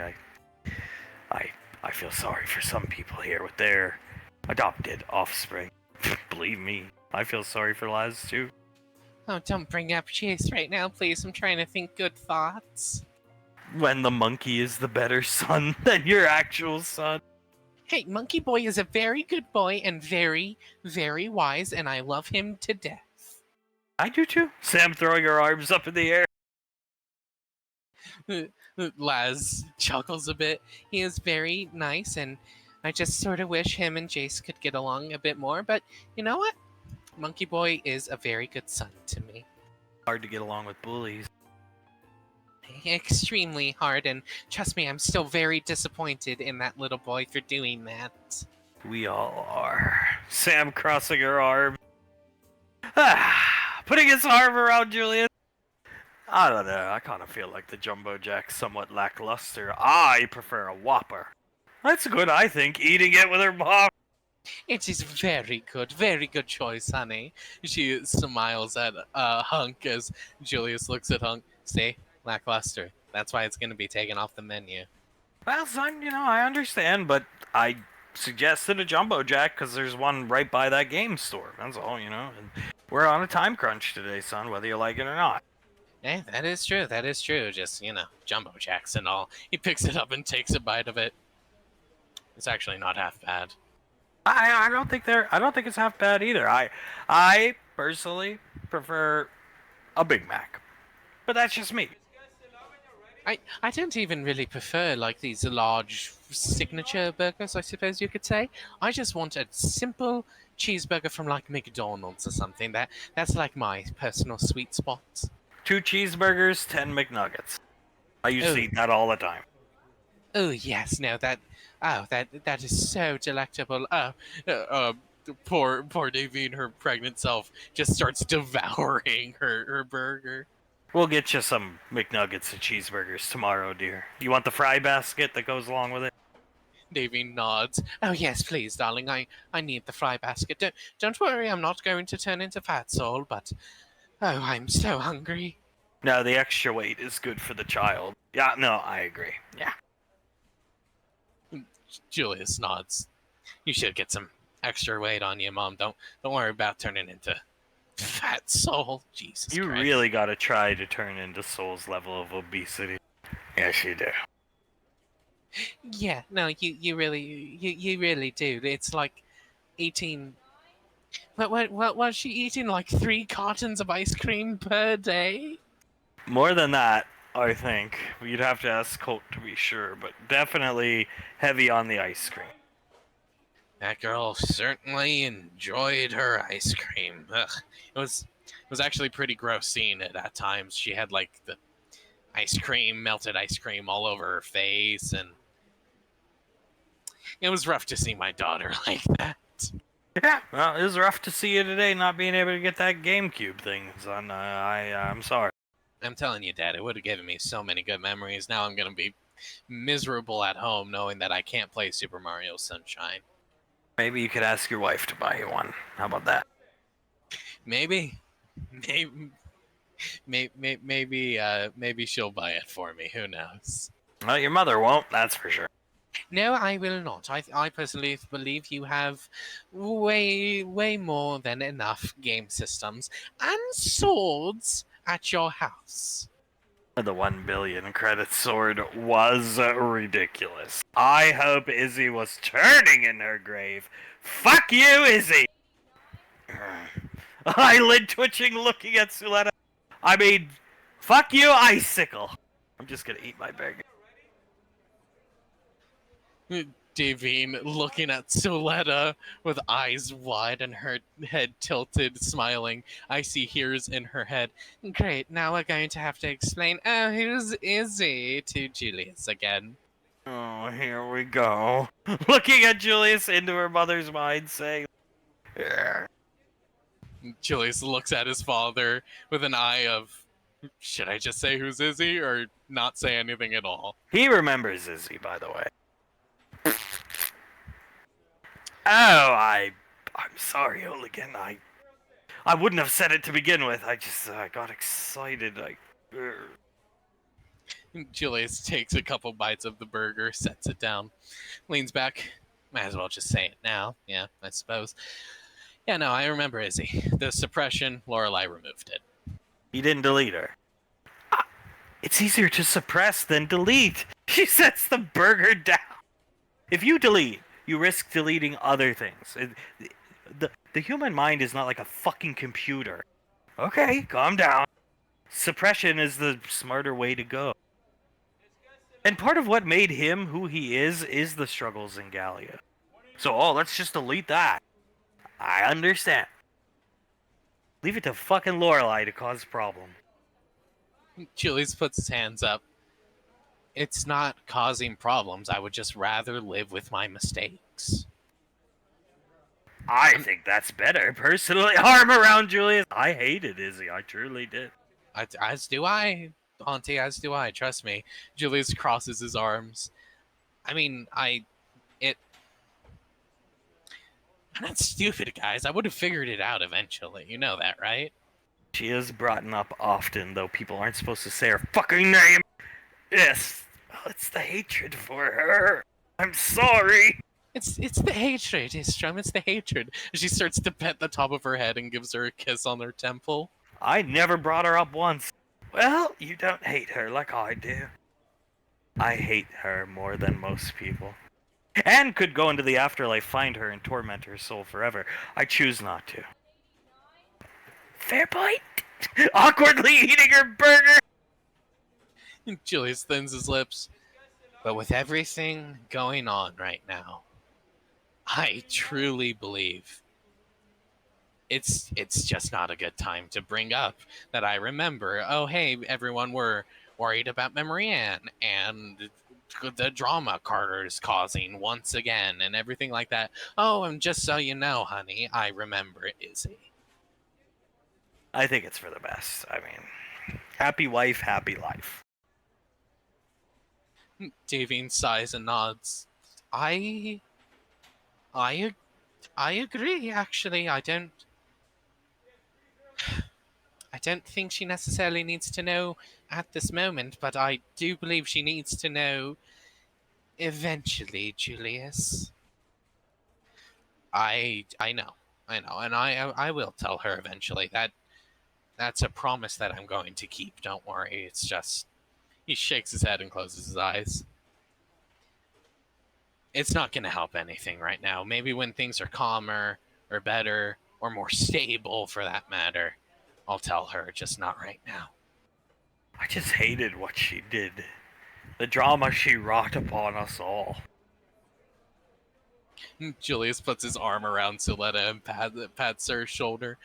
I I hate her too, Auntie. Trust me, I think I hate her more than most, even the time deity over there.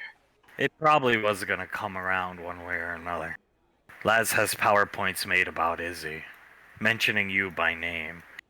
Stroll around the academy enough when she's teaching, and Julius thins his lips. Oh, there you go. I started to figure it out. It was obvious that I somehow fucked up with a girl named Izzy. I didn't know how. I didn't know what I did or anything like that. I just knew because you guys were obviously hiding something from me. I don't think it matters if you know or if you don't know in terms of drama. As long as you promise never to fuck up again. Dad, if I ever fuck up again, I give you full permission to shoot me in the face. Just maybe rough you up a little bit. Yeah, if you think that's what I deserve, I personally think shooting me in the face would be the better option. I should have grounded you back in those apartment days. I should have sent you to your room. That's what I should have done. That would have worked so well. Holding her burger up. Julius points at Icy. It would not have worked well at all. I think, Dad. I grounded you. I tell your mother this all the time. Sent you to your goddamn room. Just eats her burger. Davine scratches the side of her cheek and shrugs. It might have helped, but I truly don't think it would have done much, Mark, honey. What he needed was a stern beating. One he'd never forget. One Cyrus, in all his drunken rampage, wasn't capable of giving. Well, grounding is still on the table, Julius, just so you know. And I thank you for that, Dad. I would also feel good knowing that the beating is still on the table. Only if you really fuck up. Well, trust me, I'm not gonna fuck up, but it feels good to know that it's still on the table somewhere. Davine clicks her tongue. Well, this was certainly a development. It's okay. Izzy will always be a cloud over us. It's what the Galleons do. It's part of living with them and alongside them. If you can't get used to it, you just die, or you go crazy like Clive. Memrian's treatment at the hands of Carter will always loom over us all.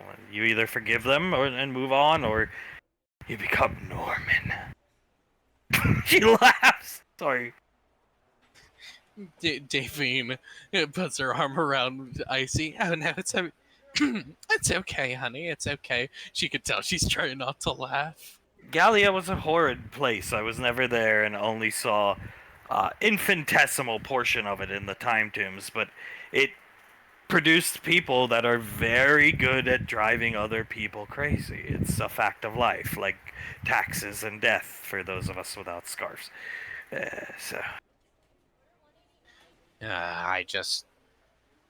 I hope that this next generation, with Laz's teachings and me just being a better father overall, if I'm allowed to, I just hope that they're not going to fuck up nearly as bad as this generation or my generation did. Yeah, Thomas. Yeah, Thomas. Julius sighs, shakes his head. I mean, like, you've seen me, Dad. I want to punish him. I want to put him over my knee and do all that stuff. Pequod won't let me because she sees a small Julius and she doesn't want to see a father figure beating him up like Cyrus did to me. I think that's a battle you've already lost. Trust me. He throws his hands up.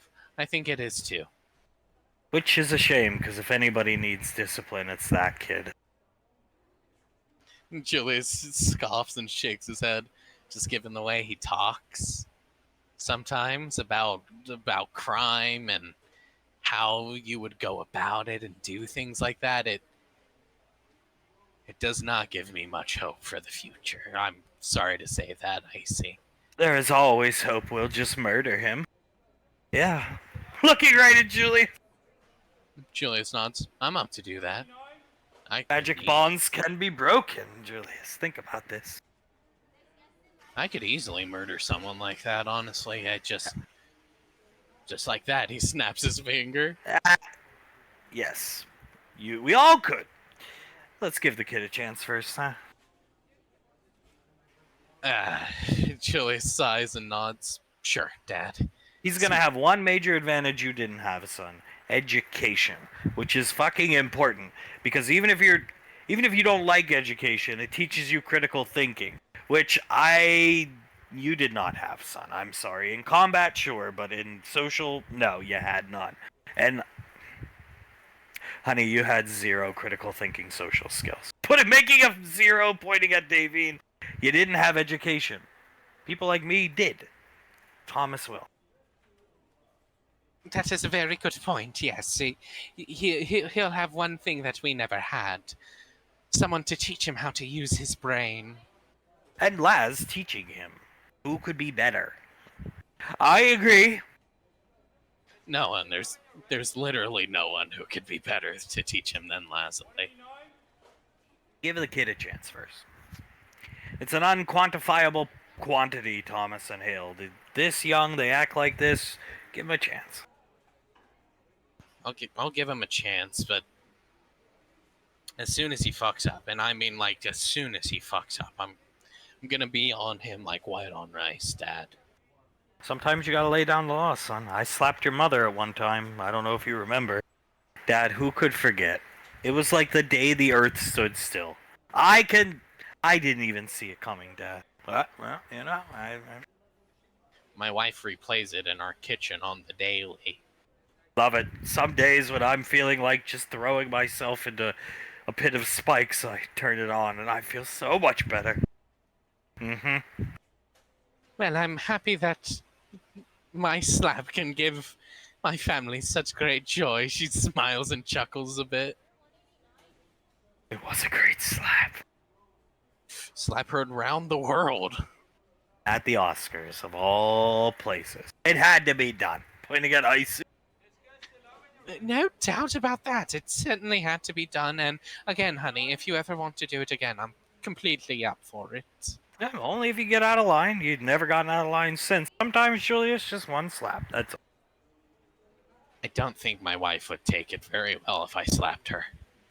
I was referring to Thomas, not your wife. Oh. No.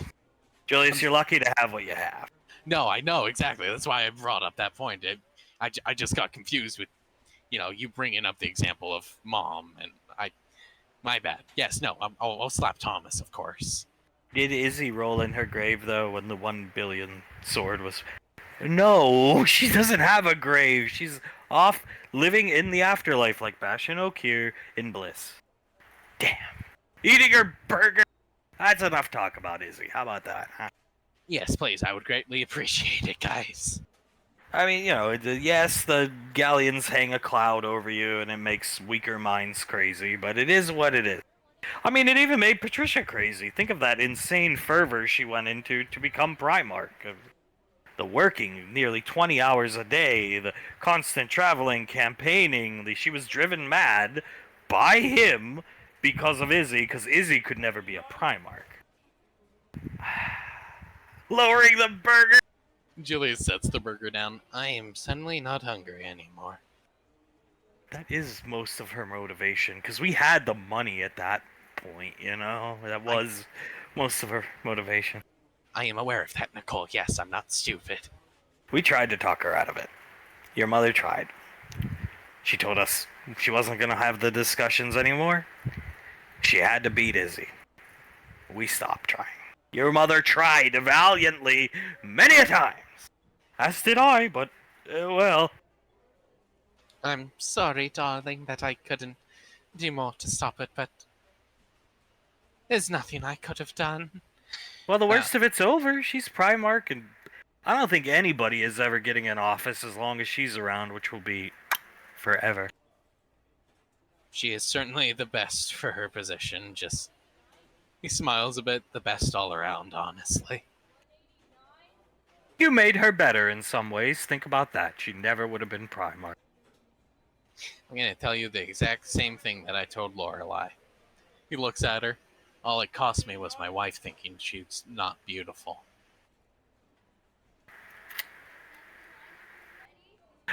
Well, there's a new head of the studio now, son, and maybe he can get her to act again. You know, JJ, him and Patricia get along like gangbusters, because he's... Sometimes I wonder if he is my son or yours, so, yeah. No, I know he's not my son. He's actually good. Yeah. Looking down at the burger. Carter's good.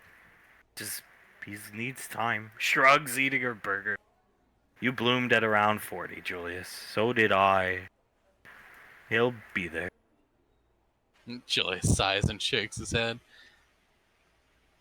Just wish I could have made my kids better than me. Or at least Carter better than me. But oh well. Yeah, there's always Thomas. And if it fails with Thomas, there will be more children. Unless you plan to stop having intercourse. Ha! I see laughing. Julius just laughs and shakes his head. I don't think that's on the table. No. I think we're always gonna be having intercourse, Auntie. It's what they're best at. Takes after Mom and Dad. A little later, Julius and party returning first to Laz's party. Pequod looking over all the tables, watching people eat some hors d'oeuvres. Julius flies over to her, sets down lightly, and smacks her on the ass. How you doing, beautiful? What do you think, handsome? Putting her arms out! He picks her up, gives her a kiss on the cheek. I think you did a wonderful job, and my daughter, our daughter, is going to absolutely love it. Sylar had a good idea, Julius. Each elder, let's say, air quote, of the family, but it starts with us since we're her parents, go up on stage with her and just say something nice about her. So, like, me and you, Mom and Dad, Aunt Nicole, and then, the elders, if you will. Right, of course, yeah, that's a wonderful idea. He looks over at Sylar and gives him a nod. Thank you very much, sir. The only ones I would say to exclude are them. Oh, they won't be saying much. Looking over at Father Goodscar. No, but I know if Madame Suletta is here, they will be brought up to speak. Oh, Mother didn't want to come today, I see. Putting her hands on her hips like the photo. Her and Father must be having another fight. Oh, she wheeled away from that man so many times. Come on, dear, let's go sit down. He Yes. takes her over here. Yes, please, my feet hurt all of a sudden. There you go, honey. Sit down, put your feet up on my lap. Oh, thank you, Mark. Oh, I know, Suletta, what kind of a fool would walk away from a man like that? It's even worse, she wheels away from him because she's wheelchair bound. I'll never forgive her. Oh, no, should you, wheeling away from such a good man who dotes on you? Who would do that? Speaking just an octave louder. Oh, I can think of quite a few people. Sasha, yeah, me too. One of which used to be under my command.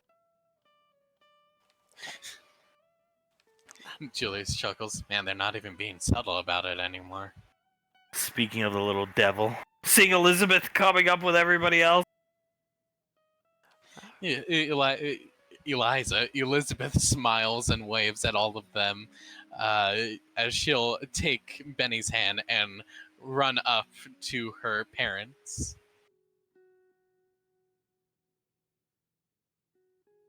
She smiles at her mother and father.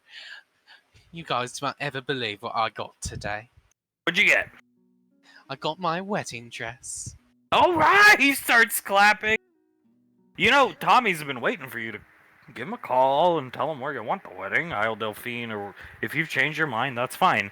And tell him it's time. Elizabeth nods, looks at Benny. You want to call him right now? Pulls up his wrist computer. I already texted him when... I mean, I'm not dumb. I know what you were going to shop for. I might be sitting next to Jace, but I'm not dumb. Elizabeth chuckles a bit. Oh, I don't know. I feel like Jace makes everyone around him stupider by at least 3 IQ points. Drops the IQ sharply, like a debuff field in one of your games. Exactly, yeah, like an anti-casting field. I'll write that one down in case we ever decide to use Jace in a game. Oh, and in the tabletop battle game, if we ever make a Jace unit, make all magic casters make it harder for them to cast their spells while near him. Typing it down. But yeah, no, I texted Tommy. Isle Delphine is where I want the wedding. And I get to pick because you murdered me. Nodding his head, smiling at Elizabeth. Or at least had a part to play. That is very true. She hugs around him. Anywhere you want Isle Delphine is the perfect choice for me. I personally like that side of you, Benjamin. Put her in her place. I wish I had done that more back in when we first gotten together. Davy nods. As do I. As do I. She smiles at Hung. I actually do like that side of you, Mark. Oh, good. I will. When you need it, I'll do it more. But you don't need it. Right now, you need lovin' because you're preggers. That is true. I am very preggers. JJ and Sam sitting down. What is that smell? Oh. Fat Suletta waddling by. God, she stinks. Shut the fuck up, Samantha. I mean, she has a point, Mom. That is some serious BO. Yeah, it's incredible, but she's going through a lot. Just deal with it. At least she isn't groping you in your sleep. I just... Well, yeah, thank God for that. Tyler, orchestrate the dragons. Take my daughter on stage. Oh, of course. He'll walk down. He will press his wrist computer to send the signal data range to the dragons, and he will walk down to Laz. Hello, darling. Oh, hi, Sailor. I would humbly request I have your hand that I may take you up on stage. Of course. I would love to go on stage, please. She'll offer her his hand. Or her hand. He will gently take it and lead her up onto stage. Oh, boy. Julia's smiling as Lazuli and Sylar make their way up onto stage. Look at her. So proud of that girl. So am I. She's so beautiful, too. Very beautiful. Ah, I'm so glad she's not wearing braces anymore. Julius actually starts crying. Holding her gyro, gagging, thinking about the braces. So much spit everywhere. He leans on to over to Mama Lan. You remember that, Mama Lan? Jesus Christ. I had my ugly duckling face, too. No, I wasn't that fucking ugly. Oh, I don't think anyone is. Laz smiles, looking at everyone, looks at Sylar. She gives everyone a wave. He will tap the wrist computer to trigger the point for the dragons to set off their fireworks. Coming, landing, one shooting off its breath attack here, one shooting off its breath attack here, making an X, causing sparkles to fall down onto Laz and Sylar, and then the big boy comes firing his off, and Icy, oh right, snaps her fingers, and come untwirling from the ether of time, fires off his breath attack, Dez and his together, creating a large explosion that looks like fireworks of undescribable but very cool colors. Laz ducking her head down, putting her hands over her head a bit, just to cover them up from the sparkles raining down on her. She looks around, smiling big and wide as her eyes start to sparkle a little bit in response. Everybody clapping. Woo! Hail, cheering for Laz.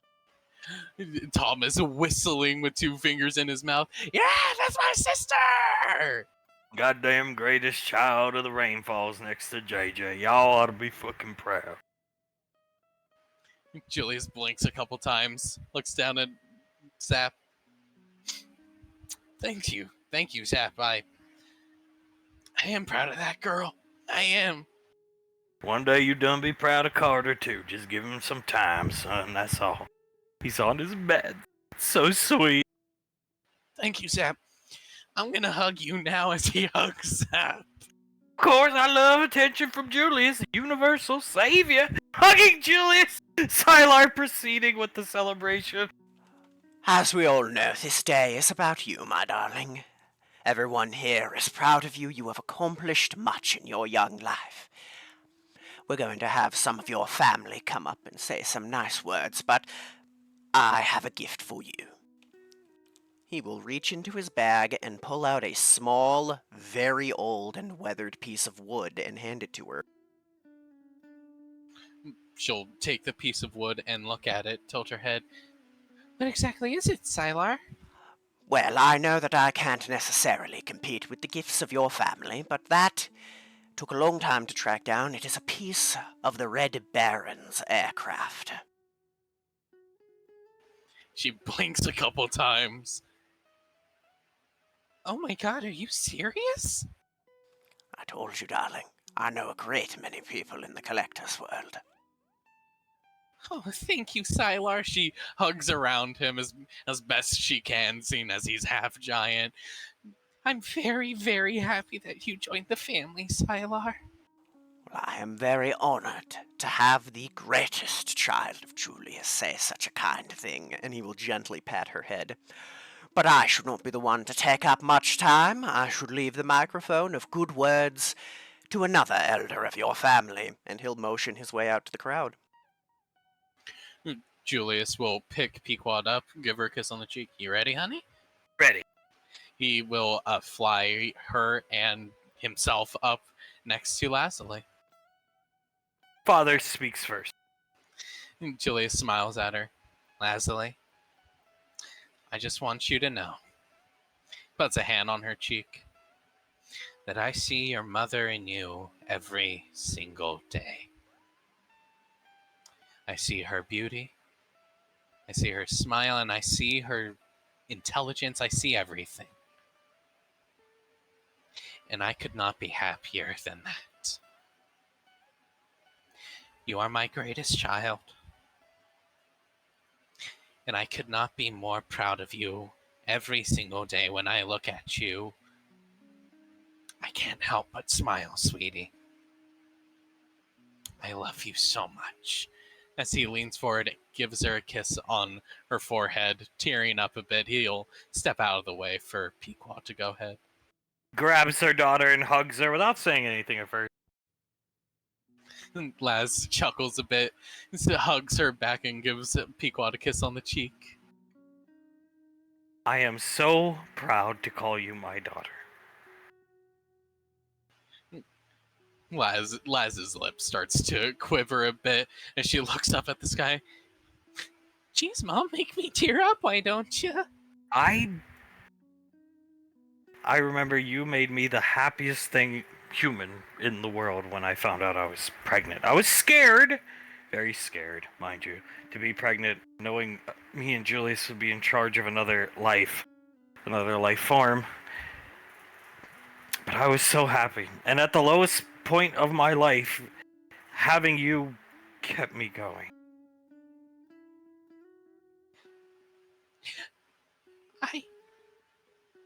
Thank you, Mom. I'm glad I kept you going. You kept me going. You grew. You were always responsible. We never had to worry about you. And you've grown up to set an example for generations of rainfalls to come, and that I could never ask anything more from you. Laz smiles and nods, especially since I have that curriculum. It's the curriculum, honey, but you set an example for all the young girls that are to come. Smart, beautiful, driven, dedicated.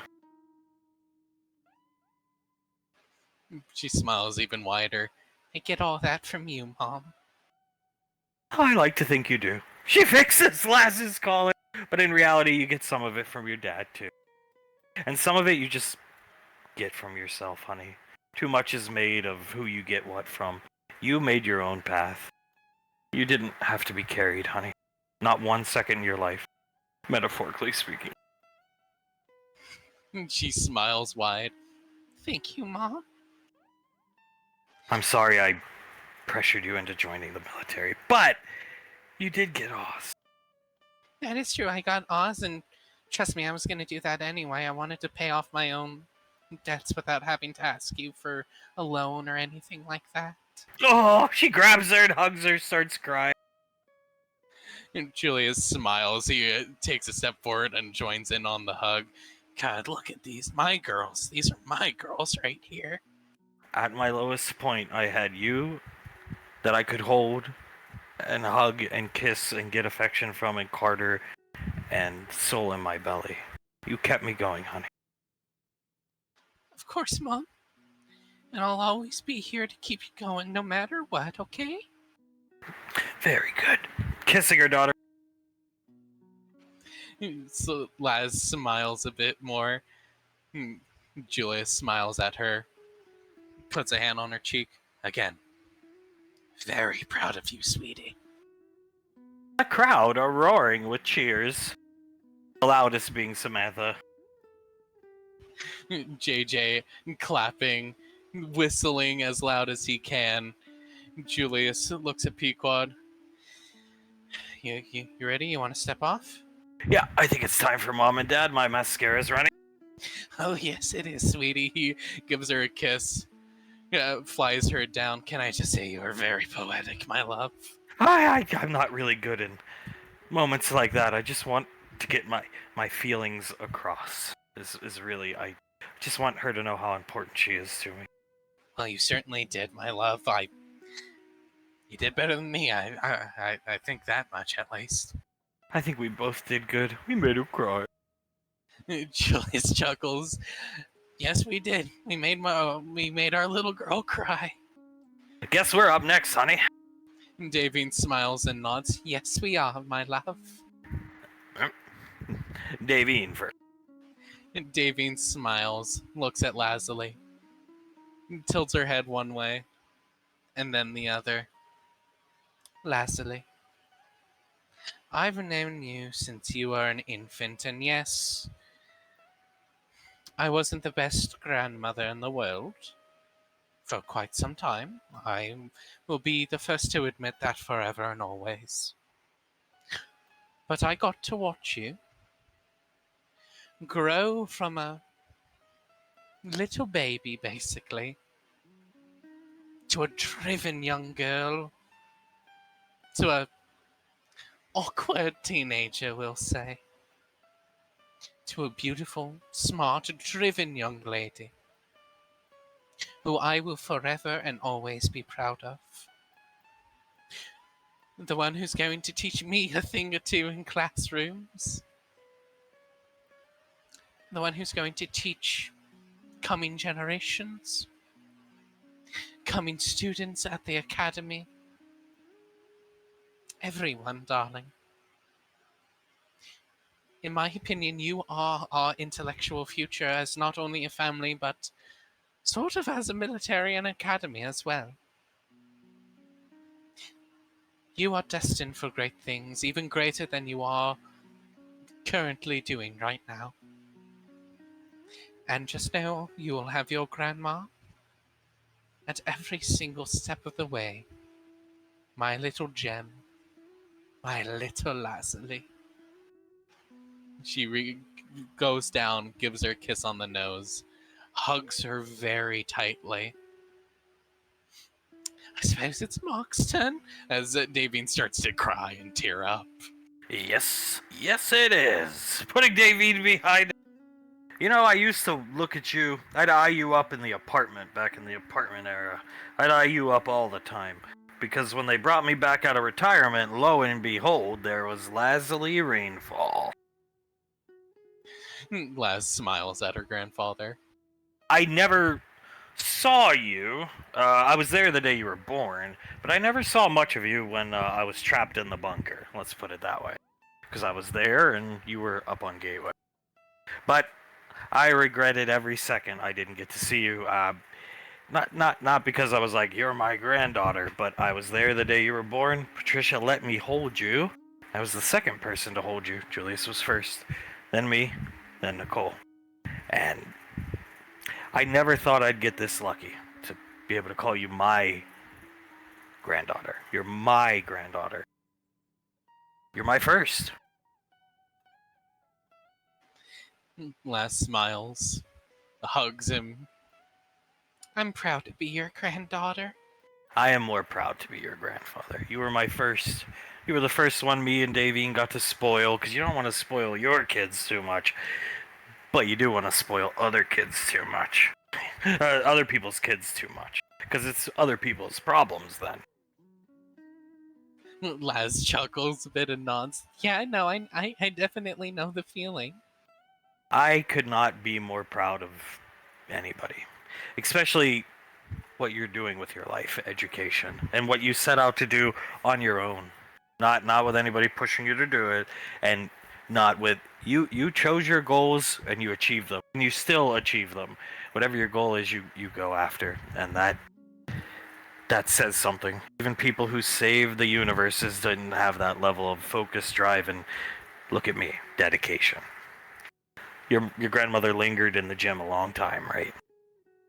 You're stronger in your own way than people that have literally saved the universe. And that says something when you're the trendsetter and the example setter.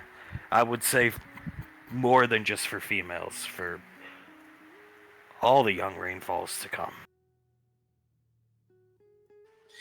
Laz smiles wide at her grandfather and hugs him tighter.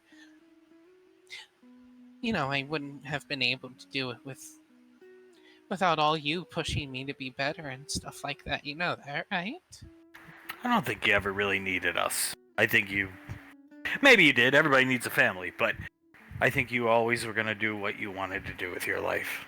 And that's very admirable, honey. You made your own way in the military, dropship pilot, hotshot gunner in B Squad, honey, and you've helped save the universe. My only regret is you had to suffer through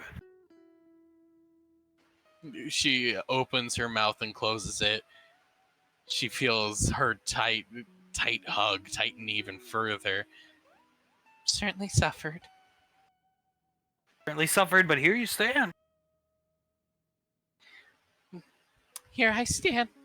My husband and my grandfather and all my family. Oh, Jesus. I'm certainly thankful for all of it. Unfortunately, as the head of the family, I do have a decree to place on you. Yes, sir, anything. More children. More children. Grandchildren, please. Of course, grandfather. More than just Jace. Jace is wonderful in his own ways, too. Another can of worms, but more grandchildren. I'd like to see Laz 2.0 running around. We got blessed with Thomas and Hale, Julius and Nicole 2.0. Let's get a little Laz running around. Make me feel like a young man again. That would be pretty funny to see little me running around. Well, you running around with your books and your book, what do you even call those things? Book placeholders and bottle cap glasses.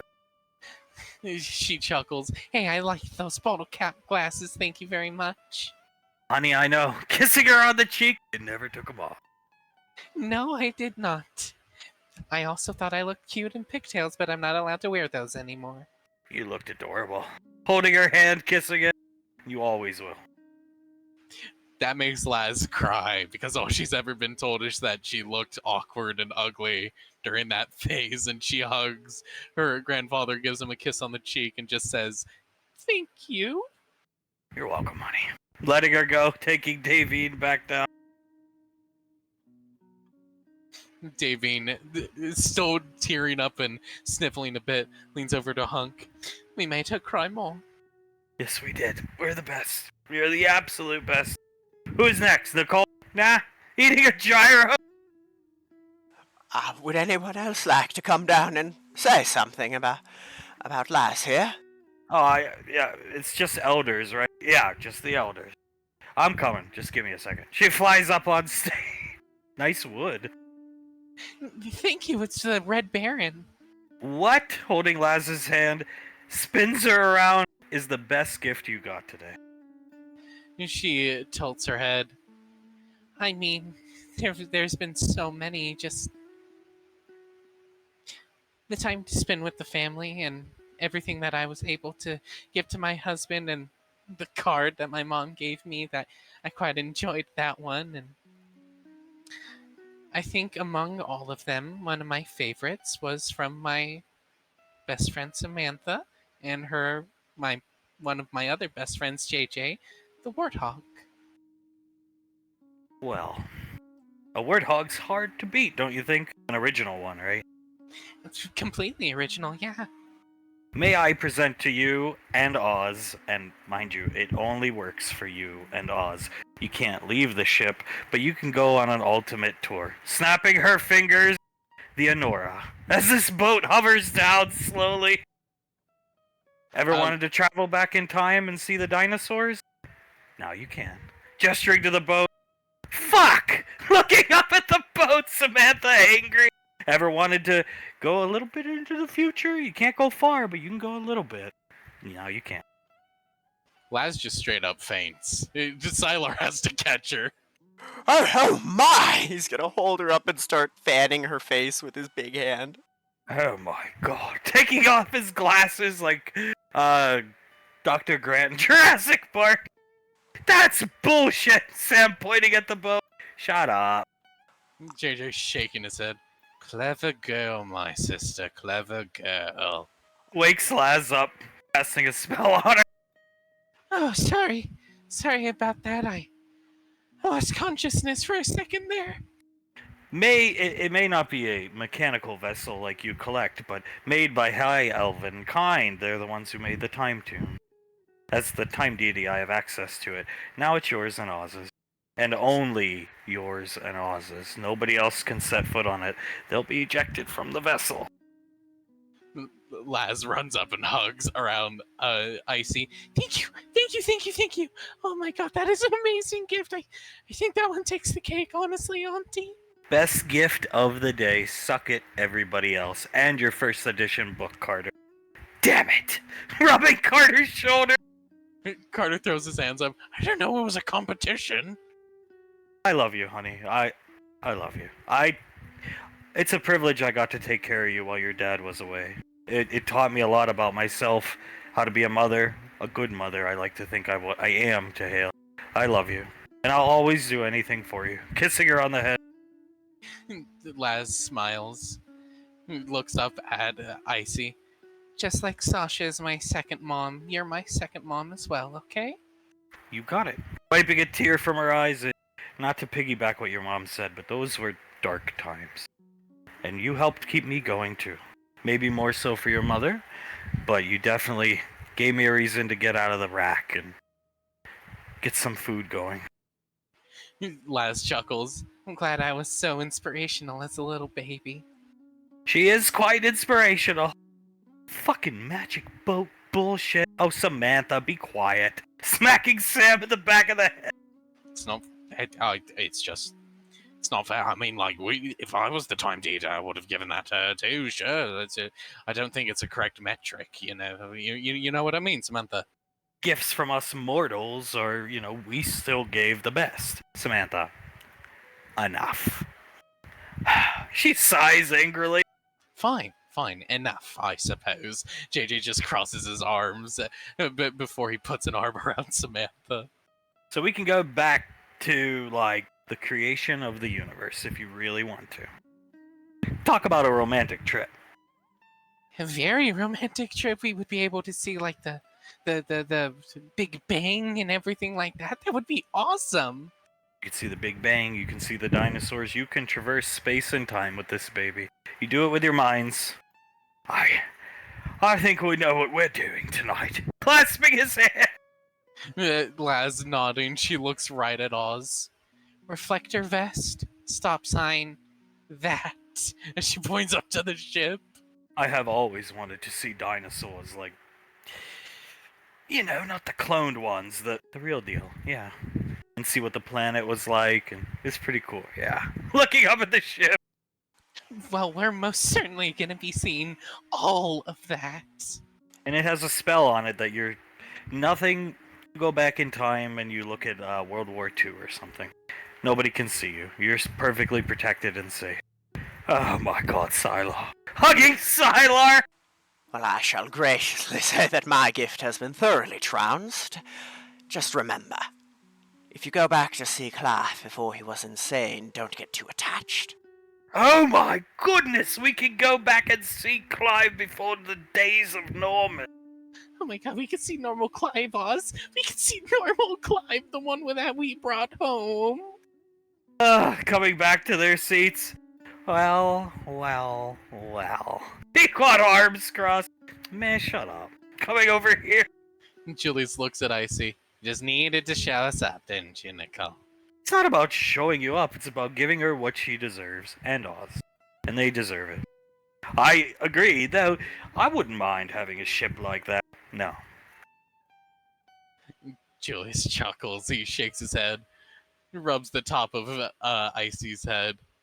You're a good sister. And a very, very good auntie. If that is any piece of evidence that would be good in court, it is. Hey, it's true, Julius. Look at you, Julius, eating your gyro. She kept me going, too. Those were bad days when you and Ash were gone. Pequod, I was depressed. I was miserable. I barely got out of bed.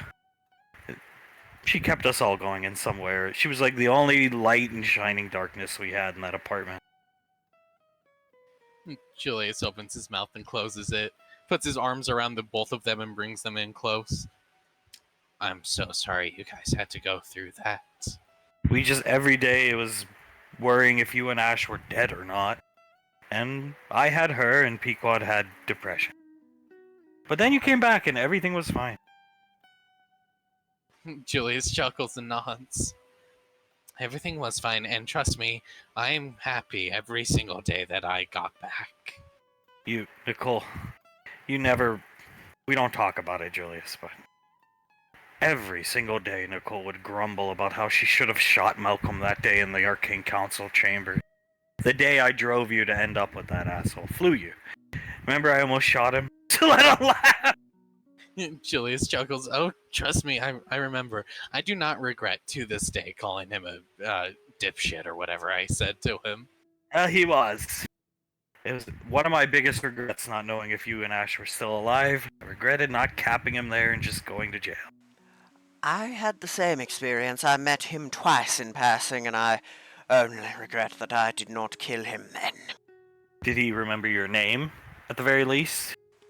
No, he called me Salazar and Sylvester on the 2 occasions.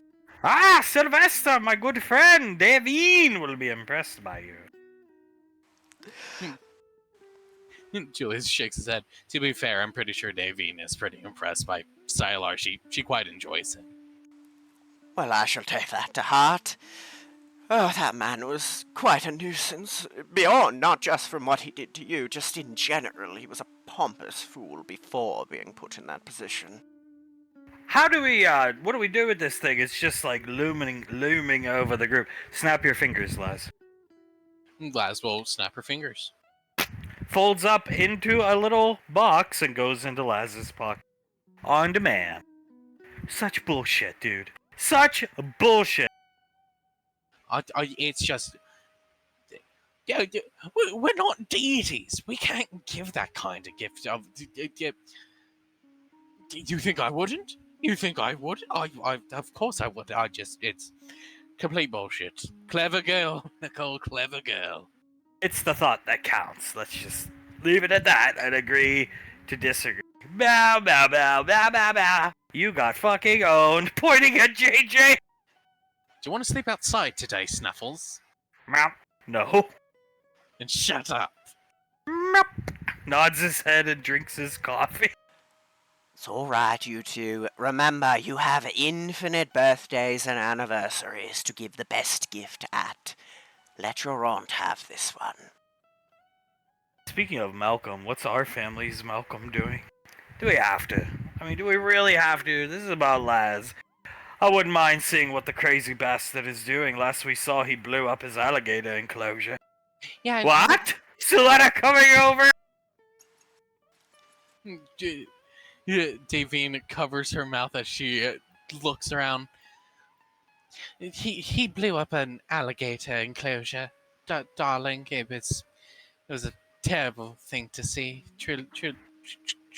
Truly was. Why would he do such a thing? He thought Carter was in it. Shame. He thought Carter stole some of his Beastmaster powers, turned into a alligator, and well, those alligators didn't make it out. God, I hate myself. Snaps her fingers. Ugh. Ugh. Grabbing her stomach. Ugh. Are you okay, Letty? The hooligan is a wonderful chef and a good judge of food character. That Jumbo Jack is catching up with me. Jumbo Jack? We ate Jumbo Jacks and it is not agreeing with me. I need to go to the restroom. I'll be right back. Of God, course. I hate myself. No, darling, don't hate yourself. That's what was required to happen. It was required, darling. It's for her own good, Auntie. I truly believe seeing Father openly gay with Scar will kill my mother, and I don't think Carter would be able to live with himself, or I would hope he wouldn't be able to. I would not be able to live with myself. Carter shakes his head. I would probably do something drastic, honestly. Yes, thank you. That was the Go ahead, go ahead. Thank you, Nicole. That was the second biggest moment of terror in my life. Thinking she'd see that, second only to Nevermore. I see laughing. Okay, double back to this blowing up of alligators things. He blew up his alligators? Yes, grandfather. Laz nods.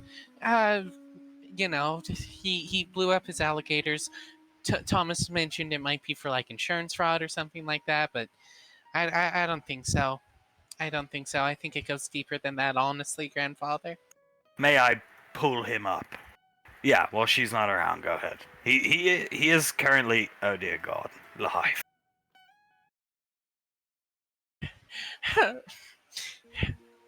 I'm sorry. He wipes some tears away from his eyes. I just want to say, I'm severely disappointed in all that's happened. I'm severely disappointed that you decided to take the war this far. This fucking far, Carrot. And anyway, our alligator enclosure, our crocodile enclosure, got all burnt up and exploded. They used TNT. They used goddamn TNT. Luckily, we got video.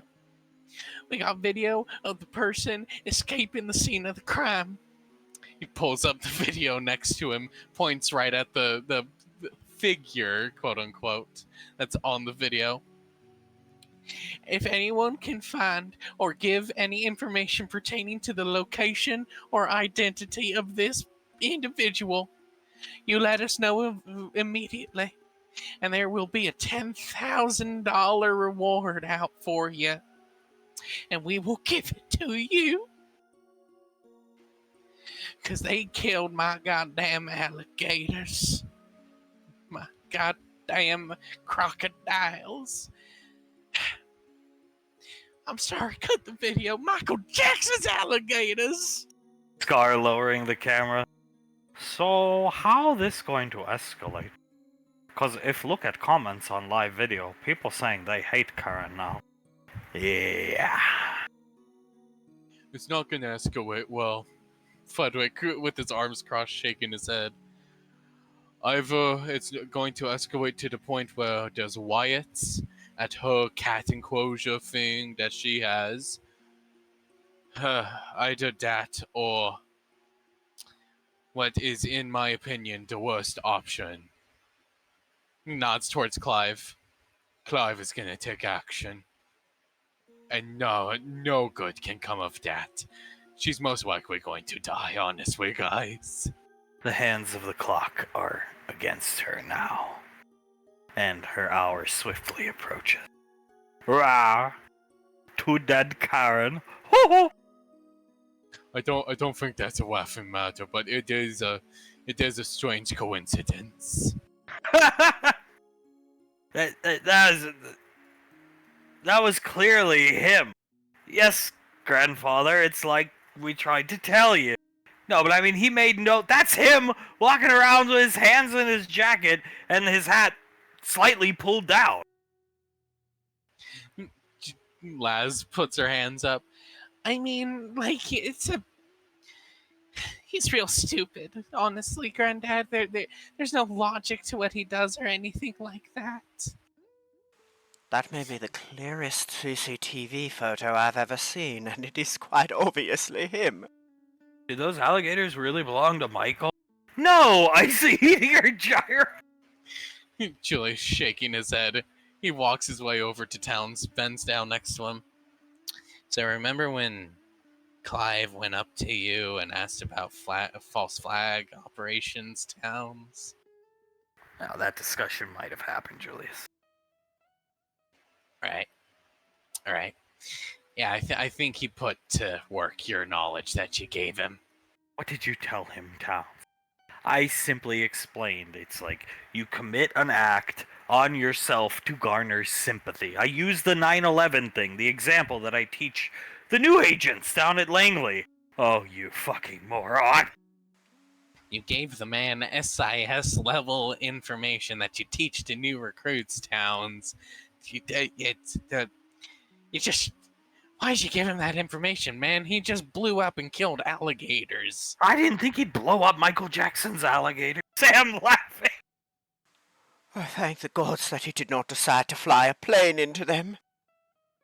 Oh, that would have been fucking hilarious, actually. Samantha. Oklahoma's 9/11. Caused by fucking Gabe. Caused by Gabo and his two sidekicks, Gabo and not actually Gabo, the robot. This is not good. What's the temperature on the public? Just look at the goddamn chat. Davine, could you please open the chat window for your husband who's technologically inclined? Of course, Towns. She'll open up the chat window for Hunk. Look at that. A bunch of messages lambasting Karen Baskins. I give it 4 days and all those lawsuits are going to be dropped. With no intervention on my part, mind you. Maybe 2 weeks at the most. Julius clicks his tongue, shakes his head, and walks back over to Pequod. Oh, our fucking family. It's okay, Julius. Let him have his fun. Have his fun? He killed alligators! I don't know what to do about Clive, okay? Carter's shaking his head. There's nothing we can do about Clive. What could have been done wasn't done in the past, and it's all because of me. He looks over at his mother. All that we can do is wait and hope for Thomas and Hale to somehow, some way fix him, which I personally believe in them, because what else do I have to believe in right now when it comes to Clive? She gives Carter a thumbs up, making a little heart pop out of the thumb. We got him for you. Oh, thank you, sweetie. He'll hold Hale's hand and give it a kiss. Want a magic boat like that, Thomas? I wouldn't mind a magic boat like that. I think we would be able to convince your mother to give us one like that, or I can find a way to get one like that for you. Like steal one? No, that's not where my mind went at all. He just looks out across the stage. That might have been where my mind went. I'm working on it. Rome wasn't built in a day. Steal something again and I'll beat you. I don't care what your mother says. Fine. I'm not going to steal anything again. But again, Rome wasn't built in a day, Memory Ann. That is correct. Rome may have been destroyed in a few days, given the example of the GW Zoo we just saw. Yeah, I'd say it's down the shitter from here. I mean, if he's willing to blow up his own goddamn crocodile, hopefully they died quickly. They burned alive, and then their carcasses exploded because TNT was under them. Integra's shaking her head. Most painful way they could have gone. If I knew of a way to fix Clive, I would. But I don't. Just let him... We're making billions of credits off him in that zoo. Where do you think the money gets funneled? Julius nods. Exactly. Yeah, no, let's just let him continue. We're going to have to deal with some crazy shit coming from Clive over the coming years, but Let's enjoy the money that he provides for the family and everything like that, and everything is gonna be fine, guys. Don't worry. I'm thinking like 6 years from now, tell all documentary, The Tiger King Clive, JJ. Oh yes, yes, most definitely. Tiger King, Clive. We can have interviews from everyone. We can have an interview from you, Towns, talking about how you're the one who told him about the false flag operation. And is that all you guys talked about up there? Oh, that and he was trying to fuck me. Scar recorded everything. Get your hands on that camera and their film stores, and you've got your little documentary. Of course, Dad. Of course, he tried to fuck you. Hey, asking me if I was gay and shit, and if I liked watching porn with the big dick. JJ looks at Samantha. We have to get our hands on that footage, not just for money, but for personal enjoyment. I'll tell Krellin to back everything up. Starts typing on our wrist computer. He'll listen. He's a good boy. He is a very good worker and a very, very good friend of mine. What is he looking at over there, dear? You see that picture Jace has got? Is that somebody's feet?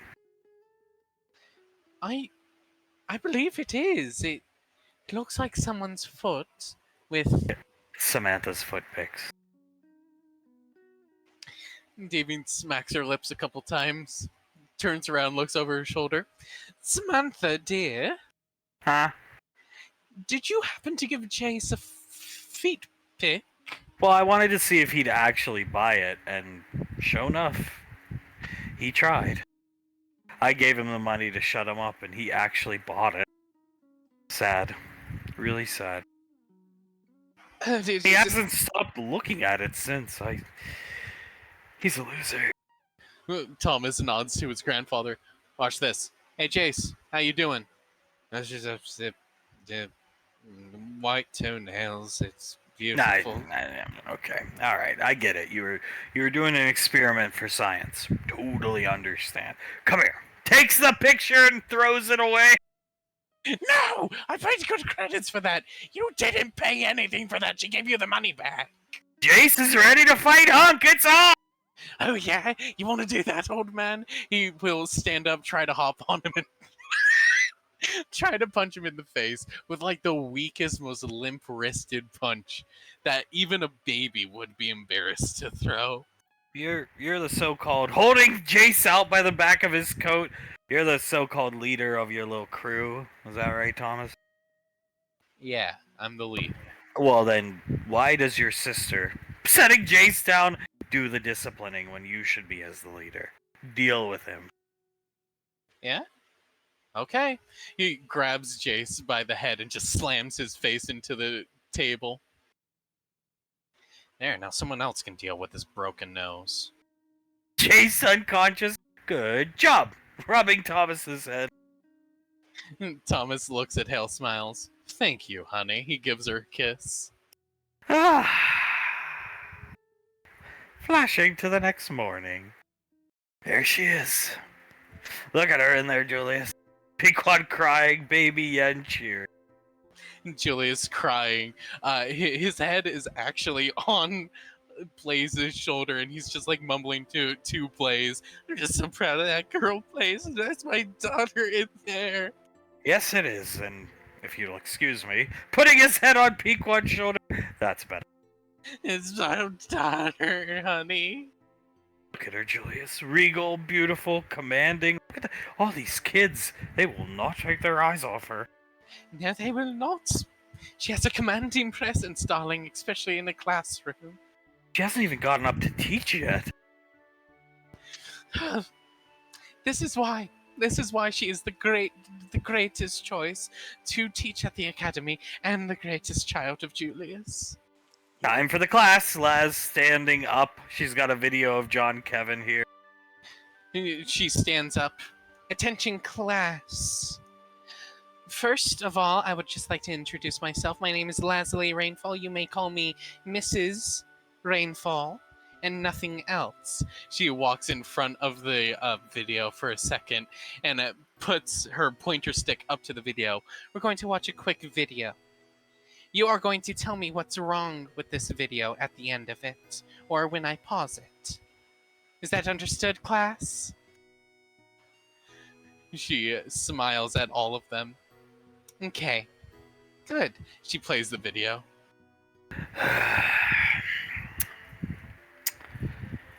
Is that a moose?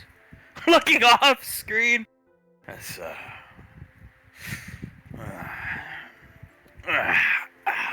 fixing his crotch. Yeah, I think that's a moose, all right. Squinting off screen more. Mm-hmm.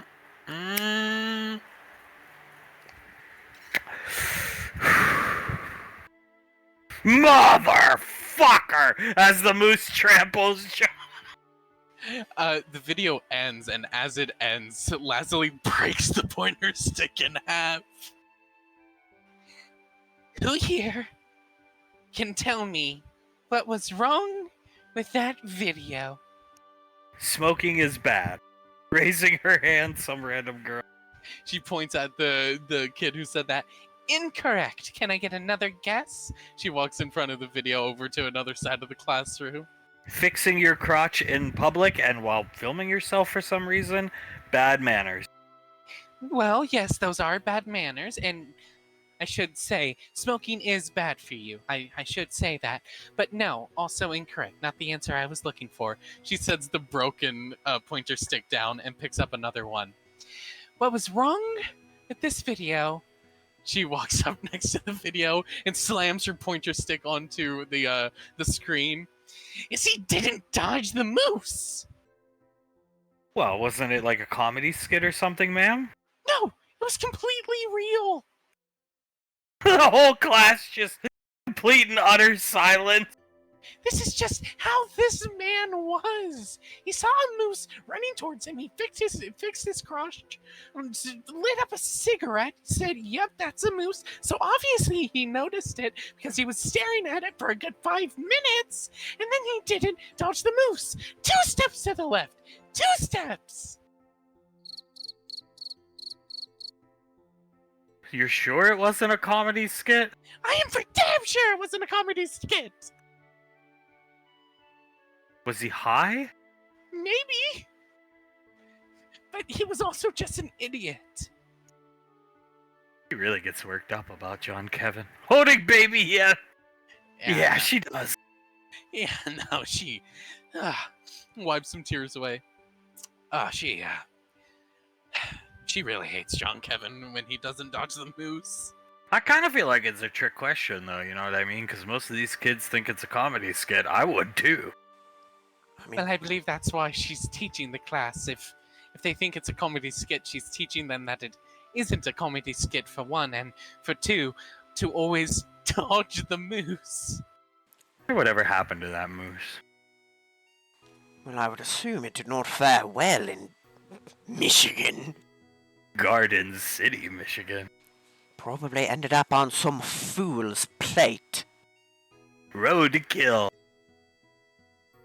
Most likely it's dead, shot by a hunter, or hit by a car or something like that. But you know what? Before it died, it got one up on John Kevin, that's for sure. Yeah, he watched it for like 45 seconds. That video plays in our TV in our kitchen, one of the many. That one will never get old, but leaves a lot of questions. A whole hell of a lot of questions. Like, again, why didn't he just dodge to the left, or hell, to the right, or any way that the moose wouldn't hit him? Yep, that's a moose. I see him imitating John. And Julius shakes his head. Honestly, I get it a little bit, though. I get her anger at that one. Like, it's so stupid. Why wouldn't you dodge? It's like seeing a train coming towards you and not getting off the tracks, you know? Where was the moose coming from, sire? It was summoned by John Kevin, please. Or, what's his name? Irish. The domestic menace. Oh. Looking in the room! Yes, the domestic menace summoned it and sent it to charge after John Kevin, presumably.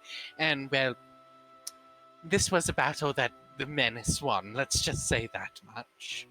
Summoning large hooven animals. That's a magic trick. Yes, yes, it is. How much do you want to bet that he had to set up the summoning circle like Stonehenge to summon the moose? And out came the moose just jumping over people's backyard. Go get him, Moose. Go get him. You trampled my dad. Gonna kill you, John. Be quad imitating the menace. Oh, god damn, you do a good menace impression, honey. Well, it's often forgotten, but the day you and Ash performed the miracle of killing the menace for Tommy, I was there, remember? With Saris when Ash got stabbed in the leg. Oh, yeah, no, trust me, I think it's impossible for me to forget that day. I was lauding over that Escalade Tommy had, but I listened to what was going on and just the yeah, motherfucker. Oh yeah, no, that was an anticlimactic fight. I remember I had him held down while Ash was being stabbed in the leg, and then John Kevin just walked up and hit him one time with the pipe, and he deflated like a balloon. It was so anticlimactic. Like a fucking balloon. While I was healing Ash's leg. I had always thought that some of the foolishness of John Kevin and the madness of the menace were exaggerated, but now I've come to understand they weren't. No, we'll take you to the museum one of these days. We'll take you. Me and the wife like to go. Suletta likes to go too. It's a good laugh. We go there a lot nowadays with Suletta, given how depressed she is. Davy nods. Don't wear open-toed shoes. There is piss everywhere. Yeah, Laz almost stepped in it. We're not for Oswald. Well, there goes my plan of possibly taking the children. Never mind on that. No. The kids, when they're like in their 18s, late teens, there's like a lot of alcohol and drugs and stuff in that. Big surprise, right? I suppose so. I would have thought Tommy might have cleaned some of it, but then again, I realize what I just said. All authentic, baby. JJ's first day at work coming in with breakfast euros. They hear him whistling up his way towards the office. Hello, hello, hello, party people, as he sets down breakfast for Sam and Oz. Feet up on the desk looking at JJ. JJ looks down at her. He pumps his eyebrows at her. That's a good look on you, honey. Oh yeah? You sure you don't want to buy any feet pics? Oh, Samantha, please. For God's sakes, Oh, my son. Sam laughs and gets up for JJ to say. And JJ chuckles. He walks past Oz, pats him on the shoulder, and then sits down on the chair. Extra big seat for you so it can fit both of us sitting down. I quite enjoy that. Quite a bit. He gives her a kiss on the cheek as he bites into his food. Sometimes I just can't believe what I see in front of me. I was genuinely curious if he'd actually buy the picture. And he tried. It's a disgrace, Samantha. What he is, I'm real sorry about all that, Oswald, but still, I was actually quite surprised. He was almost desperate to get that photo. And the thing is, looking at her gyro, he's a kid. He's like a baby. He shouldn't have any sexual drive or anything like that, but he clearly does. I mean, I know Thomas and Hale do, but they have a bond, you know? He's just autistic, what can I say? She laughed. And JJ starts to laugh. So having autism means you have a sexual drive when you're like 4? Well, apparently so, because he sure as shit don't have a bond like Thomas and Hale. I wish he did, believe me. But he doesn't. He's just the creeper. Yeah, more or less. Yeah, no, I think he certainly is a creeper. I'm sorry to say that, Oswald. Tell it to me straight. Do you think he's gonna have trouble with women? Yeah. Yes, 100%. But honestly, you only have trouble with women if you try. I don't think he'll ever actually try. And JJ thins his lips. The way I look at it, mate, is Sam is a 1 in a million type girl, you know? one in a trillion, one in infinity type girl to me. Okay? He's looking for a girl just like Samantha. That isn't gonna just land in his lap. He would have to go out and search for it, and forgive me for saying this, Oz, I don't think he's that kind of guy. I think he's gonna be a shut-in at the lane, personally. You met Laz because you were actively out working and doing something. Yes. JJ sighs. Trust me, I would rather him not be obsessed with my wife and women that look like my wife, and have him use his intelligence for something important in the future. Trust me, I would rather that. Believe it or not, I do care for Jace. He's just really weird and he gets on my nerves a lot. He tires me out after a while. I can deal with it for some time, but he just gets worse as he gets older, wants more and more attention. I caught him measuring my butt the other day. What? He did what? JJ looks down at Sam. He was standing behind me, and I have very good peripheral vision.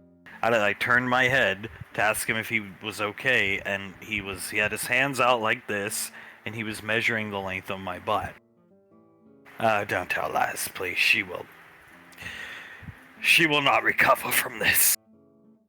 She would, and forgive me if I'm wrong here, Oswald, but she might shoot the kid. Shoot him. Use that new warthog you bought him. You bought her. That also does sound a lot like use the fucking warthog on the child that measured my fucking wife's ass. It's not the first time I've caught him doing it. Looking around the room. Okay, yeah, no, we can really not tell Laz about this. Why didn't you tell me about this? I was afraid somebody would hurt him.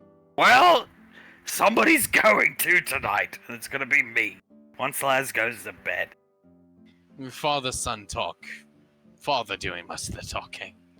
I understand being obsessed with a woman. We've all been there. Carter is obsessed with Memrianne. I, Laz, you, Samantha, but Jace is just, I don't know how to describe it. Creepy. A creeper beyond all creepers, Oswald. I'm sorry to say that. Hell, there's times when I'm walking into the bathroom to take a shower and I expect to see him outside the window trying to look in at me. I would kill him. I hope I'm not overstepping my bounds, but I think I would kill him first, mate. You'd be in your right to do so. He had crossed some lines at that point. Yeah, no, your son would not have a head at that point. Well, you better hope Thomas and Hale are like good influences on him or something. Because otherwise I think you're gonna have a shut-in for a son. Oh, I certainly hope they are good influences on him. Get him to not focus on girls so much and actually focus on important things that young boys should be focusing on. I mean, girls are important once you have money for them. He couldn't even afford a foot pick. Couldn't afford 45 credits. Do you know how embarrassed I would be if someone said, yes, that's 45 credits, and I didn't have that on me? Then he ran around the fucking coffee shop begging. You notice how he went to Thomas and Hale first? As if they have money. JJ shakes his head. Well, at least we know who he trusts, first and foremost. Thomas and Hale. Those are his go-to, apparently. Thomas Hale, give me some money for Aunt Samantha's feet pic. Like they would even give him the money if they had it on them. I feel like Thomas and Hale wouldn't give him that kind of cash for that reason. No, they shouldn't. What's it called? Enable him. Enable him, indulge him. JJ shakes his head. I feel bad for you and Laz, I really do, mate. I wish Jace wasn't like how he is. Trust me, he's obsessed with my wife. I do too. Are you used to not having Laz around? No. But I'll get used to it. She's busy at the academy. Well, whenever she wants to visit, mate, and she has free time, she's completely free to come here. She knows that, of course, just, it might be comforting to hear, I suppose. Where'd you go on your little magic boat? Ah! To see the cradle of creation. The Big Bang, if you will. The creation of our universe, actually. It was... words cannot describe. JJ nodding, purses his lips a little bit. Did the lights reflect well off your vest? Yes, they did, actually, and I had the sign just in case. Stop sign. It was gorgeous. You should have seen it. Too bad you can't, because you suck and you're not allowed to have a magic boat. Bitch. You dick. JJ shakes his head. All I'm saying is, there's no Samantha Day. There is a Laz Day. Uh-huh, yeah, sure. If I wanted there to be a Samantha Day, there would be a Samantha Day. In fact, he hits his hand against the desk. There's going to be a Samantha Day, whether any of you like it or not. For everything I did for fucking Carter and that fat-ass soul, and everybody, the rest of those idiots on B Squad, I deserve a Samantha Day. Yes, she does. And for just being the most beautiful woman in the goddamn universe, she deserves a Samantha Day. I'm not saying they won't give you one. I think if you go up to Pequod and you ask for it, you're going to get it. Because the only reason most of them are still breathing is thanks in part to you, Samantha. Clearly. JJ scoffs and nods, and she's going to get it. On my watch, I'm going to fucking make sure she does. In fact, call Pequod right now. I'm Of done course. with this game. Of course, honey. He calls up Pequod. She answers. Problems on the first day alone without Laz? Problems on the first day alone without Laz? He looks shocked. No, there isn't actually, Pequod. There's just an idea that popped into my head. I needed to run it past you quickly. Sure. Imagine this. Samantha Day. Just like Laz Day, but it's for Samantha. Julius and I are already planning one. It falls on the Old World President's Day, so in a couple months. Good! Thank you! About time. I want my celebration to be just as good as Laz's. It's gonna be. You saved my children. And Ashes. And we don't need to discuss this. Good. Good. Very good. Thank you, Pequod. I was worried my wife wasn't going to get the recognition she deserves. No, her and Laz get a day. Nobody else on that fucking squad gets a goddamn day. Thank you very much, Patricia. You're welcome. Hanging up.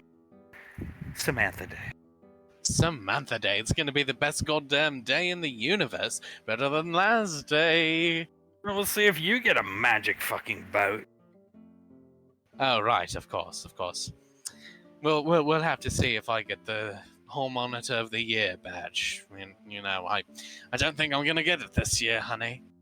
I think all we have to do is ask Aunt Nicole for one and we'll get one. I saved her godchildren. JJ just smiles a wide and shit-eating grin at Oz and just pumps his eyebrows at him.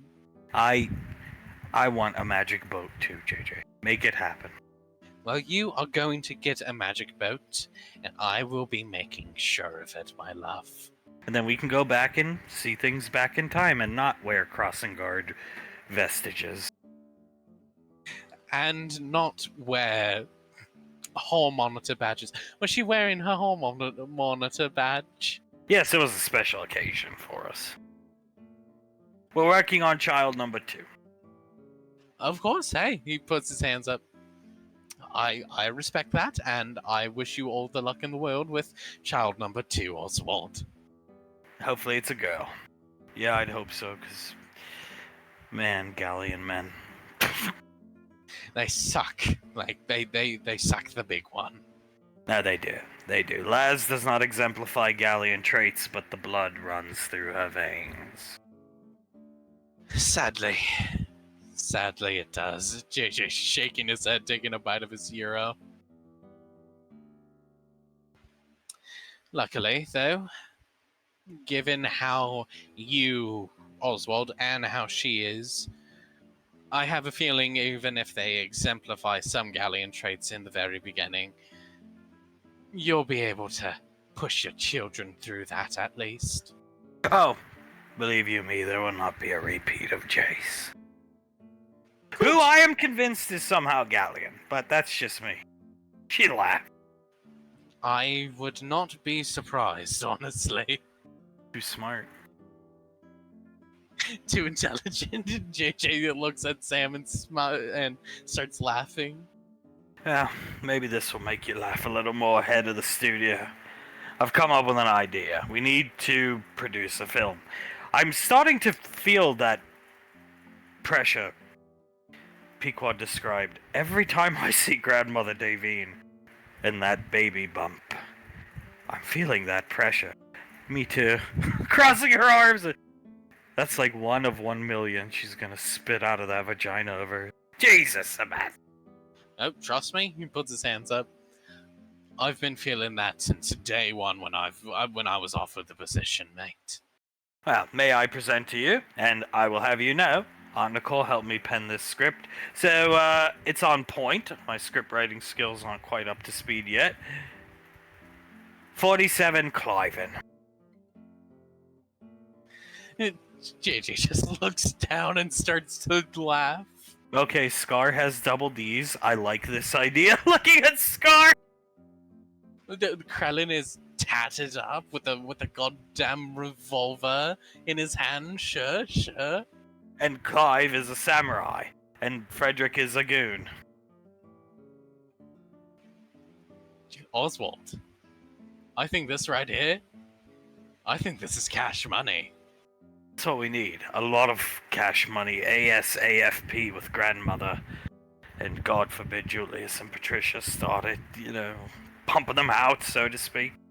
Is it... Wait, what is the plot? JJ criticized the writing first. Right, of course. What is the plot, Oswald? It's quite simple, actually. Aunt Nicole and I looked over the whole original script.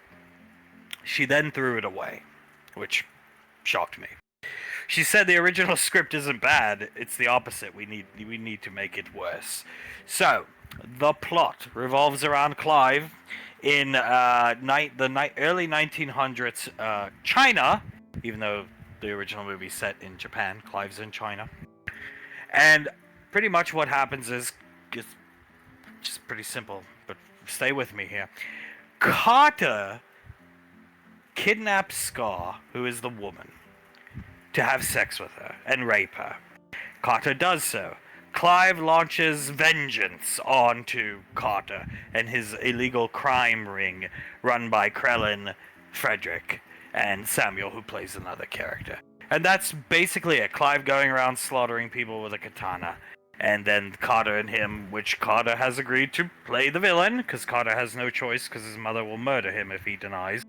They have a sword fight at the end, and that's it! And the whole time they're in China, they're referring to themselves as Chinese, or Japanese, and they're referring to themselves in Japan, but they're really in China. Yes, satire of Western views on not being able to tell the difference between Chinese and Japanese.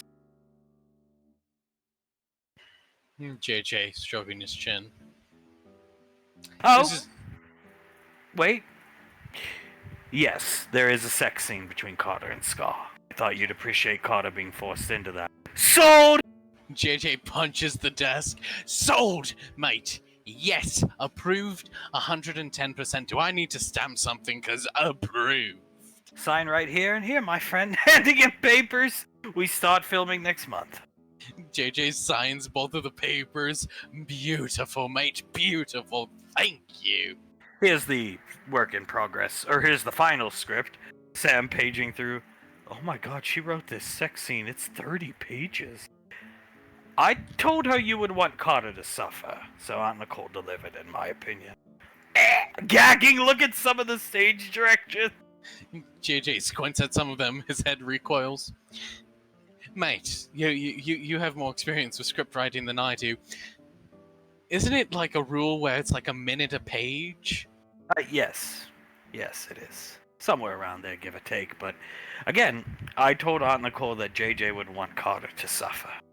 So she delivered. You are correct, mate. I do want Carter to suffer, and he's gonna have to suffer through a 30-minute or so sex scene with Scar. Well, problem is we really can't film next month unless Gabo's done being gay with a zoo. That's the only crux, yeah. Yeah, he won't leave that zoo. I already called him this morning. He said he'd happily play the role when he got free time from the AV Memorial Zoo, which is like never. So, we're in a holding pattern until... Hopefully it's all over in a month, given the current trajectory of things. Yeah, it might be over soon, JJ. Think about it. Oh yeah, no, most definitely. If we're looking at it like a graph, it was going up for a little bit, went down a little bit, went back up, and then it's been shooting straight down for the past couple of days. So I don't think it's gonna turn out very good or for much longer. Oz, that office over there is your private office. Yes, I'm aware. Well, I'm gonna go get into lingerie and come sit in here. I'll go into my private office, JJ. Thank you, Oswald. Thank you very much. What the hell do we even share an office space for if I need a private office for her to be half naked for you? Shut up. Laz can be half naked in there for you. Deal? Fine.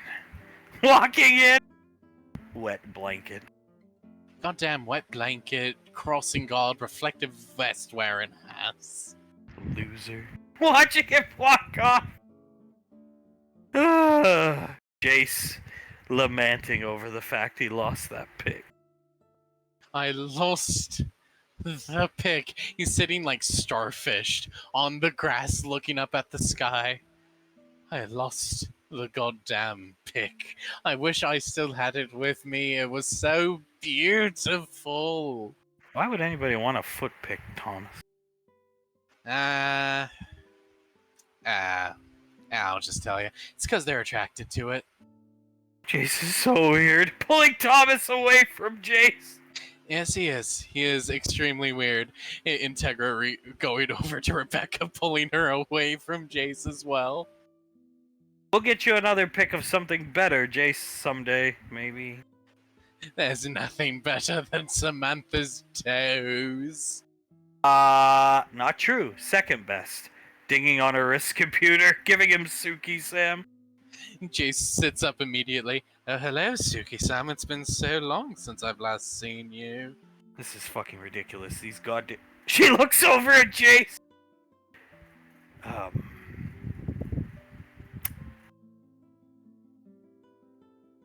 Davine. You notice how those kids are all scooted away from him? Yeah. Yeah, is that normal? Yes, and leave him alone. Fine, putting her hands up in the air.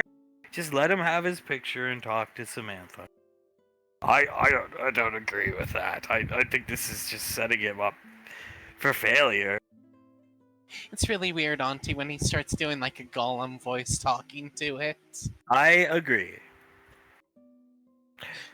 But isn't it better if he has that picture and he's occupied than bemoaning the fact he lost Samantha's foot pic?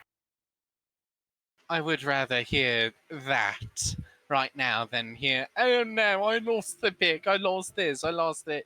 I would just rather deal with this kind of Jace, honestly. Still worry about him. Galleon men are late bloomers. Just let him bloom when he's ready, please. The thing is, Istrom, he isn't Galleon. You sure about that? Looking at Davy, I agree with Nicole. It doesn't make sense logistically, but I suppose there's a slight chance that he could be Galleon. Even if he's not, he does exemplify some traits that are remarkably similar. That is true. He does. Social understanding is near zero with the poor boy, and that is a trait of being Galleon. Some kids in general bloom extremely late, but when they do, man, well, gosh darn, it was just They needed more time in the oven, didn't they? Gesturing to herself, Julius, saved the universe twice. Yeah. That is true. She puts a hand onto Icy's cheek and gives her a kiss on the nose. You are my little late bloomer along with Julius. So, Mom, as Icy smiles at Davine, Mom, you didn't let Julius buy a fucking GameCube? Oh. Davine crosses her arms. No, the boy has enough. You've bought him game systems and swords and everything like that. The boy has enough. If he wanted that game system, he would have had to get rid of one of them. One of them that he already has. But you let her buy something, I'm sure. I did not buy anything. I left the store when Julius started getting real emo. And he got real emo. You don't want to see it, darling. No, I really don't. See, the thing is, when we first met, I thought he was an emo kid. You know what I mean? Now, in reality, he kind of was. Just somebody who had a really good reason to exemplify emo traits. He was. But I thought he was an emo kid. The way he at Integra when she would order him to do something. Oh, God, I could have slapped him, little piece of shit. He most certainly was, but imagine that, darling. Along with the hair covering one of the eyes and eyeshadow and painted fingernails and everything like that, darling. I can't look at him that way. It will not be attractive to me. It's like that Halloween you came down in emo gear and Dad got really upset and almost cried. Remember? I do remember that. I just don't think we look very good in goth and emo clothing and styling. I think it's like the one thing that destroys the natural beauty of, well, you and your son, the Galleons in general. Yes, no, I think it should be a note that no Galleon should be able to dress up like a goth person, let's say. Like emo me would look just fucking weird because of my hair color and complexion, but like emo Sam, betcha JJ would be shooting wads all over the, you know what I mean. Oh, you're a robot, you can't gag. Soul blinks a couple of times. You stopped after you said the worst part of that sentence, Auntie. All I'm gonna say is they fuck a lot, like abnormally high amounts. He's definitely Dad's son. Like, me and Banksy 2-3 times a week. Those two, oh my god. Yeah, no, trust me, they were always trying to get down and dirty, especially on Laz's ship. I think doing it on Laz's ship gave them a sense of, oh no, what if we get caught by the wet blanket type thing. Kind of like an extra layer of fun. Yeah, exactly. An extra layer of fun and daringness, I guess you could say. Oh god, and I always, as she comes out packing, I always wish Carter would have put his foot down on them, but for the sake of his sister, but he never would. I would tell him all the time, order Samantha to stop that behavior on the ship now. Carter would let her slide. Never understood why. Because she saved Carter's life like 1,000,000 times. Yeah. Davy nods. And even if he didn't realize that she saved his life 1,000,000 times, do you really think Samantha would have listened to him? In fact, it probably would have been vigor for them to just do it more and do it in Carter and Marianne's room in the apartment.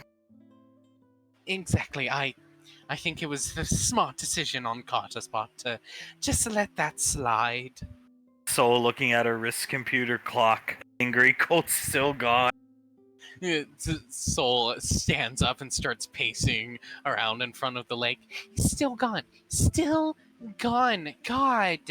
I know he's like Carter's best friend and all that, and he'll always have Carter's back and all that. And I love him for that. And I respect him for that. I really do. But come on. You're searching for a meth lab. It's just... She just closes her eyes and shakes her head. It's stupid. He should be right here next to me, cuddling me and treating me like a princess. Well, thankfully, I don't think they're really looking. They're just trying to clear the blockage. And with Sylar there, it shouldn't take too much longer. Yes, darling. Don't worry. They're not clearing it by hand or anything like that. They're just clearing it out right now, and then going to go to the yacht and everything like that, and then they'll probably go back. But don't worry, they'll be back soon. I just know it. Sylar is an accomplished spellcaster, but are you sure it's a wise idea? I'm pretty sure he can handle himself. Okay! Elizabeth shrugs. I mean, like, Mom and Dad didn't hire him for nothing, right? He has to be a skilled spellcaster if he's going to be dealing with, those 5, I suppose. Just, they're separate right now. It's not that, it's just magic spells on large piles of methamphetamine could be a poor outcome. Just let Dad go down with Sylar and feel like he's making some headway in finding this lab. That's the only reason they're all down there, is Dad can't let it go, because she's having a good day, and you never know when she's gonna about face, and you got, Carter! Where everything's about Carter, or worse, she's walking around with a shank. Davy nods. Just let them have their feeling of usefulness right now and feeling of making headway. That's all we can give them at the moment. When it comes to this situation, I think. Agreed. Pequod nodding her head. Still stupid though. Soul shakes her head. Trust me, I understand the reasoning and all, but still, they're not going to be able to. They're not going to be able to find it. They're just not going to be able to. I just let them, have their feeling of accomplishment or whatever. It's stupid to me. I'm sorry. I'm pretty sure it will never be found. Because Memory Ann is so fucking smart. It's probably an on-the-move meth lab, if I had to guess. It will never be found. 40 years from now, when she's fixed, God willing, and she forgets it all, nobody will ever find where she did this stuff. Ugh. Davy just sighs. So how often do you think all of our husbands are going to go off and search for this meth lab until then? Very often, because Dad feels horrible for what happened to Memory Ann and wants to feel like he can exert some control and help. And in reality, he cannot. Downright shame, but whatever makes our husbands happy, I suppose. You should put a rule in place, Mother, where he's not allowed to go look when you're pregnant. You need him here.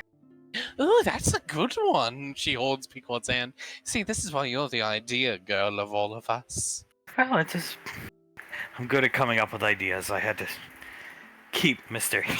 in line. Oh, Julius. Davy starts to laugh. Oh, strawberry, you mean? Oh, God. That poor woman. Integra. Oh, I feel quite bad for Integra, yes. He saluted her.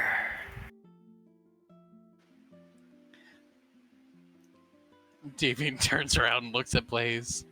I think the silence speaks volumes, darling. Looks at the ground. He was a bit emo back in those days. Yes. As he... Sire, you need to get up so I may vacuum the couch. I never really understood what Laz the bunker hag saw in him. Now I do, but back then, why him? Why Ash? He's not a Kai fighter. I don't get why they're here, but okay. Davy sighs. Oh, my son, my goddamn son. She shakes her head. It's certainly a shame how he was acting through all of your times at the headhunters. I feel the need to apologize for it. Hey, sometimes he would spike his hair, not with gel, like certain people would claim, but his hair naturally was, you could spike it with water, with how cold it was in Antarctica. Yeah, I hated it when he did that. Yeah, I don't think that would look very good on Dad, like at all. He looked like a goon who was 2 feet in the grave of you're going to get court-martialed and shot by a firing squad. because that hairdo was against military. She let him get away with a lot more than people will ever understand. I hope you all here understand it. Oh, trust me. Trust me, I personally understand it as well. That's probably also the reason why he let all of us get away with so much during our time at the Headhunters. Most likely, honey. Patting Elizabeth on the head. All right, here we go. This is it. This is it. So how we want to handle this? Banksy, you got an idea? Uh, he looks confused. Julius looks over at Hunk, gestures towards the meth. It's too packed in. We'll have to clear it by hand, Dad. We don't got that kind of time. We gotta get to the boat, but I suppose we can roll our sleeves up and try to clear some of it. By all means, I think I can handle this.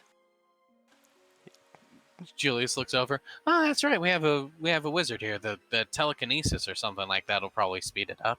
Yo, you sure about this? Looking at Sylar. Oh, it's simply a wall of drugs. It's no issue for a wizard. He'll take a step forward in front of the group. I like that go get him attitude. I really like that. Nicole or Soul never would have agreed to come down here and do this. And your mother would have stuck up for Nicole. And Mark Estrom's not doing it. This is great. It's great. Julius walks up next to Sylar, puts a hand on his shoulder. Sylar, you do realize that it's like really, really backed up all the way back there, right? So we have to do this slowly. The telekinesis can speed it up, but if we, move too much at one time, it'll all just come rushing towards us. It's called a backup for a reason. I believe it's most likely settled at this point, Julius. So a bit more of a proactive finish would be just fine if you would please step back. Benny hand on Carter's shoulder, pulling him back because he sees him moving back slowly. Carter with his hand on Colt's shoulder, moving him back as well. Oh yeah, putting his arms. All right, Silo, do your magic thing and let's go, right, Banksy? As they back up off screen. Julius shakes his head. Go ahead, Sylar. As he'll put a hand onto, he'll actually go behind the two of them, put a hand on both of their shoulders. Yeah, we got this, Julius, and her lab's right on the other side. Sylar, Vishka Flame of Honor, do it, go ahead. He will mutter the incantation and throw a fireball right in. Mutter. And toss a fireball in. Fuck yeah! See the fireball go, knocking a huge swath into the meth back up. Fuck yeah! He starts clapping. See, Julius, I told you it's more stable than you thought. Julius, just with his eyes closed, tightens the grip on both of their shoulders. Benny, Carter, you hear that? And it's the sound of thousands of pounds of meth rolling towards them. Carter makes like duck lips. We run? B Squad, run right now? Yeah? Move out. That is the old saying. Yeah, B Squad, move out. They run off as Hunk. What the hell? What the hell's that noise? Oh, Lord! It's coming! No issue. I can handle this. And he will start preparing to cast another. Come on, do your chanting thing and it's catching up on us, Aaron. Julius is just gonna pull back. Julius picks both of them up and just flies back. Yeah, no, he's dead. We're leaving him. Sylar incanting. His valor caron valor! The fireball hits with almost no effect because the meth is rolling too fast and it's too great.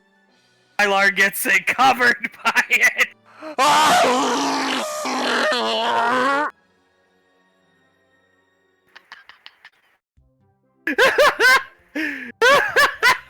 He caught picking out a bag of meth from his fur.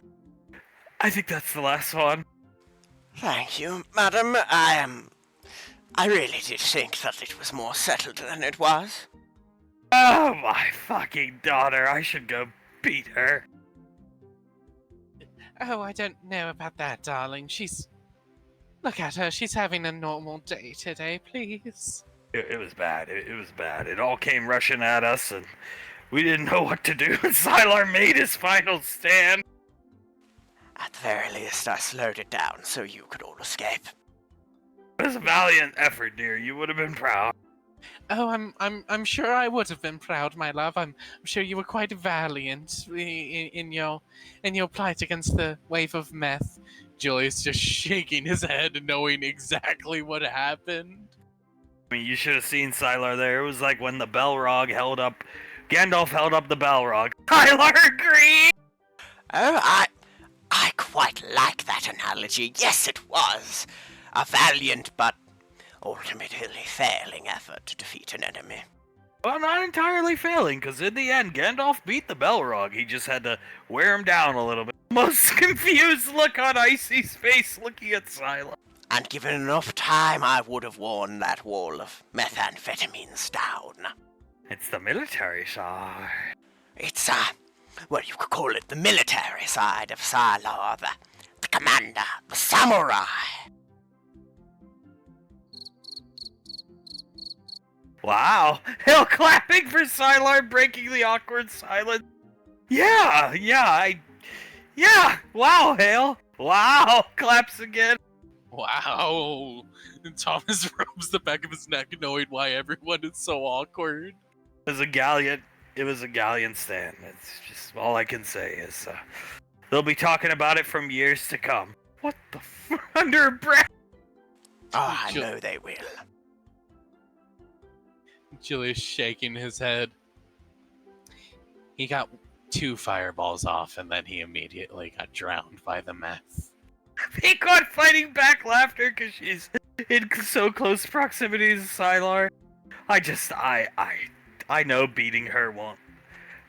I just feel like beating somebody. Beat Carter. No. Would it make you feel better if I threw him in the ocean for a moment? It would, but look at how happy he is. It's rare for him to get this many good days in a row. Monday will be 2 weeks straight, and no depressing anniversaries coming up on the horizon, so that's a good thing. That is true. I also didn't consider the risk of being shanked. I hadn't thought of that.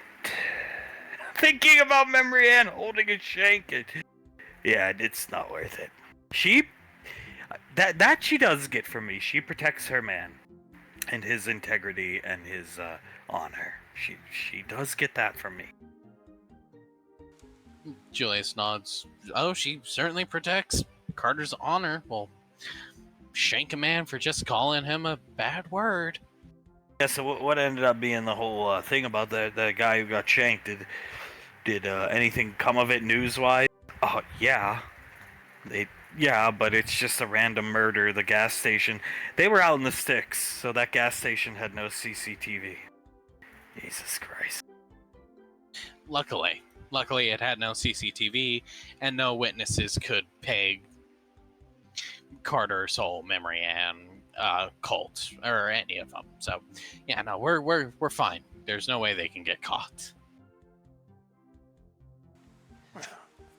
Well, that is a good thing at least. Oh yes, no, quite good. Thankfully, Memory Ann won't be caught or charged to go to prison or anything like that for stabbing a man in the neck with a shank. Julius clucks his tongue and nods. We should all be thankful for that, honestly. Because then she would have to have a good day while she's in prison and wonder why the hell is she in prison. Thank God we have towns. Yeah, no, thank the Lord we have towns. How's the burger, Thomas Hale? The In-N-Out, not Jumbo Jacks. Delicious. Smiling at our aunt feeding Thomas. Very good, way better than Jumbo Jacks. Jace has good taste in burgers. Chili cheese, eh, Jace? Chili cheeseburger from In-N-Out, it is delectable. I enjoy it almost as much as I enjoy Samantha. rubbing Thomas and Hale on the head. I'm going to sit with my daughter for a little bit and my son-in-law. Walking out. Yeah, enjoy Samantha. Yeah. Oh yeah, Jace. Hey Jace, you want to get into school early? You want to do some early education classes, stuff like that? He wants Samantha. No. The only thing that I think that I want is Samantha. Needs to be free on Samantha from her brain control, Granddad. Right. It's a crime what JJ's doing to her. I would be disappointed in JJ if I were his father.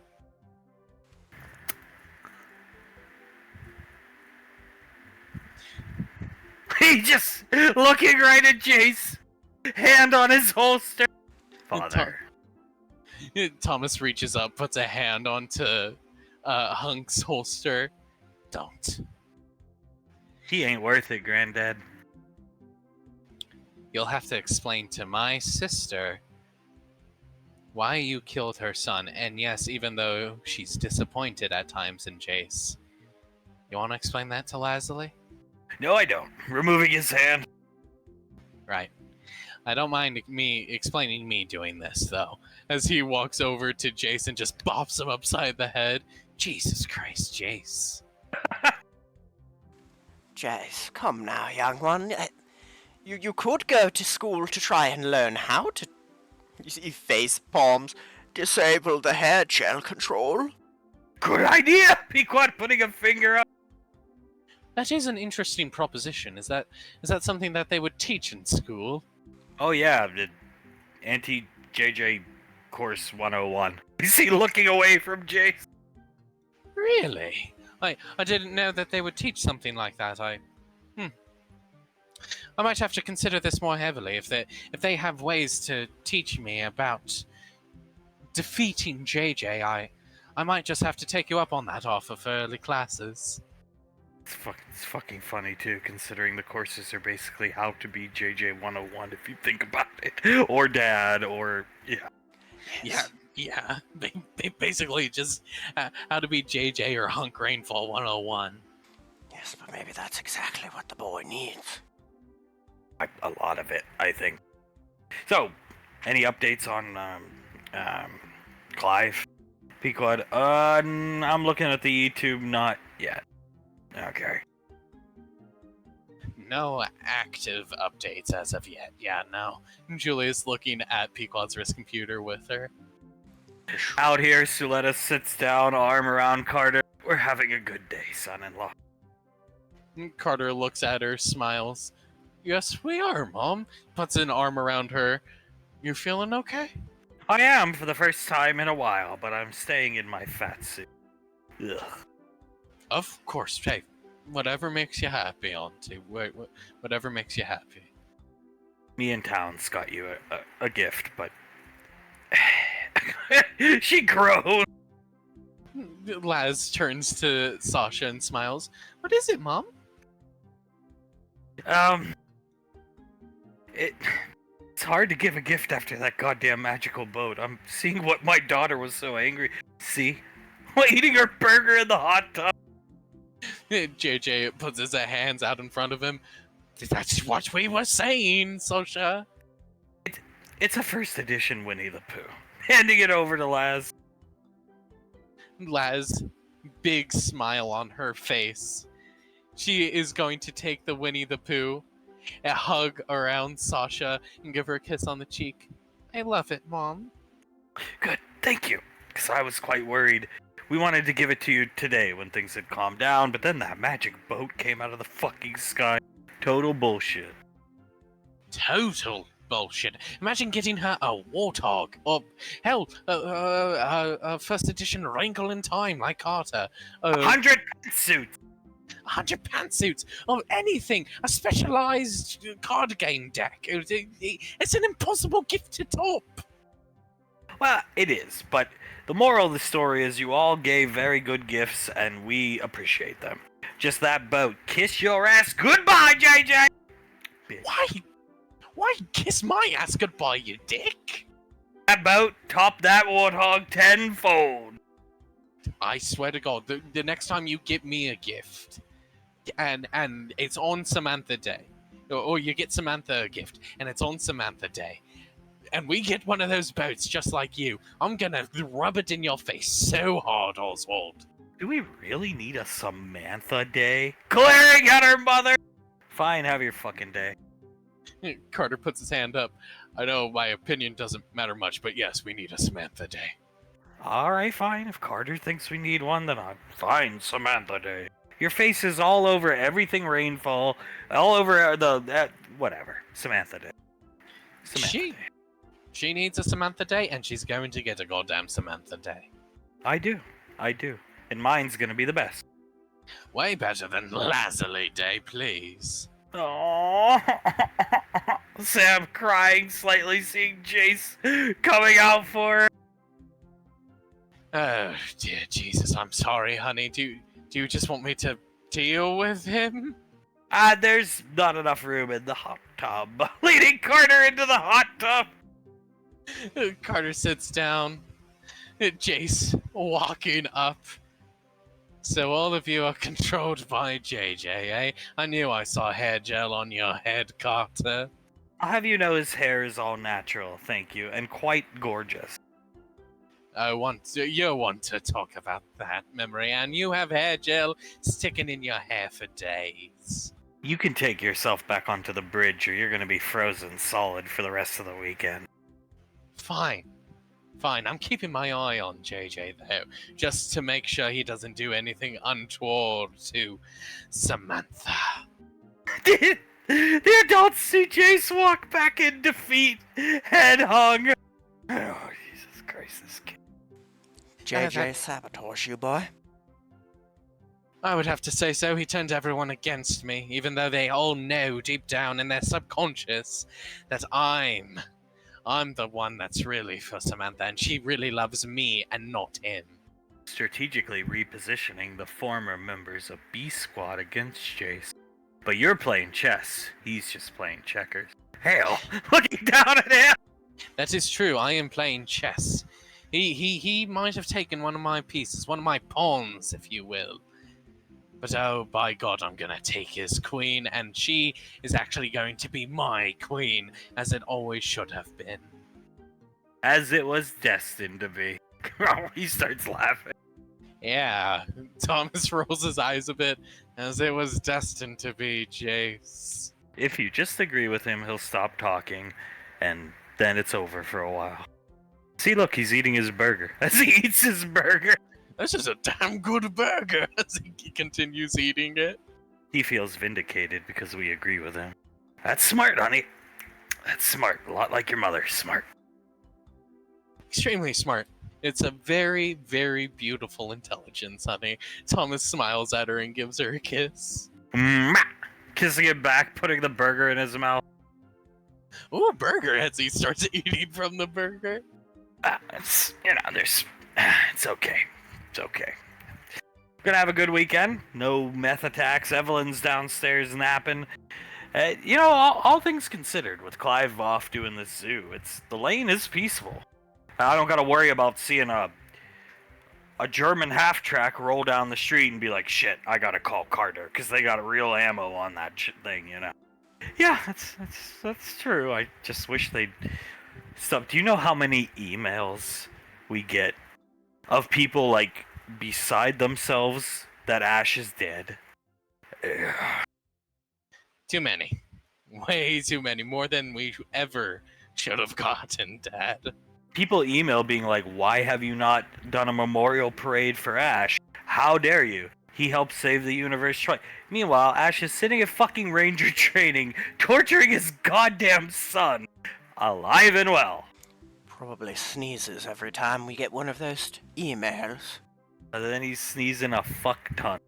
That Saris and Ellie get, they run a flower shop and they get hundreds of thousands of flowers and food baskets in memory of Ash delivered daily. Saris just throws them out and gives them to the homeless shelters. Big one laugh! Yeah, we end up having to email back to people, whoever sends them in, that actually Ash isn't dead, it's just for a comedy skit. Yes, Yes, people believe it. yes, I've just become aware of a petition that's circulated, madam. What's this one for? Ash Day? They want to build a memorial in Palo Alto for him. Well, he's never gonna die, so therefore... Well, you know what? I'd be okay with an Asherion memorial statue for his efforts when he retires. Sure, let's make it happen. But not one to his death. Especially since he isn't dead, and I feel like that would be very inconsiderate to people who are actually dead. People really drink that Clive Kool-Aid, though, huh? Well, they can just walk into the zoo for free, and everywhere you look, there's a memorial to Ash in the zoo. It's this little thing that this biker club built for him. Oh, Jesus Christ. What's going to happen if people who don't know about this suddenly see him alive and well on television at some point? They'll probably be highly confused. We'll explain to them with a disclaimer in the documentary JJ's planning.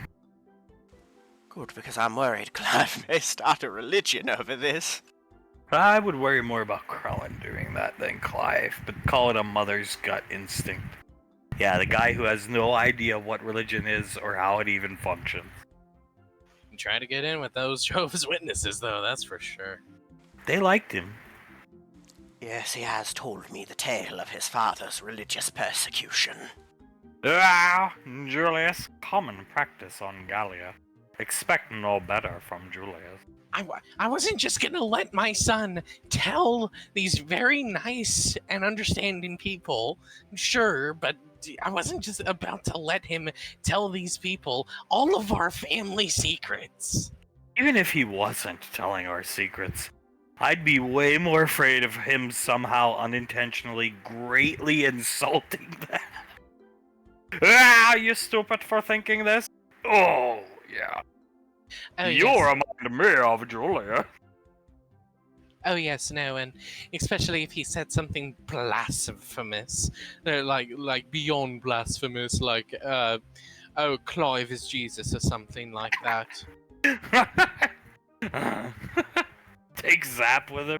Oh, don't I remember the time when I was in Nazareth and Davey put me up on the cross? Oh God, that would be just the recipe for the worst time ever. Davey and Dunn put me up on the cross with the two other guys who I can't remember. I think one of them was Rolly and the other was Scott. Oh my God. Forced a crown upon his head, and put on top of the cross a sign that said King of the Bloodline. Pontius Julius was his name. Yep, imagine Krellin bringing, or how does my friend Zap have something to tell? You know this guy named Pontius Julius? Julius shaking his head. It's for the best that he cut that off. Yeah, no, it definitely is for the best that I religiously persecuted him into not being not understanding of Jehovah's Witnesses. So, out here, you got tons of books, your little... What did you use the magic ship for? Yes, I'm actually envious. Believe it or not. Like, extremely. Towns, me too, I would love to go back in time when Lorelei cracked Gallia. Not go back and see Gallia. No, just when it was a desolate planet and she cracked it. Ow! That would be an interesting sight to see, that's for sure. We saw the cradle of creation, Mom. That is maybe on my 100th birthday. Though I don't think she's gonna hand those things out willy-nilly. I don't think so either. I highly doubt that all the members of the family are gonna get one of those. It's pretty crazy. You control the boat with your mind. So in your mind, you're like, I would like to go back and see the day John F. Kennedy died. And it'll take you there. Problem is, wrist computers don't work there. So you can't record anything. Isn't that just wonderful? Laz nods. We could probably, disprove and prove some theories about how JFK died and everything like that. That'd be pretty cool. Yo, Carter, if you touch my fucking foot with your fucking leg again, I'm gonna start calling you Jace. She starts laughing. Do you know how crowded it is in here, Samantha? I'm sorry, it's not like I'm interested in your feet, unlike Jace. Oh, I wish I'd never satisfied my curiosity. I Carter Make puts- room for mommy coming in the water. Oh shit. Yeah, there goes a quarter of the water soul as it flows out over here. Soul just sighs heavily. When she gets out, I can fill the water back up with just, water from the sea if we really wanted it. It's okay, we'll be fine. Putting his arms around Soul. I just didn't think he'd actually buy it. What do you think he was gonna do? Say, no, I'm good, I don't want to see quote-unquote my girl's feet? He's like 4. And he's quite special for a 4-year-old. That's one way to put it. Carter just chuckles and shakes his head. Why can't he be attracted to her? Believe me, I'm glad it's not me. Elizabeth puts her hands up. I'm sorry, I'm not the most beautiful woman in the universe, most beautiful woman in the universe. Well, that is true. Your face is not over all the films. Rightfully so. Fixing your hair. Elizabeth nods. Exactly. So he is far more interested in you than I do believe he would ever be in me. She whispers to Benny. Oh, and thank God for that. I'm so happy because I would not put up with you holding him all the time. No, I wouldn't put up with holding him all the time. It's either you hold me, and I hug you, or nothing at all, in my opinion. Jesus Christ. Kicking Carter's leg with her foot. What do you want from me? Do you want me to ball up into a little thing of mass? Get Samantha? the fuck out of my pool. Okay, we'll get out, and then Jace will come out. Stay in the pool. Carter puts his hands up. Are you sure? We could always have Jace get in here. God, this reminds me of the Moog when we had that fucking little pool outside our little tent when Soul ruined my game, man. You mean you ruined it because you thought JJ was ignoring you? Yeah, so what? Carter looks at her and just starts laughing. So nothing. Samantha, so nothing. JJ shaking his head. I should have told you I was going to be on a flight. Not tell you where I was going, of course, but should have told you I was going to be on a flight so you couldn't reach me. It was just bad timing. We got together. My dream came true, and then you're going out to the Moog with Carter. Good luck. Game on. All skulls on. Like the game she made. Carter nods. The Moog did suck a lot, and yes, I do remember that little pool that we had. But we won. And if history is correct, Father drew the moon sigils around the crash site while saving Cole. Memory herbs let a laugh. Soul rolls her eyes almost to the point where they could almost feel the boat turning a bit. Oh yeah, thank God for Clive. What would we have ever done without him?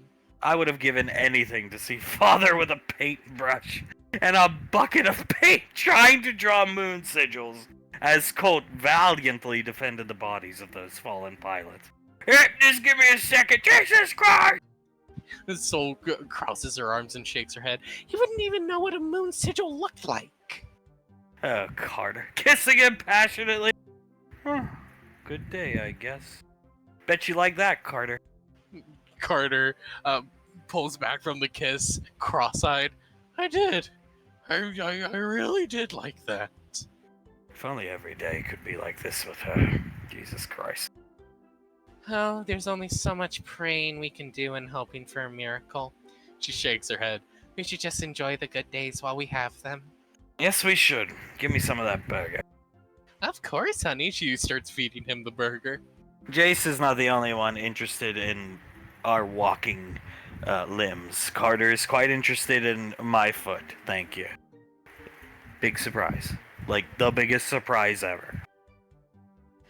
Carter raises an eyebrow and shrugs. You know, you can be as sarcastic as you want to be.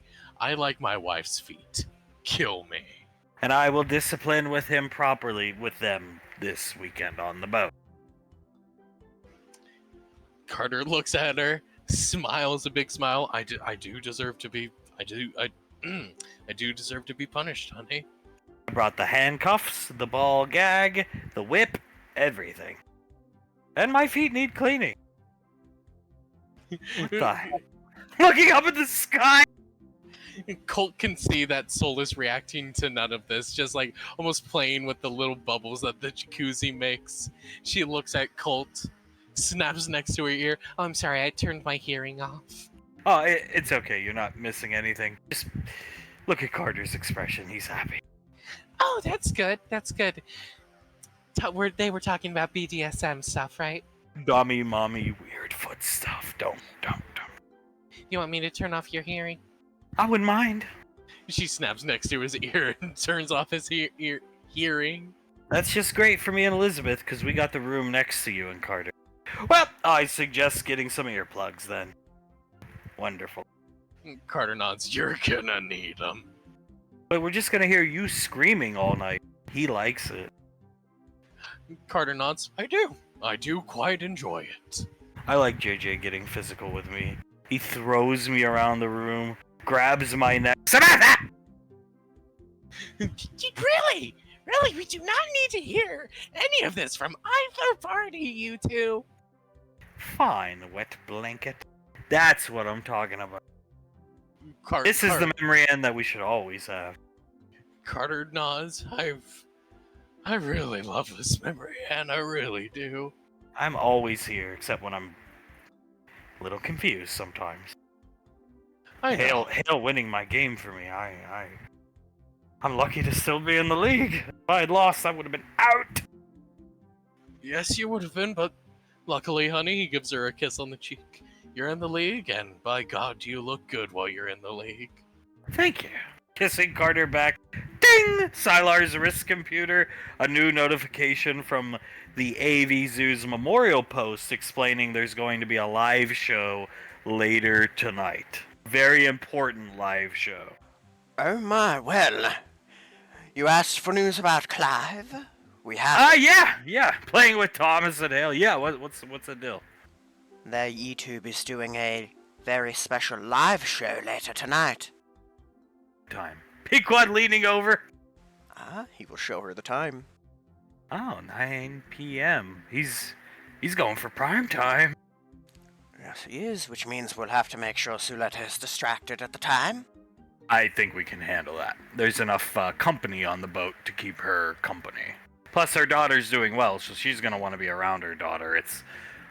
I don't like saying it, but it's rare for her to be able to have a good time with Carter and Memory Ann. Sadly, yes, that is true. So I think she'll be easily distracted this time around. We're watching this, Julius. I have to see what's so... Look, Julius. Important misspelled with 5 exclamation marks. Scar typed this. Change my mind. Most definitely, we're gonna watch this. I want to see it. Scar had to have typed this, right, Julius? Looking down. Yeah. Julius squints his eyes. Maybe Krellin, but most likely Scar. I don't know. If it was Krellin, it would... Me going to a house show tonight, me big gay boy. Yeah, that's true. That is what he would say. I love how he openly just refers to Clive as Gaybo on their live show. I saw one the other day where they were cleaning out this tiger's cage, and Clive was, in the cage playing with the tiger. And Krellin was in front of the camera. Oh, me here with gay faggot. Like, what the fuck? Julius covers his mouth and starts laughing. Oh, sometimes Krellin, sometimes he just hits the nail on the head when it comes to comedy and everything like that. Can we watch Pequod or Hale waving at Pequod?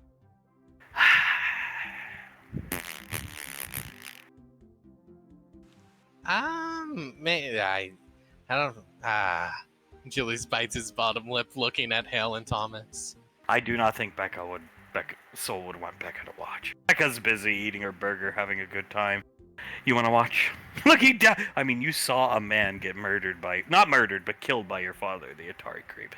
Do you want to watch? I mean, I wouldn't mind, but Integra shrugs. There might be other cool things to do around the yacht and stuff. Okay, fine. I don't want Jace around. Jace eating his burger. I don't want to placate Jace anymore today. That's Jewish fine. Shakes his head. Yeah, no Jace. No Jace. So I suppose just Thomas and Hale would be the ones that I would say yes to. You can watch. Icy gesturing to Hale, and so can you. Pequod gesturing to Thomas. Sick! Thomas puts his hand up for a high five with Hale. How so gay of you. High fiving Thomas. Very gay of you, Thomas to Hale. We'll watch it at the rear of the ship. Sylar, you have to watch it. You spotted the little thingamajig alert. I would not miss this for the world. I'm quite curious as to what stupidity could warrant an important announcement. A little later that night, settling in. All right. Okay. We sure baby Yen should be here. Yes, and yes, he's staying. He's my baby. All right. That's a little baby, Mark, and I'm sure he could handle it. It's Master Yan, after all. I mean, it's 20 past 9, and they haven't come live yet. It's a Clive Run production. They're always going to be like 20 minutes late. Julius nods. He crosses his arms and shakes his head. It's gonna be some time. I have a feeling it's gonna be some time before they actually do go live, guys. Pequod spot. Thomas nods as he gets right into the Pequod spot. She learned from the best. Getting emotional. Julius nods. Yes, she did. He looks at Pequod. Do you mind if I Pequod spot it up? No, sure, of course. Shaking his head. Julius gets into the Pequod spot. Yeah, this is the life. Sylar's seeing the stream go live, but it's just a blank screen. Yes, this feels like the production value I would expect from Clive. Wow! That's all you hear is wow. Davine tilts her head. Is that Krellin? Brother man, pass the meth pipe, please. Frederick, pass me my meth pipe, motherfucker! No, you've done so much meth. I don't want to give you more. Listen to me. If I die doing what I loved. Making Ash's dream come true and doing some decent meth, okay? Hand me the meth pipe. Samuel, don't break that as Samuel cried. God, fuck! I'm sorry, hey, he doesn't know his own swing sometimes. Isn't that why you like him, Skull? Oh, God, I'm gonna have to snort it. I'll get another pipe tomorrow. Please don't snort it. That's just even worse for you. Ah, where Clive at? He's, I don't know, he's getting himself all ready for this big talk explaining his brother's death and all that type of stuff. Is the camera on? Yeah. Oh, take the lens cap off, Krellin. Oh, okay. Taking the lens cap off as Clive walks in to scene. Sitting down. Clive walks in, sits down, looks looks around, and it immediately vomits onto the ground. Huh?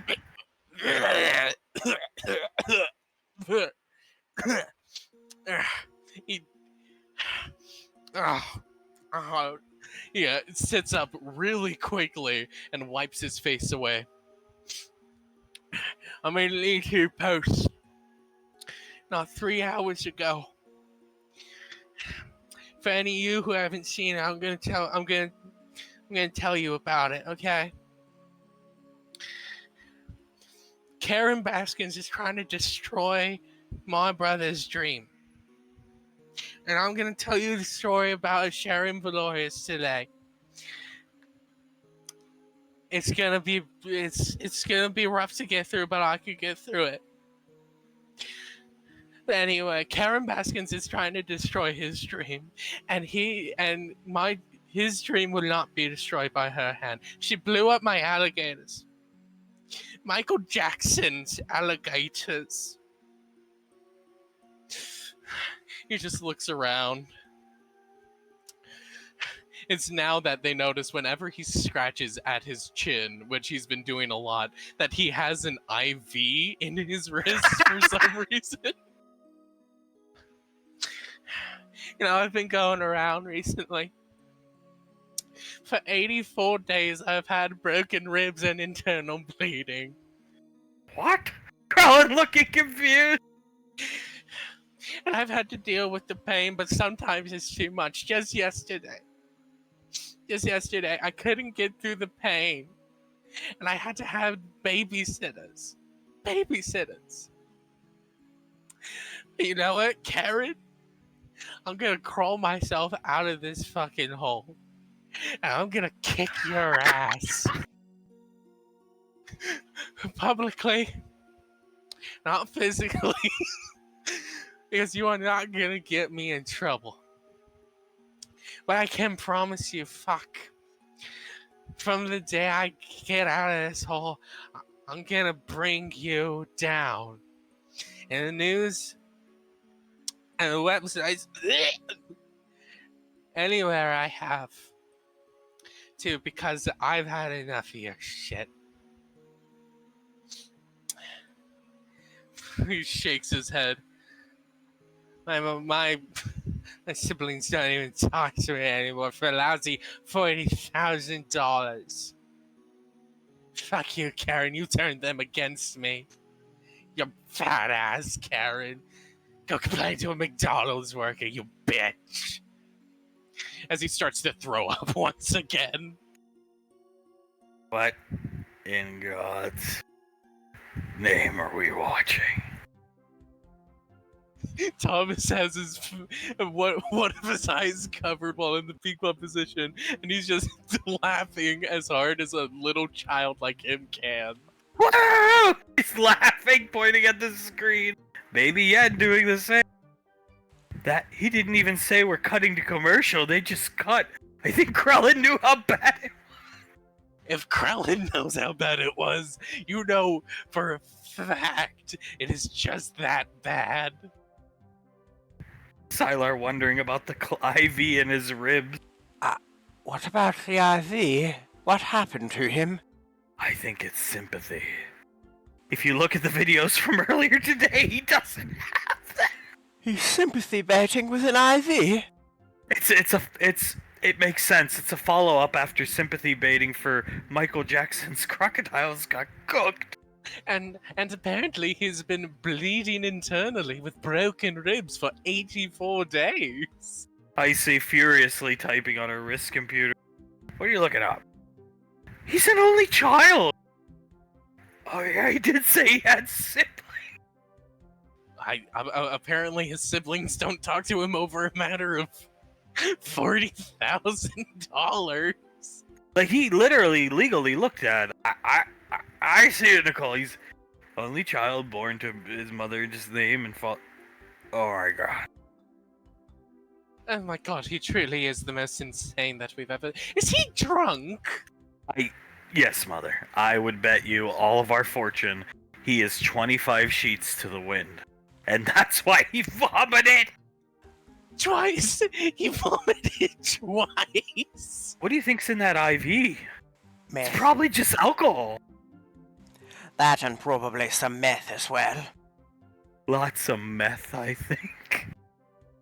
Methamphetamines, most likely, yes. Just enough for any normal human being to overdose quite easily. I just don't understand what I just saw. This is the important live show. This is him proverbially issuing the challenge to Karen that the fight is coming to her. Lowering her head. Julius starts to inhale through his teeth. Well,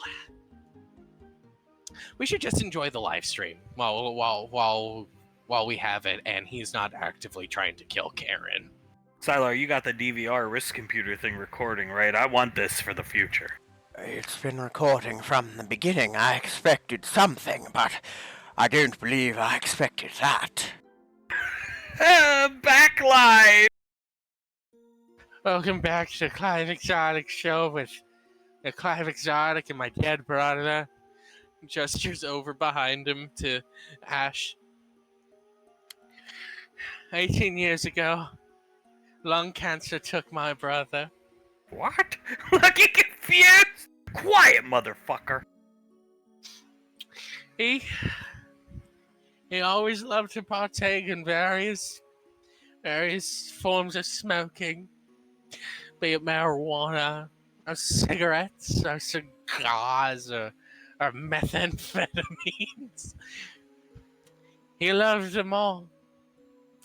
Believe it or not, it wasn't an overdose that took him. No, it was the goddamn smoke that he inhaled over his 32 years on this planet. It was late one day, about 2 a.m. on October the 15th, 2002, when I got the call that my brother was in the hospital. They didn't know what was wrong with him at that time, but they just knew it was bad, and, well, he wasn't getting any better. I got there as soon as I could, and, well, his wife Sarah and his little boy Ricky and his other daughter Edith Finch. they were all there outside the door, and as I walked up, they put their hands on my shoulders and they said, "He's not gonna make it, Clive. We've already said our goodbyes to him, and, well, before you say anything, he wants you to protect Edith." I said, "Of course, but I need to go say goodbye to my brother right here, right now." And I walked in and I saw Ash just laying there on the bed, coughing up a lung, literally coughing up a lung. He was starting to cough it up. And I just saw him there, and I started crying. But then he said, with a lung halfway in his mouth, he said to me, Clive, don't cry for me. Just make that cereal that we always wanted to make all way back in the day. Go on. I know you could do it. I'm giving you all my money." So I did. Me and my mommy and my daddy, we took the money that we got, 40,000 credits, and we made this here Zeus right here. This Zeus. My brothers and sisters, they haven't talked to me in 18 years. Because they wanted that money for themselves instead of making a memorial for AV. Gertrude, my little brother, he said, "No, I want that money for myself, and I'll blackmail you with you being gay to Dad for it." And I said, "No, I'll go and make the AV Memorial Zoo for my brother and promote anti-smoking beliefs and everything that he would have wanted." Because something else that he told me, he said to me, "Clive, make sure no one else smokes like I did." And he made me take that promise to the grave, and I'm just doing my best out here. Doing my best to make sure that his memory lives on through this zoo. I can't believe you, Karen Baskins, for wanting to take that away from me and teaming up with my brothers and sisters to try and take it away from me. I fucking hate you, Karen Baskins. You bitch. Go on, go to commercial. Put on a commercial. As a horrible ad for the AV Memorial Zoo plays. What in Jesus' name? Last week it was a drunk driver that killed a Sherion. The first week it was a tooth infection. The point of the zoo was to spread knowledge that you always brush your teeth. May I point out he said coughing up a lung, and then said it literally as if someone could possibly cough a lung out. Did that happen? No, Dad, rubbing his shoulder. No, no. Okay. No, Mark. No, someone can't literally cough up a lung. Oh my god. Week 1, Ash's goal. Ash told him on his deathbed, don't let anybody lack dental hygiene like me. Week 2, don't let anybody drink on the road like that guy who hit me. Now, don't let anybody smoke like me. At least they're good messages. That is true. I suppose they are all good messages, but you know, this one's sort of hypocritical when he's literally smoking Smoking a meth. cigarette! He has a cigarette between his fingers, Julius! Oh my god, I didn't even notice a cigarette. He has a cigarette between his fingers, and Ash on the screen is smoking a cigar. And you can see his little pack of marbles, too, on the table there, Julius. And not only that, he's drunk as a goddamn skunk, too. That can't be promoting anything good. This is what brings Karen down. Come on, Nicole, don't say that. Darling, I think this is exactly what brings Karen down, and there's nothing we can do to stop it. He feels backed into a corner and threatened by Karen and her legal pursuits. It's over for Karen. I think it's just a ticking clock to her death at this point, and a much sooner death than she thought. I see. That bitch signed her death warrant when she sent him that first summons. Oh, I just hope it's not poor Frederick. He's had to do so many heinous things under orders from Clive. Like what? Oh, remember who chloroformed Memory Ann twice? Oh my god. It's gonna be Frederick. He's like the muscle of their little group. It's gonna be Frederick, Dad. He's the one that gets the jobs actually done, because he's smart. Unlike some people. Yeah. You know, I knew this was gonna happen. Oh, really, Dad? Looking over at Hunk rubbing Julius's head. How'd you figure that one, Dad? You're on. We were sitting by the lake. It was, I think, the day you called us to tell us it was over. That Spender and them had died, right? I think you called us. Your Aunt Suletta was showing us Tiger King. And that picture of that guy they have Ash's face on looks familiar, honey, doesn't it? They just took that picture of the original Gerald Wayne and put Ash's face on it. Oh my god, that is so true, darling. You could even see the little monkey that was on Gerald Wayne's back. Didn't I call it? Didn't I? I might not have called it, but in my head I was like, this is not good.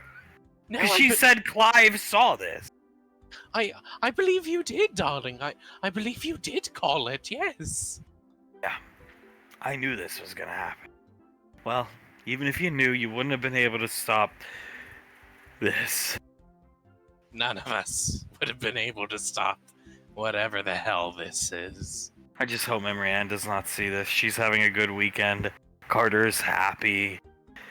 Just hope nobody decides, because these VODs, oh my god. There's 7 billion people in this stream. Sylar correcting her, he has to refresh the page, 12. I'm sorry, madam, there is 12.5 billion. Oh my god. Perhaps contact towns to block this out from their wrist computers. 12.5? Think of the money you're gonna make, Pequod. The little ads you have playing at the bottom of the screen. True. 15 now. Thomas nods. I mean, just like, think of it, Mom. We're gonna make bank on this one, right, Hale? Right, sweetie? Yes, we are, and money makes the lane go round. Oh, you're so cute. Kissing her on the head. Look at on this little Twitter thing you guys have. Trending now, puking Clive. Vomiting ambassador. Hashtag quit smoking. I see laughing. Where's the AV Memorial? Hashtag AV Memorial Zoo and all of those, Dad. Number 5. It's at the bottom. Oh, and when something's trending, that means it's doing that word that, going viral, Dad. Going viral. Yes, darling. This is most considerably going viral. At least he's making money to earn his place on the lane. I just wish it was different. Oh no, Pequod groans. How does he look more drunk? They were off commercial for 4 minutes. You know, it's a crying shame that me and Scar over there have to get on my Facebook and piss people off in order for you to realize just how bad a person Karen Baskins is. She blew up a goddamn alligator. We just need $20,000 to start a lawsuit against her to get this plan into action fully, and I truly in my heart believe it's going to work. But I can make you one promise, and that is when we do this, it's because we will, and your name's not on that PayPal link, and next year when you're in trouble and you pick up a phone and you want my help, you could go to hell. Since some of these people got their animals taken away from Ohio and have hated my guts for years, and now they're on the phone asking for my help. And I let bygones be bygones, and I'm gonna help all that I can. I'll help all of these people. Wednesday marks 18 years since my brother was killed by lung cancer because he smoked so much. And you can buy cigarettes in every goddamn gas station on every fucking corner that's out there. And and Karen's taking my rights, my goddamn zoo away. Because from some stupid reasons that she's falsely accusing me of. My brothers and sisters haven't spoken to me in 18 years because they wanted mom and dad to divide the money up instead of buying this property on Zeus. This Zeus sits here. They've joined forces with Karen Baskin to bring me down. And I have a message for every one of you bastards tonight, and I'm going to use Peter's line to do it. It'll be a cold day in hell before you beat me. Because money and objects don't mean shit to me. You've already stripped me of just about everything I own. And you're gonna have to kill me to shut me up. Because I'm gonna die a hero. And I'm gonna liberate the animal world from all you animal rights people. And you can take that to the bank. Cut there.